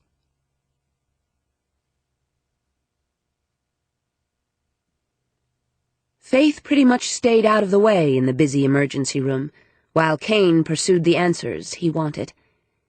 He appeared to have a knack for getting people to talk to him, despite the rules and issues of legality, and as she watched him patiently work his way through the tangle of red tape, she could only admire both his persistence and his self-control.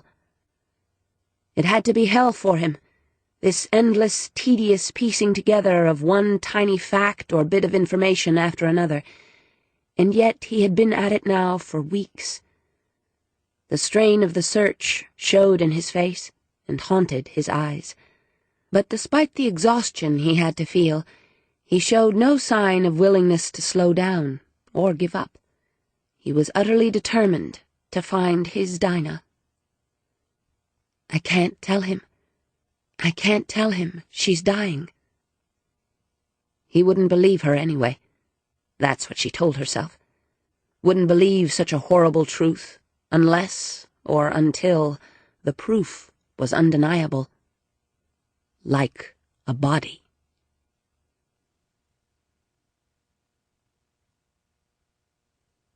Chapter 6. Faith shivered and crossed her arms over her breasts, rubbing her hands up and down in an effort to find warmth or comfort.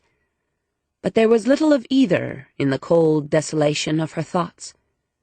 Dinah was dying, and Faith was desperately afraid they wouldn't be able to find her in time. "Excuse me, are you a patient?" She jumped when a hand touched her arm, then gazed up at a harried young doctor.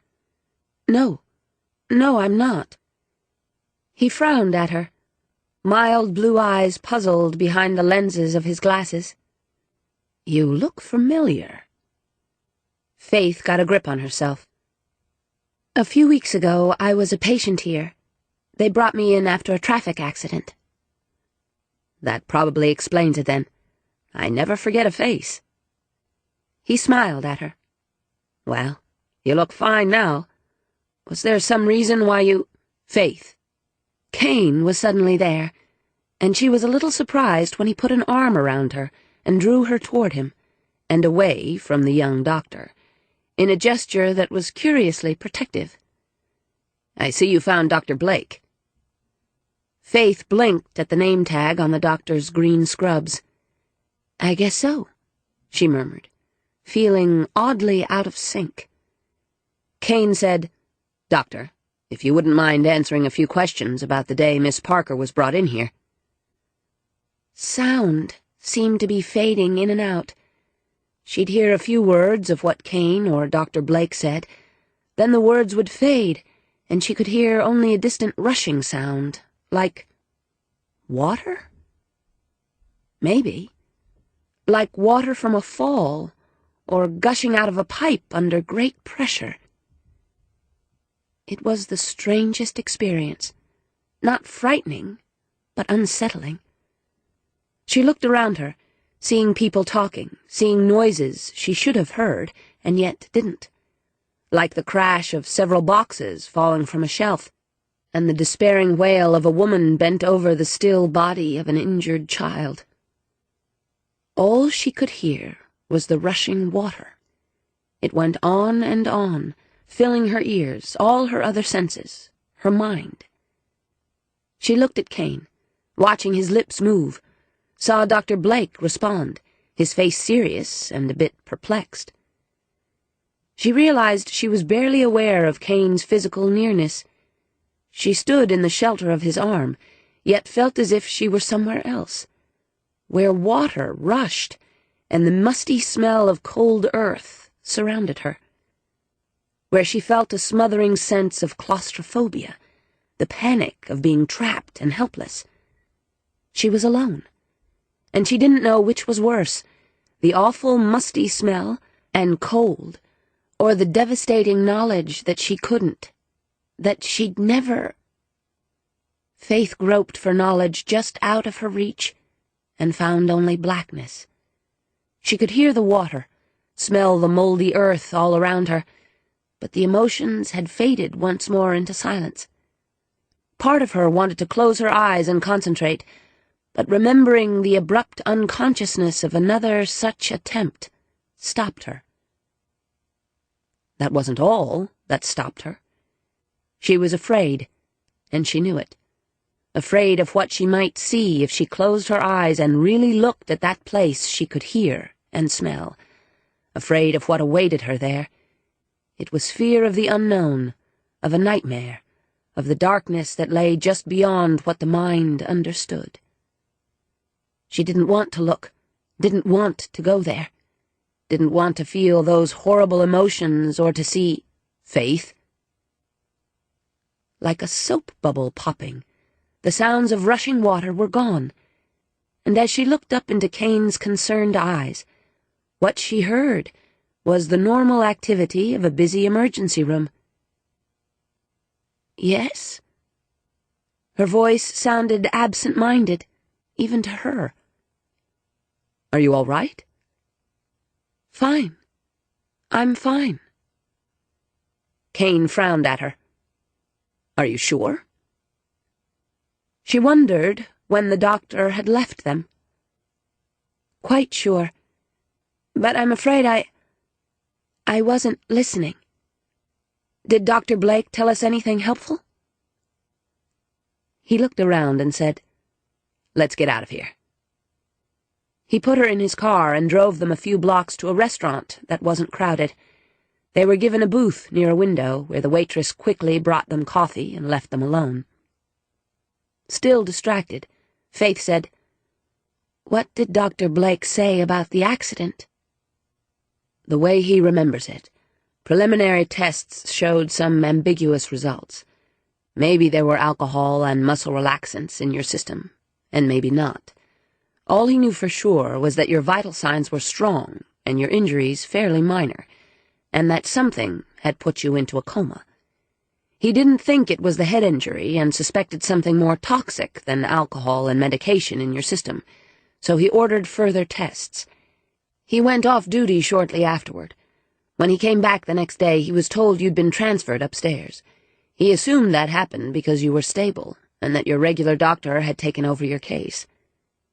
Kane paused. Funny thing, though.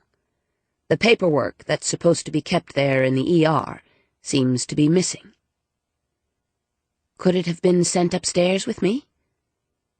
A copy should have been, and some paperwork was certainly part of the file that ended up with Dr. Burnett. But the admitting records should be on file in the ER. They aren't. I don't suppose we have much chance of finding out what happened to them. You saw how busy that place was, and on a Monday morning, hardly their busiest time. My guess is that we'll never be able to trace what happened to those records between the time you were admitted and when you were put under Burnett's care, but we can assume any number of people had access and could have tampered with the test results. What about the lab that did the tests? It's there in the hospital. Their procedure is to keep a copy of all results in their own files. But in this case, let me guess, missing paperwork. Afraid so. And the blood and tissue samples they used for the tests were destroyed afterward, per standard procedure. Am I being paranoid in thinking all this missing and misplaced paperwork means something other than simple human error? I don't think so. When there are this many glitches in a normally efficient system, it usually means someone's been tampering. Faith sipped her coffee, grateful for the warmth, because she'd felt chilled ever since her strange experience in the emergency room. Then it's a safe bet that we'll never know for sure if there was actually alcohol in my blood, or I was drugged intentionally. Probably not, but I'm willing to put my money on your having been drugged. It seems strange to hope that that's what happened, but I really didn't want to find out I'd been stupid enough to drink and get behind the wheel. Kane's gaze was intent.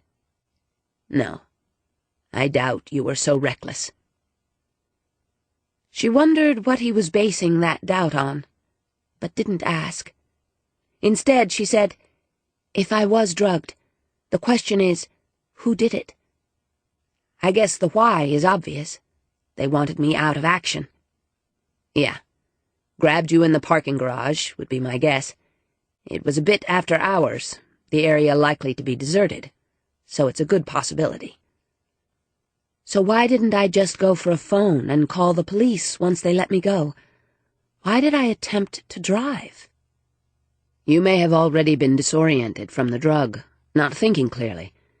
They probably held on to you long enough to make sure of that. We do have half an hour or so unaccounted for, from the time you left the garage to the crash only 6 miles away." "I suppose."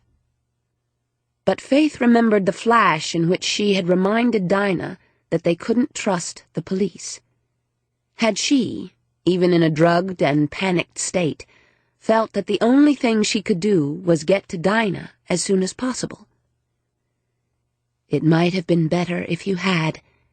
It might have been so different." "That's the answer, then," he said with bitterness rather than relief, calling from another payphone. "Just like you thought. She's gone to McGregor. They're in a restaurant right now, heads together and talking up a storm." "Get back here now." "But shouldn't I follow?" "We found out what we need to know for the moment. She's gone to him, and you can bet he'll keep her close, hoping she can lead him to Dinah." "What if she can? What if she can lead him to us?" "We'll have to make sure she doesn't, won't we? Get back here now." "Right."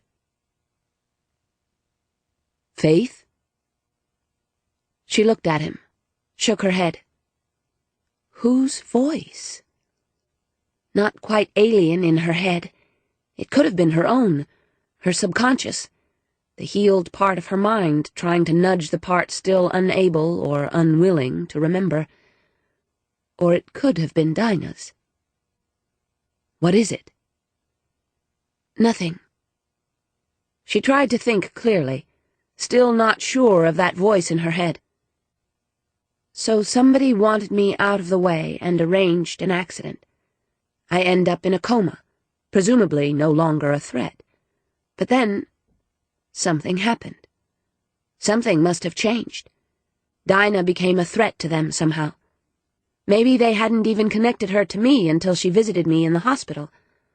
Then they watched her, maybe? Saw her go to my apartment? Maybe leave with my laptop? Maybe. And maybe it was just common sense that she would become an enemy sooner or later. She's a journalist. A good one. Once they connected her to you, they might have been convinced you had told her whatever damaging information you had. I don't think Dinah became a threat because they realized she knew me. I think she became a threat when they realized something of theirs was missing." "This evidence you believe you'd found?" Faith frowned at her cup without seeing it, trying to make the pieces fit. They keep asking her where it is, over and over. That's why they didn't just kill her outright. And it has to be whatever I found, don't you see? They never searched Dinah's apartment, but they've searched mine twice, both times since she disappeared. So they have to be convinced you have whatever it is they're looking for, but that Dinah knows where it's hidden? It's the only possibility that makes any sense to me. She looked steadily at Kane. I took something from them, and they either didn't know about it until after the accident, or thought they were safe once I was out of the way. Then they realized there was a connection between me and Dinah. A smart journalist with a knack for breaking big stories. So they grabbed her to try to make her talk. Only she's not talking. You said she refused to talk because she was protecting someone. Kane's voice was almost as level as hers had been. You? Faith shook her head. The last time she saw me, I was in a coma. I was safe. Maybe they told her you came out of it. I suppose they could have. But why would she feel her silence was protecting me? If I was the one she was concerned about, hearing I was out of the coma would make her more likely to tell them what she knew. Wouldn't it? So they wouldn't come after me. Kane nodded slowly. Then who does she believe she's protecting? Faith rubbed her forehead fretfully. I don't know. How can we know that until we know what it is I found, and who's threatened by it? He grasped her wrist and pulled her hand away from her face. Maybe you should take a break for a few hours. I can take you back to the apartment. We don't have a few hours. Dinah doesn't have a few hours. I'm fine. She carefully avoided any glance at the hand still holding her wrist, and even managed a smile. But we don't seem to have accomplished much, really. Speculation, supposition, guesses. Maybe we're right, but even if we are, it doesn't get us any closer to finding Dinah. Kane's fingers tightened around her wrist for a moment. Then his gaze went to that connection between them, and he frowned slightly. He leaned back, releasing her wrist. We have to figure out who's got Dinah, and to do that, we need to find out whatever it is you found once before. His voice was abrupt. The best possibility is that you'll remember what you found or where you found it. Why don't we visit the office where you worked and see if that jars your memory? Faith nodded and rose to her feet. There was a clock near the door, and she could hear it ticking. Or maybe she imagined it. Ticking.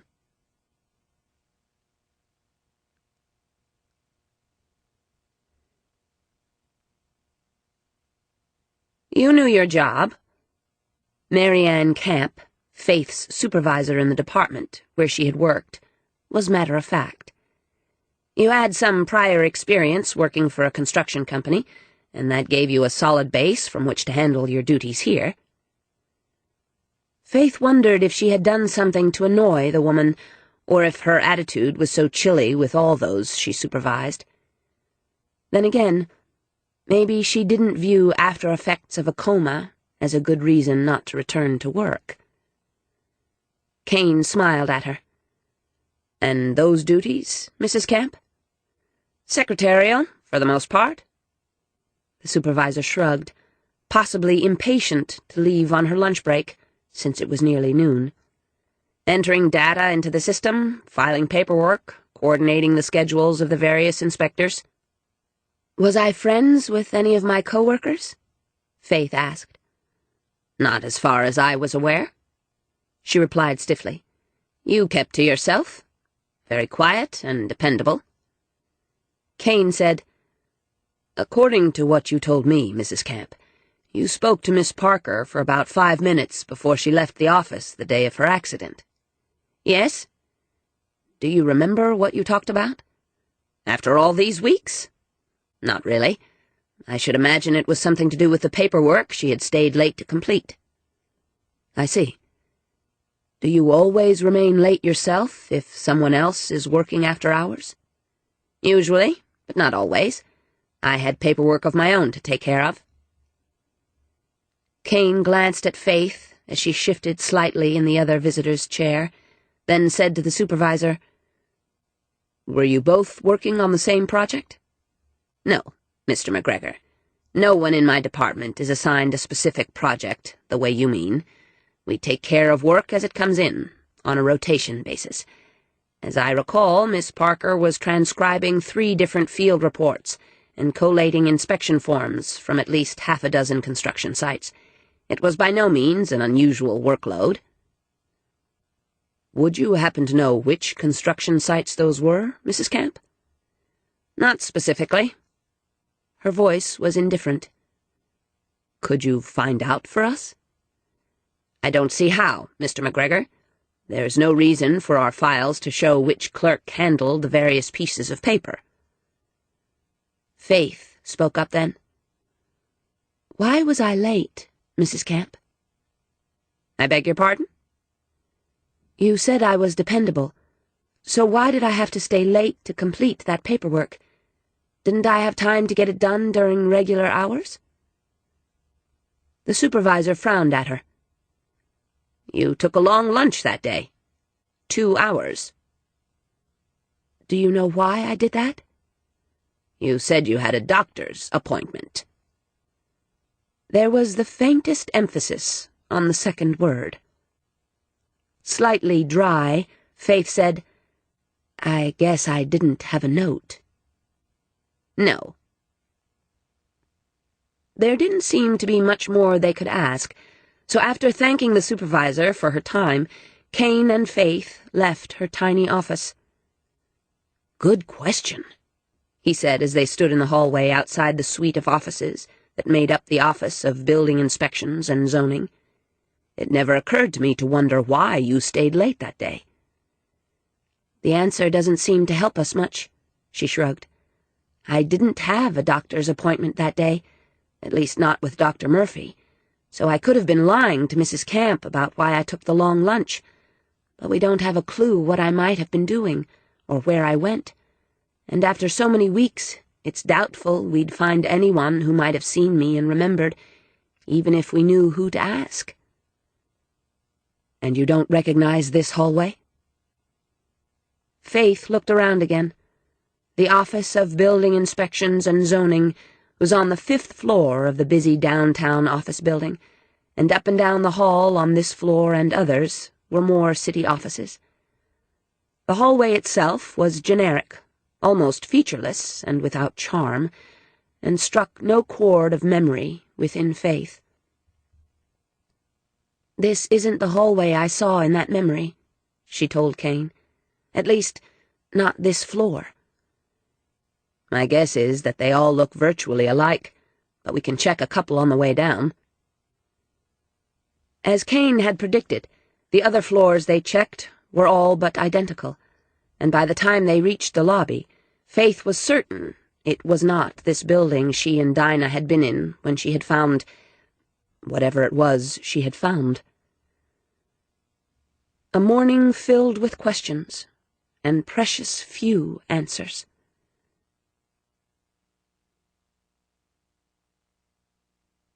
This ends Disc 4. Hiding in the Shadows, Disc 5. Faith said, I think we should talk to Dinah's other lawyer, Mr. Sloane, especially since you didn't know about him before. I definitely want him to explain why he didn't come forward when Dinah disappeared. Kane agreed grimly. They got into the car, and for a moment he stared through the windshield without moving. Kane? A muscle tightened in his jaw. I can't feel her anymore. The desolation in his voice went through Faith like a knife and left her aching. For him, for Dinah, and for herself. She's gone further and further away from me with every day that's passed. I think about it, and I realize I can't remember the sound of her voice. I glimpse a blonde woman on a street corner and my heart stops, yet I have to concentrate to remember her face. Kane. He turned his head and focused on her. I have to find her, he said, before I lose her completely. There was nothing she could say to that except, We'll find her, Kane. We will. After a moment he nodded, accepting that reassurance because, she thought, anything else was simply unbearable. Yes, he said. She kept her voice steady. I have Mr. Sloane's card, so I know the address of his office. Kane started the car, his actions automatic. More coolly now, as though he regretted the impulsive emotional confidence, he said, "I'm willing to bet he won't tell us anything useful." Maybe. But it's a base we have to cover. Agreed. But I know lawyers. He won't talk. As it turned out, Kane was only half right.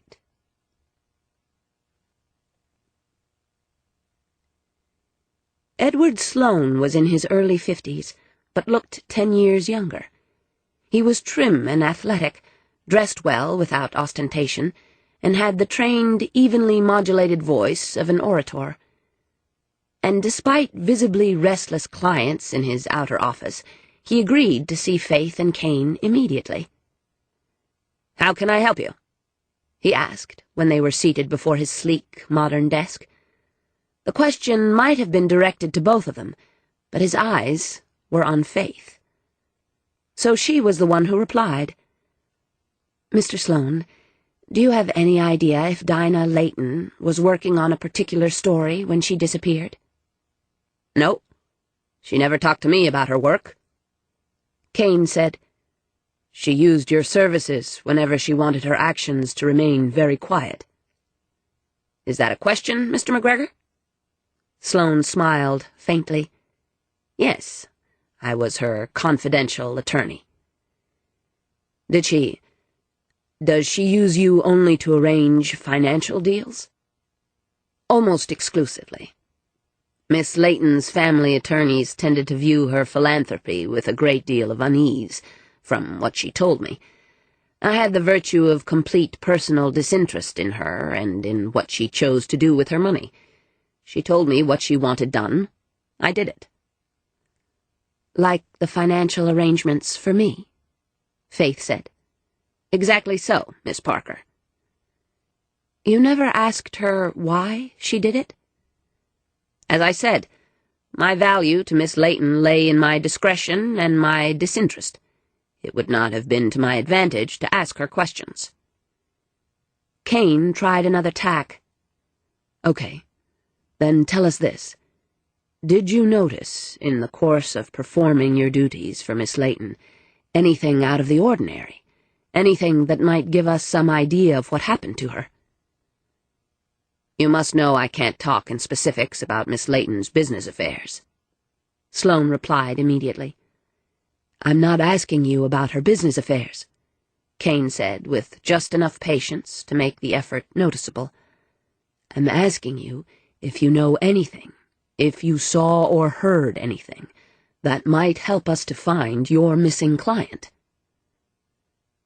This time there was a pause, a rather deliberate one, Faith thought. Her heartbeat quickened as she gazed at the lawyer's face. He knows something. He knows something, and he's just been waiting for somebody to ask him. But nobody had asked, because his relationship with Dinah had not been a public one, and Sloane was not a man who would ever volunteer information, which explained why he hadn't come forward when Dinah had vanished. "Please, Mr. Sloane." Faith knew her voice was unsteady. "Please help us if you can. Did anything unusual happen in the days before she disappeared?" "Just one thing." His voice was composed. 2 days before she vanished, Miss Layton asked me to recommend a good private investigator, one who specialized in missing persons. Faith looked at Kane in confusion, and it was he who said, "Did she say why?"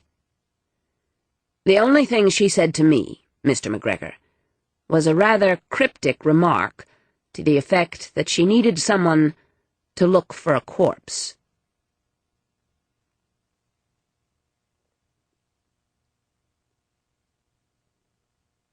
"And that's all he'd tell you?" Bishop asked. "That's all." Kane wedged the receiver between his ear and shoulder, reached for a legal pad on the coffee table, and scowled at the notes he'd jotted down earlier. Just that Dinah wanted to hire a PI specializing in missing persons because she needed someone to find a corpse. Did he know if she actually hired the PI? He said that when Dinah disappeared, he called the two people he'd recommended, and neither had heard from her. I'm inclined to believe him. For one thing, news of the reward has been played up heavily in the media, and I doubt very much that a professional investigator would pass up the chance to make $1 million if he had any knowledge at all about Dinah. That is a point. Bishop paused. Where's Faith? I dropped her off at Haven House. There's a woman there who seems to have known both Faith and Dinah months ago, and Faith wanted to talk to her. Understandably, men aren't welcome there, so I've been checking out a few other things. Faith's bank, where she has no safe deposit box. Dinah's other bank, where the manager was very cooperative and is even now sending Richardson all the records. Did you take a look at those records? Yeah, and they verify what Conrad told us, that Dinah used that bank account the way she used Sloan, to handle those bequests and donations she wanted to keep quiet. Guy's team will go over all of it with a fine-tooth comb. He paused. Since you're still at Quantico, I assume you've been able to look into that restricted file?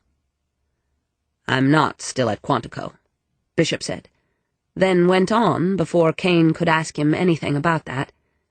But, yeah, I found out why the files on the murders of Faith's mother and sister are restricted. Why? Ties into what you told me about her former husband and the abuse. It seems that he was, and still is, under suspicion for the crimes. The theory is that abuse escalated to open violence when she dared to divorce him, and that she escaped being killed only because she was unexpectedly called into work that night. Grim, Kane said.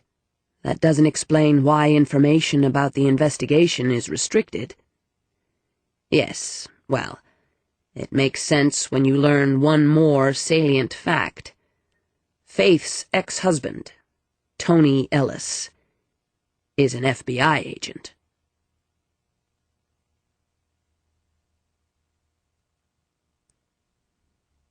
Katie was at school, but Faith left new sheet music on the piano for her.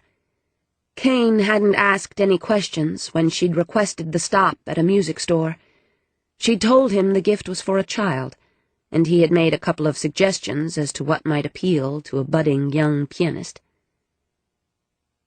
Eve. Last names weren't offered, which Faith assumed was one of Haven House's policies. Turned out to be a not very tall, solidly built woman of about 21, with wary brown eyes that had already seen far too much. She was watching over a small group of toddlers when Karen took Faith down to the roomy nursery in the basement of the house to introduce her. The children's mothers, the director had explained, were working or job hunting, or busy with lawyers or police attempting to divorce, arrest, or prosecute abusive husbands. But it was late in the day, and even as Faith was introduced to Eve, women of various ages were beginning to arrive to claim their offspring. Karen suggested she take over the nursery to give Eve a chance to talk to Faith, and they went upstairs to the second-floor sitting room near Eve's bedroom. "So you've lost your memory?" Eve's voice was a little abrupt, but not unsympathetic. A tone explained when she added, "Happened to me once. Got knocked into a wall and out cold. When I came to, more than 6 months were a total blank." Faith winced. "Did you eventually remember?" Eve shook her head. "Not really, but I pieced most of it together, talking to people. I guess that's what you're doing." "Trying to. Can you help me?" "We weren't close," Eve said frankly. "Friendly, just not confiding, so I don't know much, except that you were very angry." "Angry? Not frightened?" "I don't think you were as afraid of your ex as some of us were. Maybe because he was so far away, or maybe because you had other things on your mind. I think you and Dinah were up to something." Faith blinked. "Up to something?" "Yeah, a story of some kind. I don't know what it was about, but I got the feeling Dinah was trying to hold you back in some way, to keep you from doing something she didn't think you should do. I think she was worried about you." Faith wondered again if it was all her fault that Dinah was in such danger, and was conscious of a cold, sick feeling in the pit of her stomach. But all she said was, "Were you close to Dinah?" Eve's rather immobile face softened. "She talked to me a lot for her story, and, after, she gave me the money I needed to go back to school. I got my GED, but I wasn't going to do anything else until Dinah convinced me it was the best thing for me to do. I'm studying computers," she finished proudly. Faith smiled at her. "That's great." "Yeah, I think so. I have a future now. Dinah said—" She broke off and bit her lip. "What did she say, Eve?" The younger woman hesitated, then said slowly, "I've thought about it since she disappeared, and crazy as it sounds, I think she always knew she didn't have a future of her own. She seemed almost sad when we talked about my plans. Once, she said I had so much to look forward to, and that she wished she'd be here to see it." "Maybe she was just planning to go away," Faith said. "I don't think so. You didn't see her face the way I did, hear her voice. I think she could see the future sometimes, that she knew about things before they happened. She never said so, but once she warned me not to go back to a certain club I liked, and later I found out my ex had been there looking for me. I heard her tell Andrea she should go see her mother, and just a couple of weeks later the poor lady died of a heart attack. And there were other things. The way she looked at Katie and the other kids. The way she moved really fast to arrange things whenever she donated money to Haven House or one of us, as if she knew she had to hurry." Eve shook her head. "I think she knew she didn't have much time left." Faith suddenly remembered what Bishop had said about Dinah. She was precognitive, able to tune into future events, to predict the turn of a card or the throw of dice. Had Dinah seen her own future?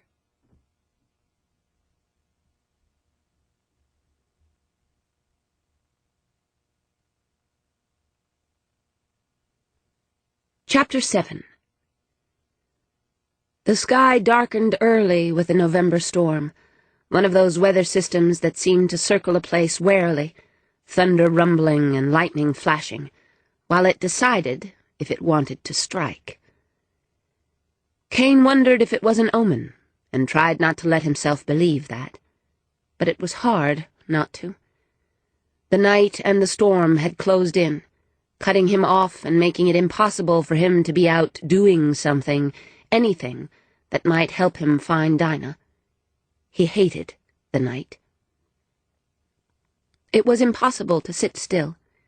He had learned weeks ago that when he was barred from doing anything to help Dinah, he had to keep himself busy with mundane activities. It kept him grounded, kept him sane. At least, he hoped it did. He dug into the freezer for one of the homemade meals that were occasional weekend projects for him. Dinah had teased him that he went on cooking jags on weekends only because he wanted to make her look bad.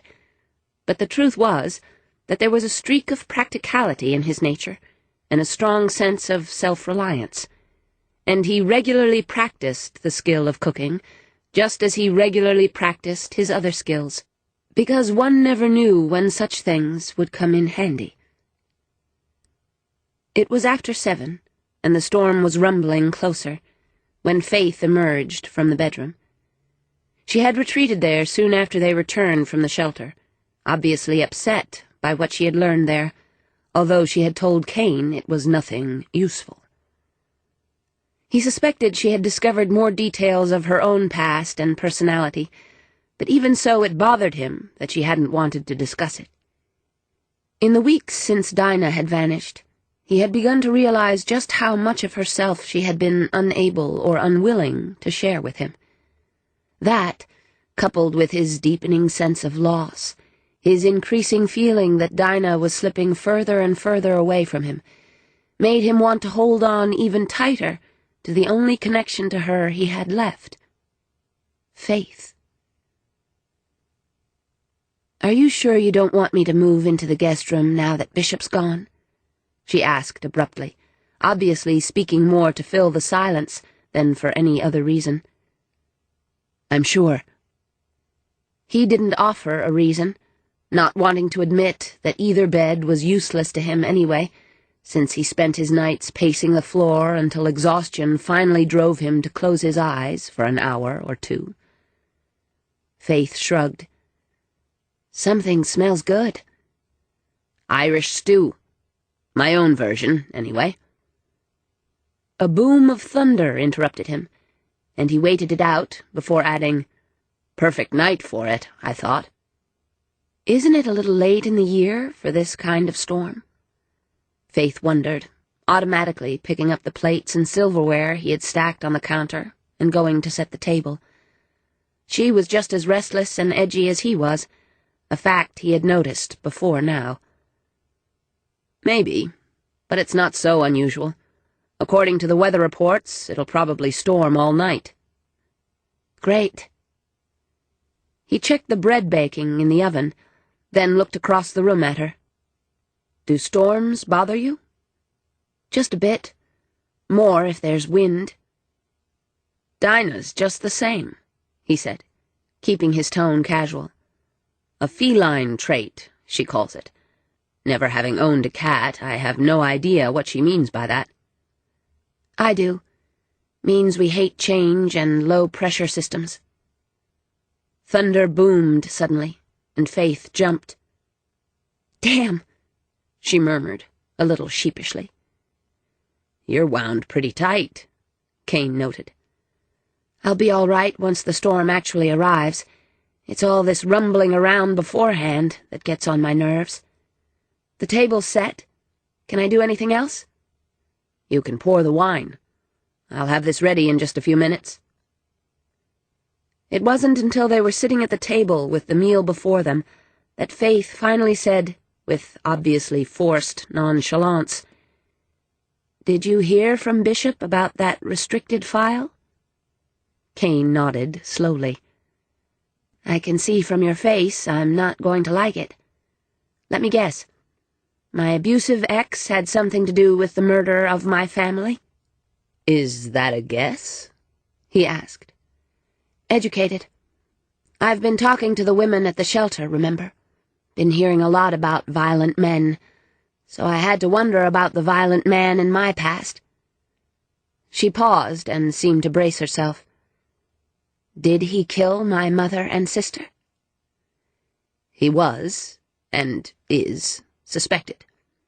But the police haven't found any evidence, Faith. And he not only passed a couple of lie detector tests, but also told the same story under some kind of experimental truth serum." "Truth serum?" "Noah said to forget we heard that." She smiled, but it was an effort. "Okay. So what story did he tell?" "He claims that after you left him in L.A., where you two had lived for the 10 months of your marriage, he didn't hear from you again until he was served with divorce papers, at which point he says he got calmly on a plane for Seattle, intending to talk to you about the situation. He also says he checked into a hotel in Seattle, called your mother's house, and learned that you were working. So he says he stayed at the hotel and didn't have a clue what had happened until the police rousted him out of bed the next morning. The police, on the other hand, believe that blind rage overcame him when he was served with the papers, that even though phone records show he called your mother's house, He could have driven out there, still enraged, killed your mother and sister, and burned the house to the ground. There wasn't much forensic evidence, nothing to say who'd done it. But Tony Ellis had motive and no real alibi, so— Tony Ellis? Is that his name? Kane heard in her voice a loss he could barely comprehend. At least, he knew what he had lost. Faith was daily, almost hourly, discovering bits and pieces of her life, good and horrible, that had vanished from her mind. "Is it his name?" she repeated steadily. "Yes. I'm sorry, Faith." She shook her head and looked down at her plate for a moment, then slowly shifted her fork from her right hand to her left. "I'm glad I don't remember him," she said almost absently. "But I'm still confused about why that file is restricted." Ellis is an FBI agent. She looked up swiftly. "Ah, now it makes more sense. Covering for one of their own?" That was apparently your view, but it really does appear that there was no evidence to arrest him, or even for the FBI to fire him, for that matter. They demoted him, and he's under close observation in L.A., something he's well aware of, apparently. From everything Noah could gather, he's been behaving himself for the last 18 months. "I told someone at the shelter that I had medical evidence that could ruin his career." "Yes. Hospital records showing broken bones and severe bruising." Kane held his voice even and steady, but it took effort. "You turned it over to the police in Seattle, but when they couldn't prosecute him for the murders, you apparently decided that rather than let them prosecute for assault against you, you'd use the evidence to pressure him into signing the divorce papers and getting out of your life for good." Faith shook her head. "And then what? I crossed the country just to make sure?" "Maybe." "And maybe not." Once again, Faith was unsure if that was her voice, her question, or someone else's. She tried to think, to concentrate. "I was angry. I wanted justice. That's what Dinah said to me. That we had to have proof that would stand up in court or I wouldn't get my justice. But as far as we can tell, up until the accident, everything that happened to me happened before I came to Atlanta. It has to connect, though. It just has to. Whatever Dinah and I were investigating here has to connect to my life before." "That makes sense." "Then it is my fault Dinah's in trouble." "Dinah's a grown woman with a damn good mind," Kane said after a moment. "Whatever was going on, I doubt she was dragged into it unwillingly." "What if I didn't tell her everything? What if I took whatever it is they want, and I didn't tell Dinah what I did with it?" She grimaced suddenly and set her wineglass on the table. "Damn it! Not knowing what the thing is makes it sound so ridiculous when you talk about it." "We could always call it the MacGuffin," Kane suggested wryly. "Isn't that a word Hitchcock coined? To name something in a movie that everybody was after?" He smiled faintly. "Another Hitchcock fan, I see." "I guess so." "Well, then, we'll call it the MacGuffin, until we know what it is." Faith waited out a long, rolling rumble of thunder. "I just wish we knew." "We'll find out. We have to find out." He didn't speak the last words, but he might as well have. He wouldn't let her help him clear up, and when he was done in the kitchen, he lit a fire in the fireplace. Faith wandered uneasily to the piano for a few moments, and then to a window. The storm was going strong, and the rain was heavy now, blown against the windows by gusty wind in a rattle that told of sleet mixed in. It made her feel very jumpy. "Be careful," That voice again, almost inaudible to her now. "I think this is going to go on all night," Kane said, watching her as he stood by the fireplace. "Move. Now." "I think you're right." Baffled by the faint whisper in her mind, by her own tension, Faith winced as a bright flash of lightning illuminated the night. Then she turned from the window. "And I don't know why I have this compulsion to stand here and watch when it makes me—" For an instant, Kane thought it was the crash of thunder that cut off her words, but he saw an expression of puzzlement and then shock twist her features. Her right hand touched the upper part of her left arm just below the shoulder, and Kane saw scarlet bloom around her fingers. "Faith, will you look at that?" She was staring at a mirror directly across the room from where she stood. A cobweb of cracks radiated from a small hole in the center of the mirror. With more haste than gentleness, Kane grabbed her and pulled her away from the windows. "God damn it! Somebody's shooting!" "At me?" She sounded only mildly interested. He sat her down on the couch and pried her fingers away from her arm. "Let me see." Her sweatshirt bore 2 neat, round holes that were clearly entrance and exit points, and made it easy for him to tear the sleeve to expose the wound. "It's just a scratch. I've always wanted to say that." Kane had a hunch it was shock rather than courage that kept her voice strong and her words light. But she was right in that the wound was minor, a bloody furrow carved across no more than a couple of inches of the outside of her arm. He had no doubt, however, that it hurt like hell. He made a pad of his handkerchief and pressed it to the sluggishly bleeding spot, and looked at Faith's pale, calm face.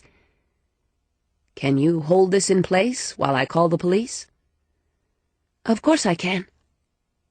She did so, then looked at him with amazingly clear eyes. "But I won't go to the hospital." "Faith, this needs to be looked at." "I can have Dr. Burnett look at it tomorrow when we go talk to him," she said calmly. "It'll be fine tonight, if you can just clean and bandage it." "Faith, it doesn't even need stitches. I'm all right, Kane. Really." She shivered suddenly as thunder boomed again. I don't want to go out there tonight." "All right." He got a blanket and covered her with it before he went to call Richardson. He was careful to stay away from the windows, though he doubted there was any danger. Whoever had been out there was long gone now. That a shot had been taken on a night like this, with blinding rain making precision impossible, told him the act was a scare tactic, not intended to hit a live target. The bullet had found Faith only by sheer dumb luck. Nothing else made sense. But that hardly made the situation better. Kane disinfected and bandaged the wound.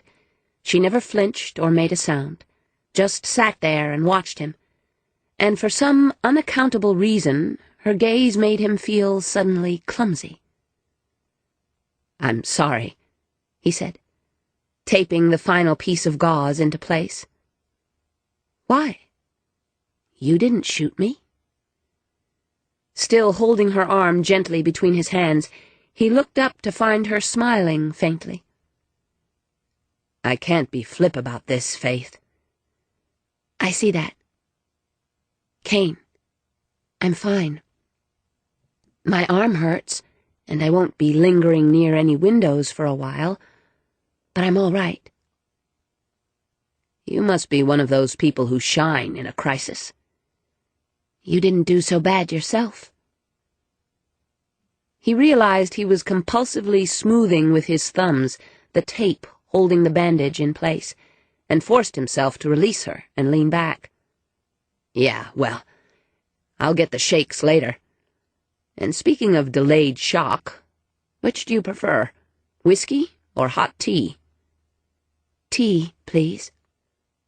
When Richardson arrived a few minutes later, Faith answered the detective's questions with no visible anxiety.